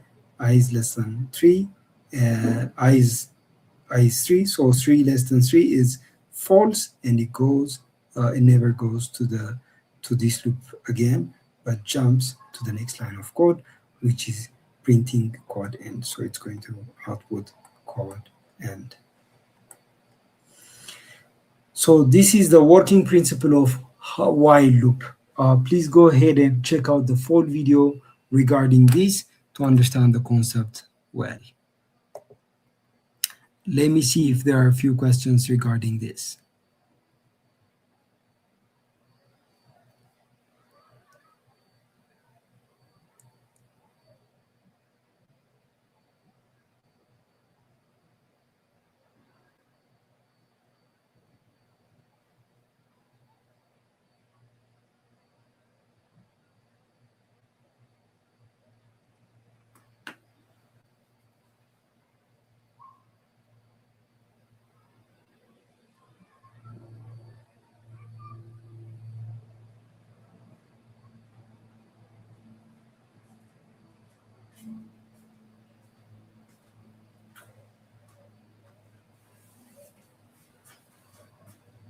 Okay, I'm going to repeat what I said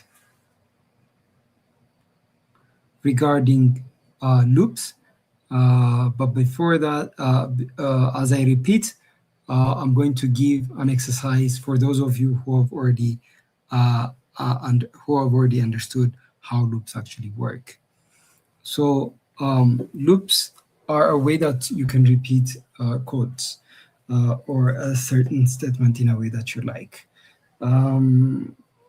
So here is the exercise that you're going to do. You're going to write your name 10 times, and you're going to count like 1. For example, if your name is Brooke, you're going to say 1 Brooke, like this. Let me show you. 1 Brooke, 2 Brooke, 3 Brooke, until 10 Brooke.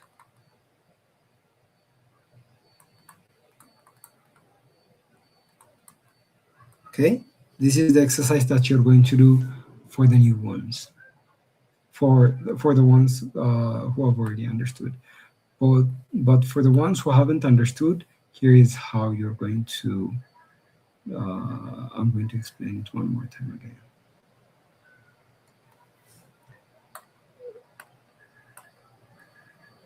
So you can see here that this while loop, the I value is 0, and I is less than 3 is the condition, and it prints I if I is actually less than 3. So prints I, so first I is less than 0, I is 0, and where 0 is less than 3, that's true, then it's going to print I, the value of I, which is 0. And it prints I was 0, and it outputs to be 0. Then it goes back again to the loop to check while I is less than 3. So I is less than 3 again, 0 is less than 3, and it prints I again, so it's 0, and it keeps on doing repeating this forever and ever. This is what we call infinite loop. But a finite loop is a loop that iterates for a couple of times and then stops based on the condition. So here also we started with I is equals to 0, then a condition is I is less than 3. Then it prints I. After it prints I, it updates I by 1. That is the condition that increments the value of I and also stops the iteration. And then at the end, it's going to print code end. So I is originally 0, which it was, and I is less than 3. That's 0 less than 3. That's true, and it's going to print I. I is actually 0. And for the second iteration, I is 1. I is 1 because I would be updated by 1. And then I is 1, it goes back again to checking the loop, and I less than 3, 1 less than 3, that's going to be true. So it's going to execute the line of code here. It's going to add 1, it's going to print 1, and it's going to make I to be 2 because it adds 1 on it. That's 2. So it comes back again and checks if that is true.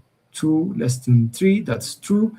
It's going to print out I is I, which is 2. And for the next one, it's going to update I to be 3. Then it goes back again, but necessarily 3 is less than 3 does not work, and that should be the end of the code. Which prints the end code because this loop have completed, it goes back to the last line.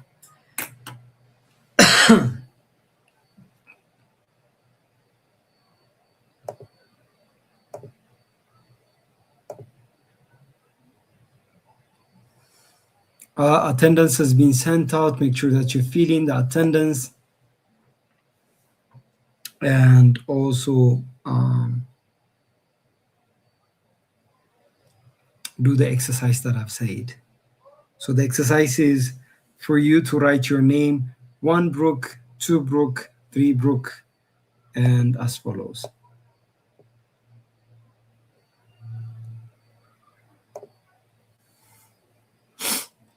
Until 10 Brook.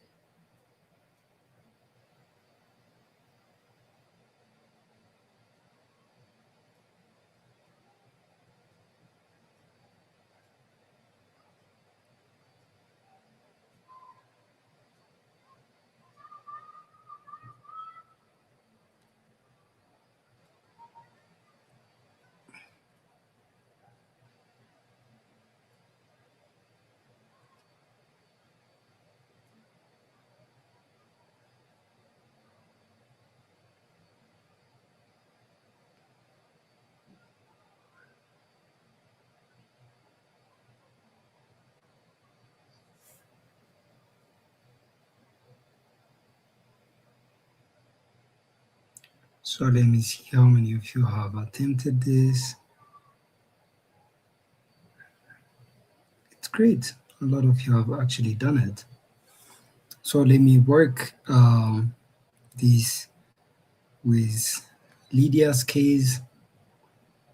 So this is Lydia's work. So Lydia said I equals to 1, and while I is less than or equals to 5, then print I and then we update I. So I plus equals to 1. This necessarily means the same as I is equals to I plus 1. That's a shorthand representation. So print I, and we need to say comma and put Lydia.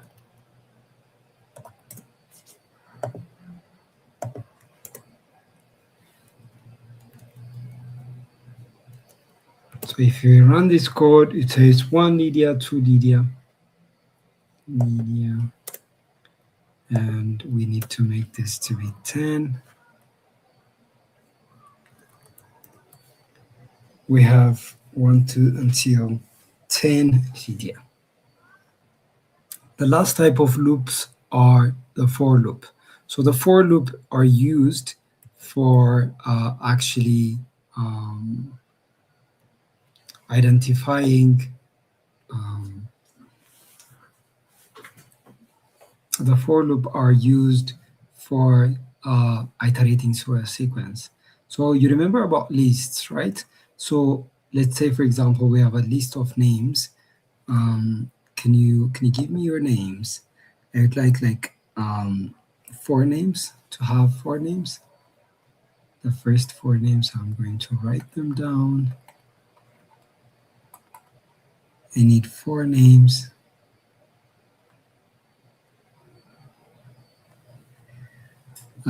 We have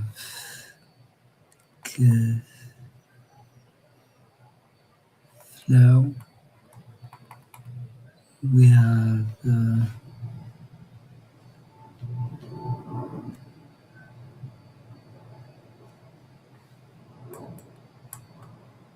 have Pedri. We have Kadus.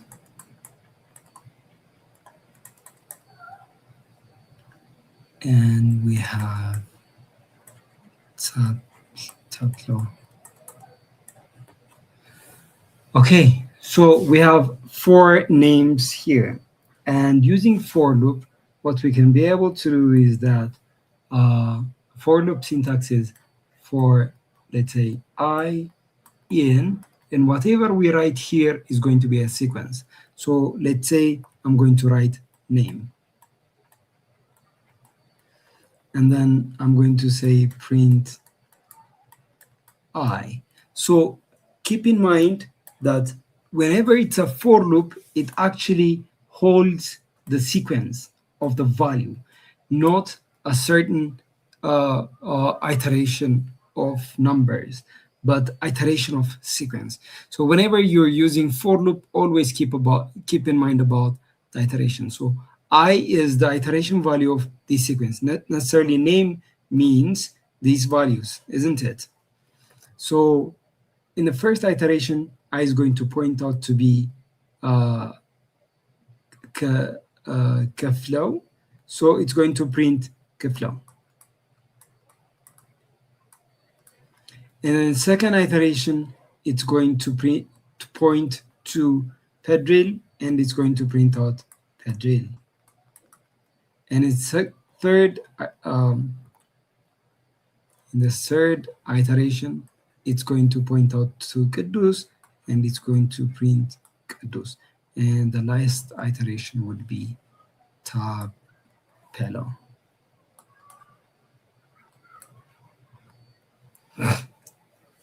Yeah.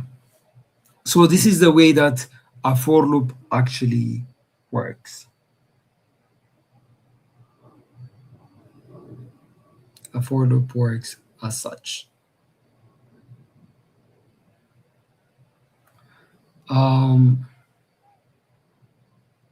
Also, yeah. So can you go ahead and create names of your friends, and then go through iterating all the names of your friend. I'm going to give you 5 minutes for this exercise. But before, yeah, let's go do the exercise. 5 minutes.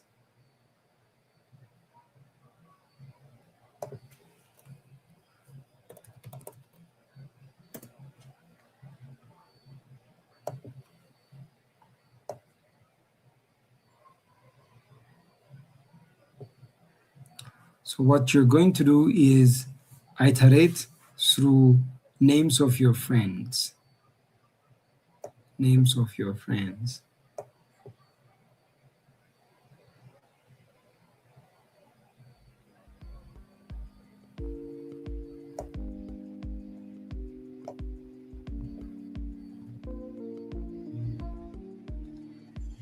I would be checking out your answers.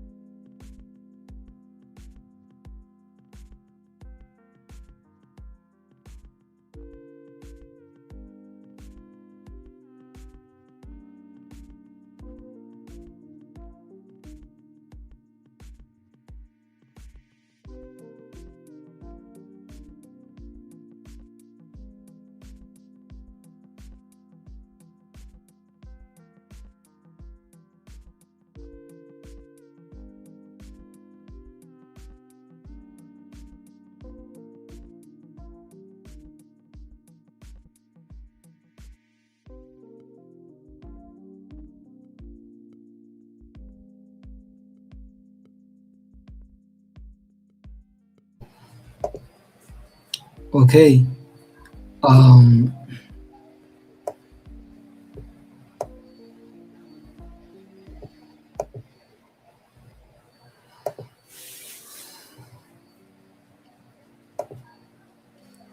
So I can see that most of you tried working on these solutions.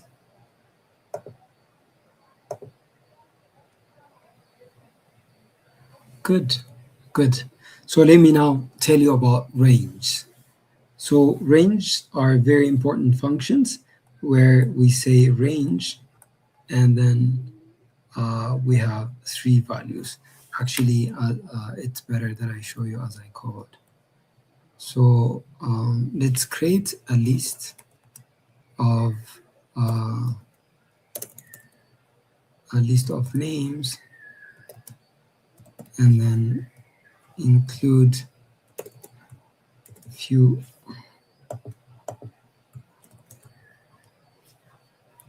names. And for I in name, print I. This is what you've done. But for example, if I wanted to print Brooke only, then we need to have a range function.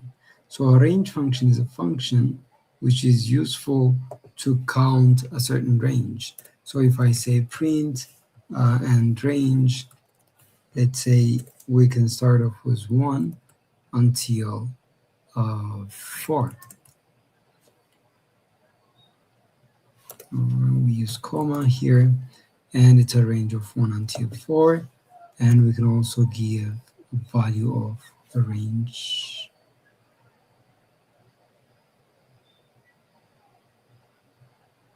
So we can have a value of by addition of 2. So the first one is the starting element, and this is the ending element, and the last one is the step size, which means it starts with 1, then adds up 2, that's going to be 3, and it adds up by adding 2. But usually we don't use the step size. All we do is the starting and the ending point. So I could create a range, a for loop for I in range, and I can say 1 to 11.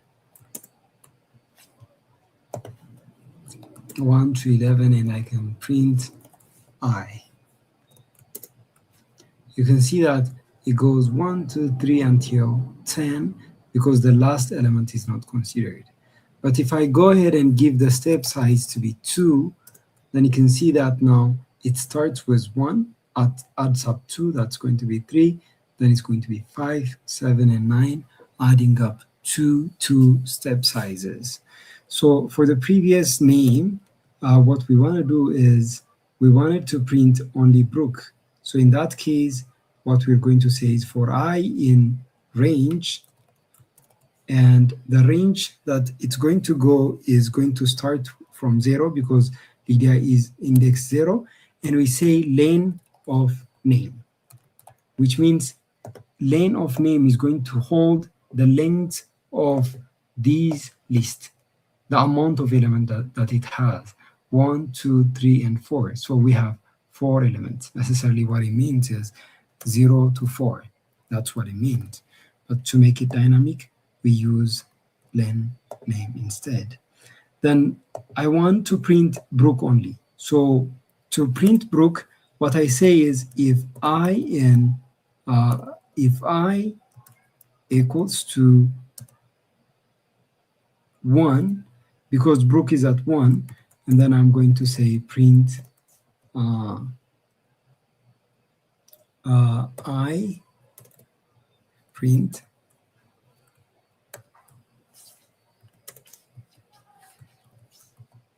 index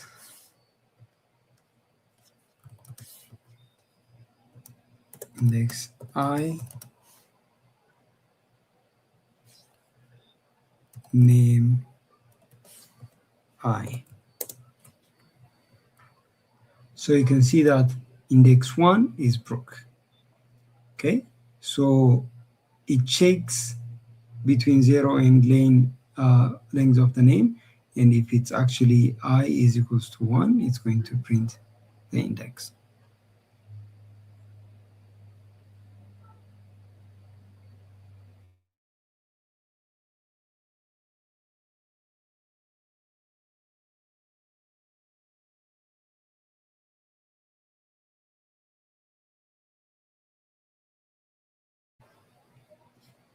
So this is what we call a for loop. So most of the revisions we have done is completed.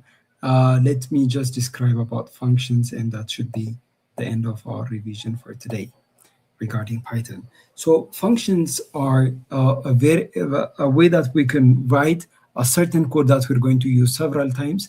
Once we write it once and we use it several times. For example, I can define a function that is named product that accepts a value of x and y, and then we have p is equals to x times y, and then we can be able to print the value of p. Look, so define is used to define a function, and the name of that function is product. And keep in mind that this is a function. Whenever you use a function, you don't have to know what's inside of the function, except if you're building the function. So for example, you've been using print ever since from the morning using for this class, but you necessarily don't have to know about print statement and how it works. So define product x and y, and product x times y is the operation that's going to do, and then it's going to print it. So define is a way that you can define a function, and product is the name of the function. These are the two values that you use inside of the function. So once you define a function, you can be able to use and call it. Before defining a function, you could never be able to call it. So there are two things whenever you use a function. One is function definition, and the other is function usage. So when you use a function, what you have to do is you have to call it by its name.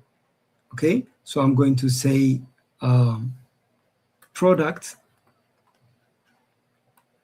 and since it have two parameters here, as you can see, I'm going to give it two values for each of the parameters, so 2 and 4.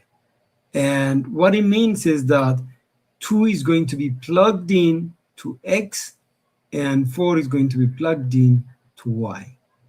Okay, let's do this like this. And for y, this is what's going to happen.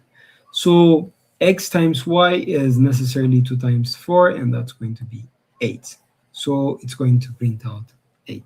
So functions are ways that we can use define something once and use it several times. This is generally about the revisions, some of the concepts that you haven't understood well. Each of these concepts have been a video done for each of it. Go ahead and check out from the YouTube channel on the fundamentals. Make sure that you revise everything for today and get ready for tomorrow. So tomorrow we're going to start off with NumPy. We're going to start off with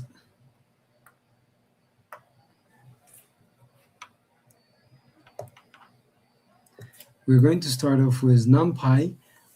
We've already learned about Python, right? Python is the foundation for all of the data science libraries that we are going to learn. And once we learn about Python, then we move on to NumPy. Tomorrow, that's where we're going to start. So NumPy gives us a numerical foundation, like a numerical computation library for data science. This is a numerical computation library.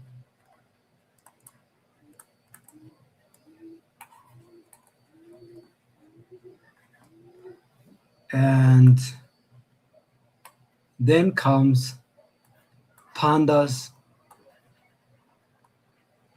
which we use it for data frames.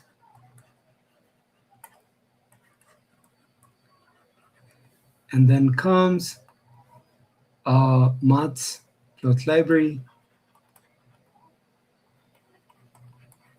Matplotlib, which would be using it for visualization, and also Seaborn for visualization. These two are going to be used for visualization. So visualization is a way of putting your data into like graphs, and which could be useful for different types of interpretation that you can turn it into insights. So Matplotlib Seaborn would be used for visualization, which is the heart of programming language. So we'd be progressing into these some of the libraries. So for you to understand the libraries, make sure that you revise and understood very strongly about what we've been doing today. So to finalize today's section, here is what we're going to do. One thing is, at the end of the training, you'd be uh, grouped randomly, and you'd start doing a certain project uh, with your assigned group members, where also there would be training assistants who would be supporting you in realizing your project so make sure that you actually uh, uh, discuss uh, your groups, and think of a good idea that you can do with the time that you have. You're expected to develop everything within 4 or 5 hours, but the idea doing and everything would start off um, tomorrow. So for that, a grouping form would be sent out in the group. Please make sure that you fill in. So let's have 3 minutes to fill in this form, and we'll move on to today's exam. So we do have exams every day, right? We have already discussed this. It could be in any part of the day, and that's going to be very important on how much you score on this exam. So before the exam, Dave, can you go ahead and send out the form for grouping?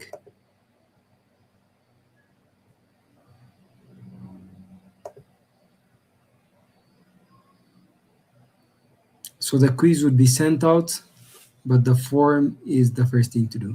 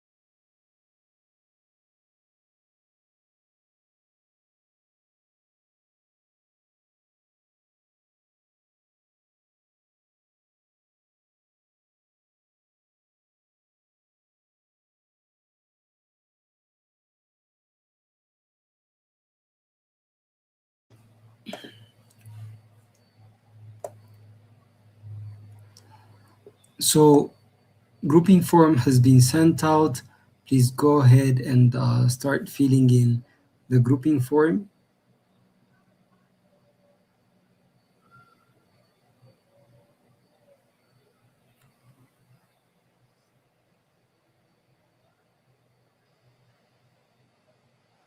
And after just 2 minutes, we're going to send out the quiz.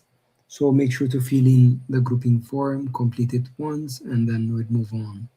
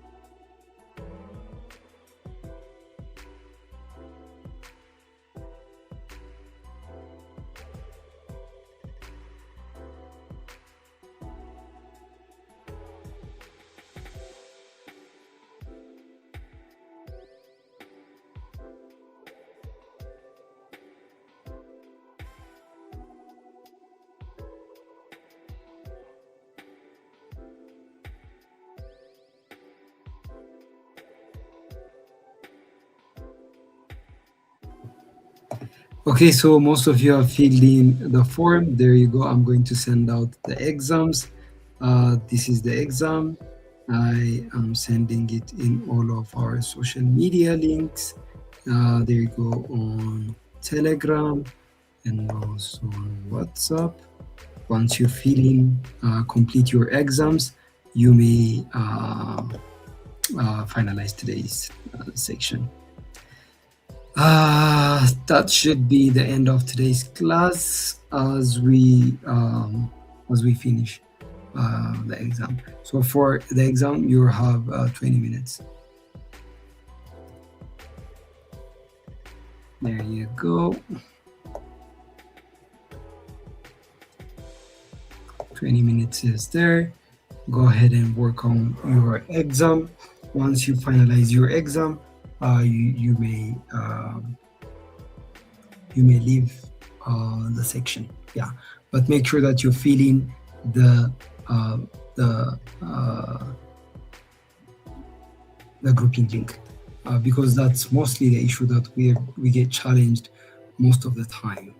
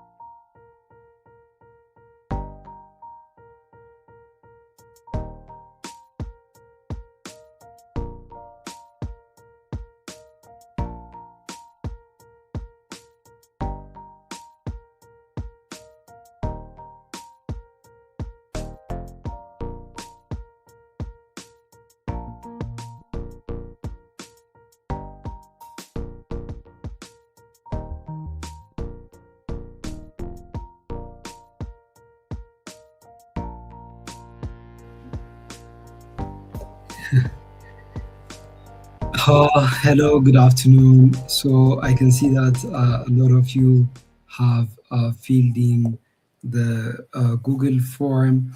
But before we end today's section, I'm going to send, for those of you who have already completed the quizzes, I have sent a link on StreamYard. Please join if you would like to say a few words regarding the training, how it was, and what we can do better tomorrow. And also, Abraham is online, which was assisting you throughout the training today. Abraham, if you have also a few words you would like to say, I put you on stage. If there are things that you would like to say, you can go on. Hey students, it's Abraham, and I've been watching you since the training started, and I think it's good. And please make sure all of you try not to use AI in the quiz exams and try to answer every detailed quizzes in the middle of the sessions in the Telegram group and the WhatsApp group. Thank you for today. Have a good time. Thank you. Thank you, Abraham. It was a great point out there for not to use AI as you won't be learning, but that the AI would be learning. Yeah. We also have Reflew. I'm not sure if I said your name correctly. I put you on stage. You may unmute and speak about the words that you want to say.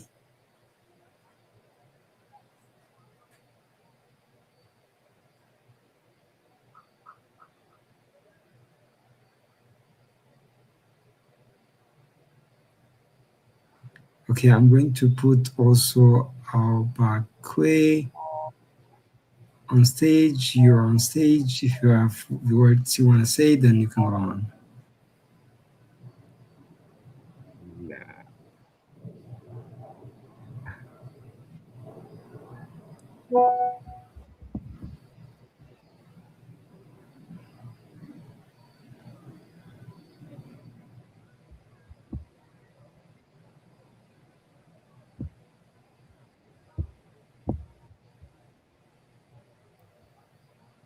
You may unmute and speak.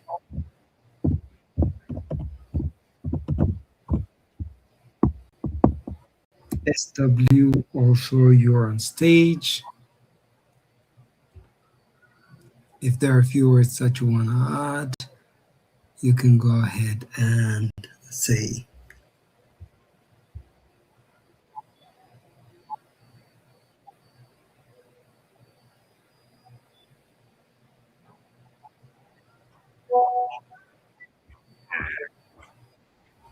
I'm not sure if we can hear you, Bakwe. Hi everyone. Yes, my name is Refili. I just wanted to say thank you for today. Um, just to encourage everyone to keep on practicing and don't give up, and also to not feel shy if you feel left behind. You could always ask for help. That's all. Thank you. Absolutely. Thank you for pointing out that. I also have put on stage Mikias and MJ. If you have a few words that you want to say, go ahead. And also Mobuya.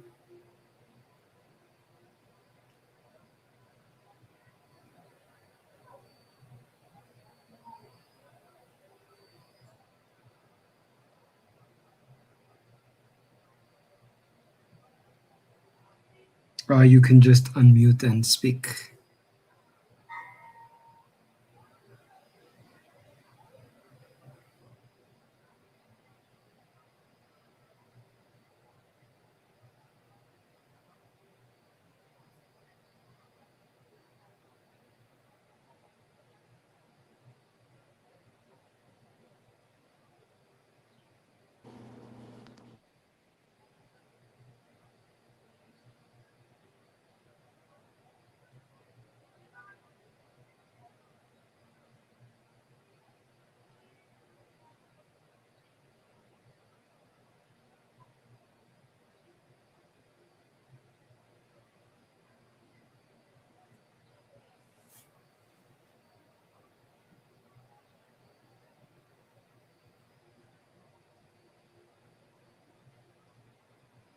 We also have Taferrao.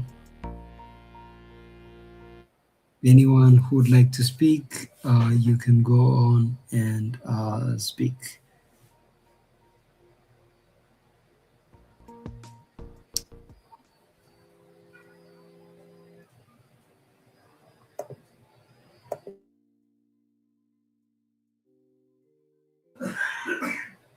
So we have the StreamYard link in the chat section.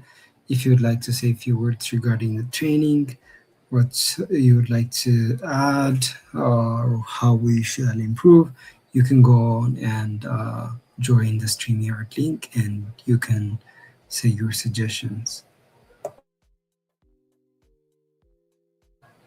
Okay, Vitalim, I've added you to stage. You can go on your few words.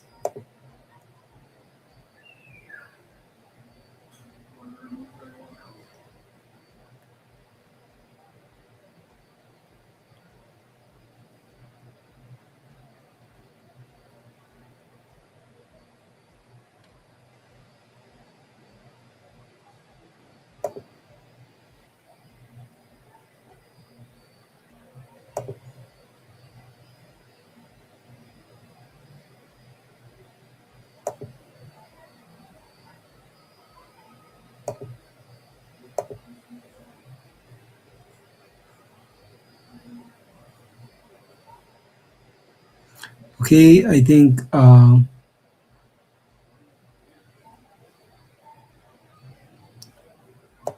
someone asked maybe share the link of the quiz here.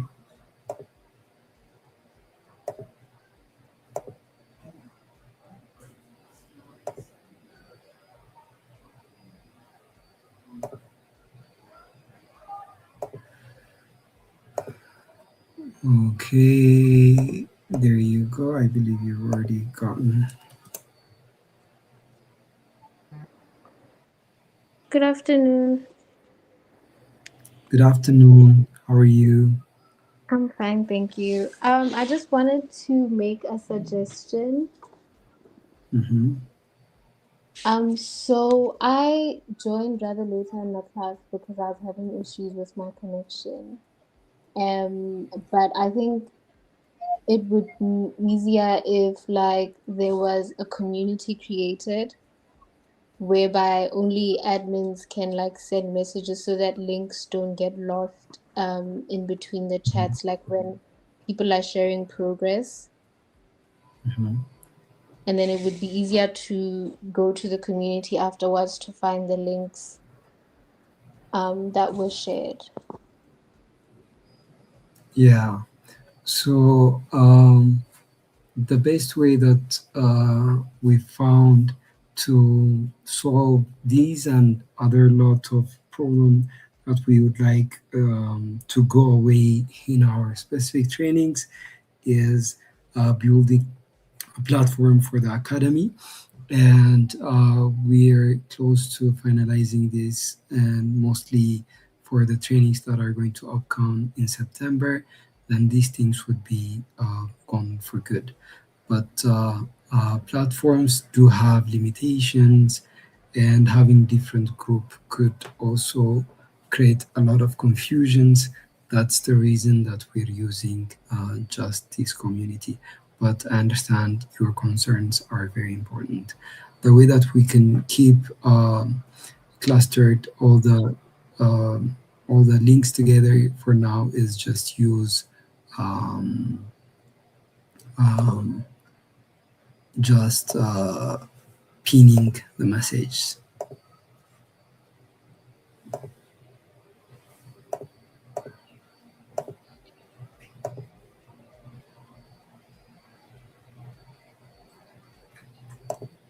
Okay, I've also added few more people. If you have any concerns and questions, you can go on. Hello.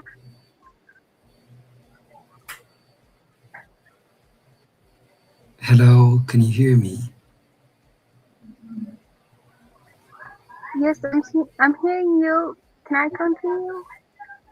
Yeah, of course. Okay, so just I came for saying thank you. We have a lot of times. We enjoy it, and we have learned a lot. So thank you so much. As a compliment, I would prefer like adding more break times to this net because we Adding, still like 2 hours or stuff, and we have like package and like our vertebrates like stuff. So as a compliment, that's my compliment actually. Overall, uh, it's but uh, but I haven't. Sorry, but I haven't heard the compliment correctly. just like taking a break. You just go faster, and we just I'm just like pausing the videos and come to work the quizzes or like status to just to add more breaks, and we can pause the videos, and we can do questions that you give us. So that's good. Overall, that's actually the great Evan or the great YouTube. I have learned a lot today. Like I didn't think like Python is just like user stuff or like that. I have learned like JavaScript, but that's for me it's just a good to learn about Python. And I have learned a lot, and the quizzes are so helpful to just examine myself, like what I know today, what I'm knowing today. So that's good. Overall, thank you so much. Thank you, Betty. Thank you all your good words, and yeah, things could be a bit faster, but we'll try our best. We'll try our best. Okay, anyone else? This is going to be maybe the last word.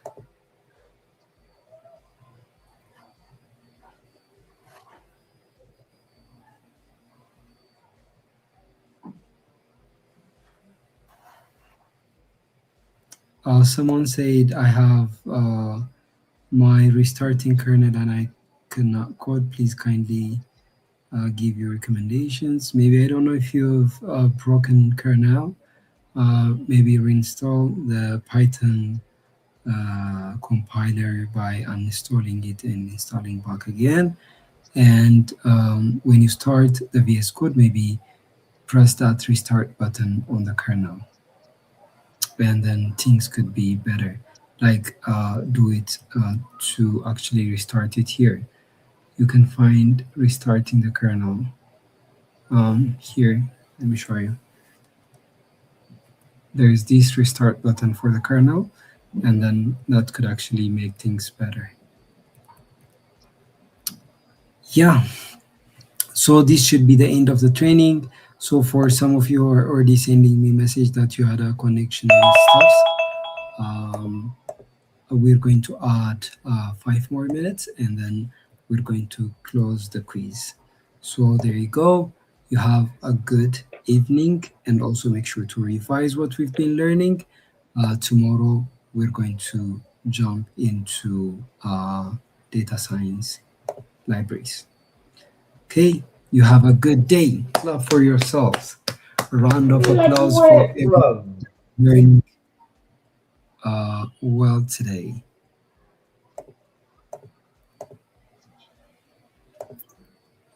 You have a good evening.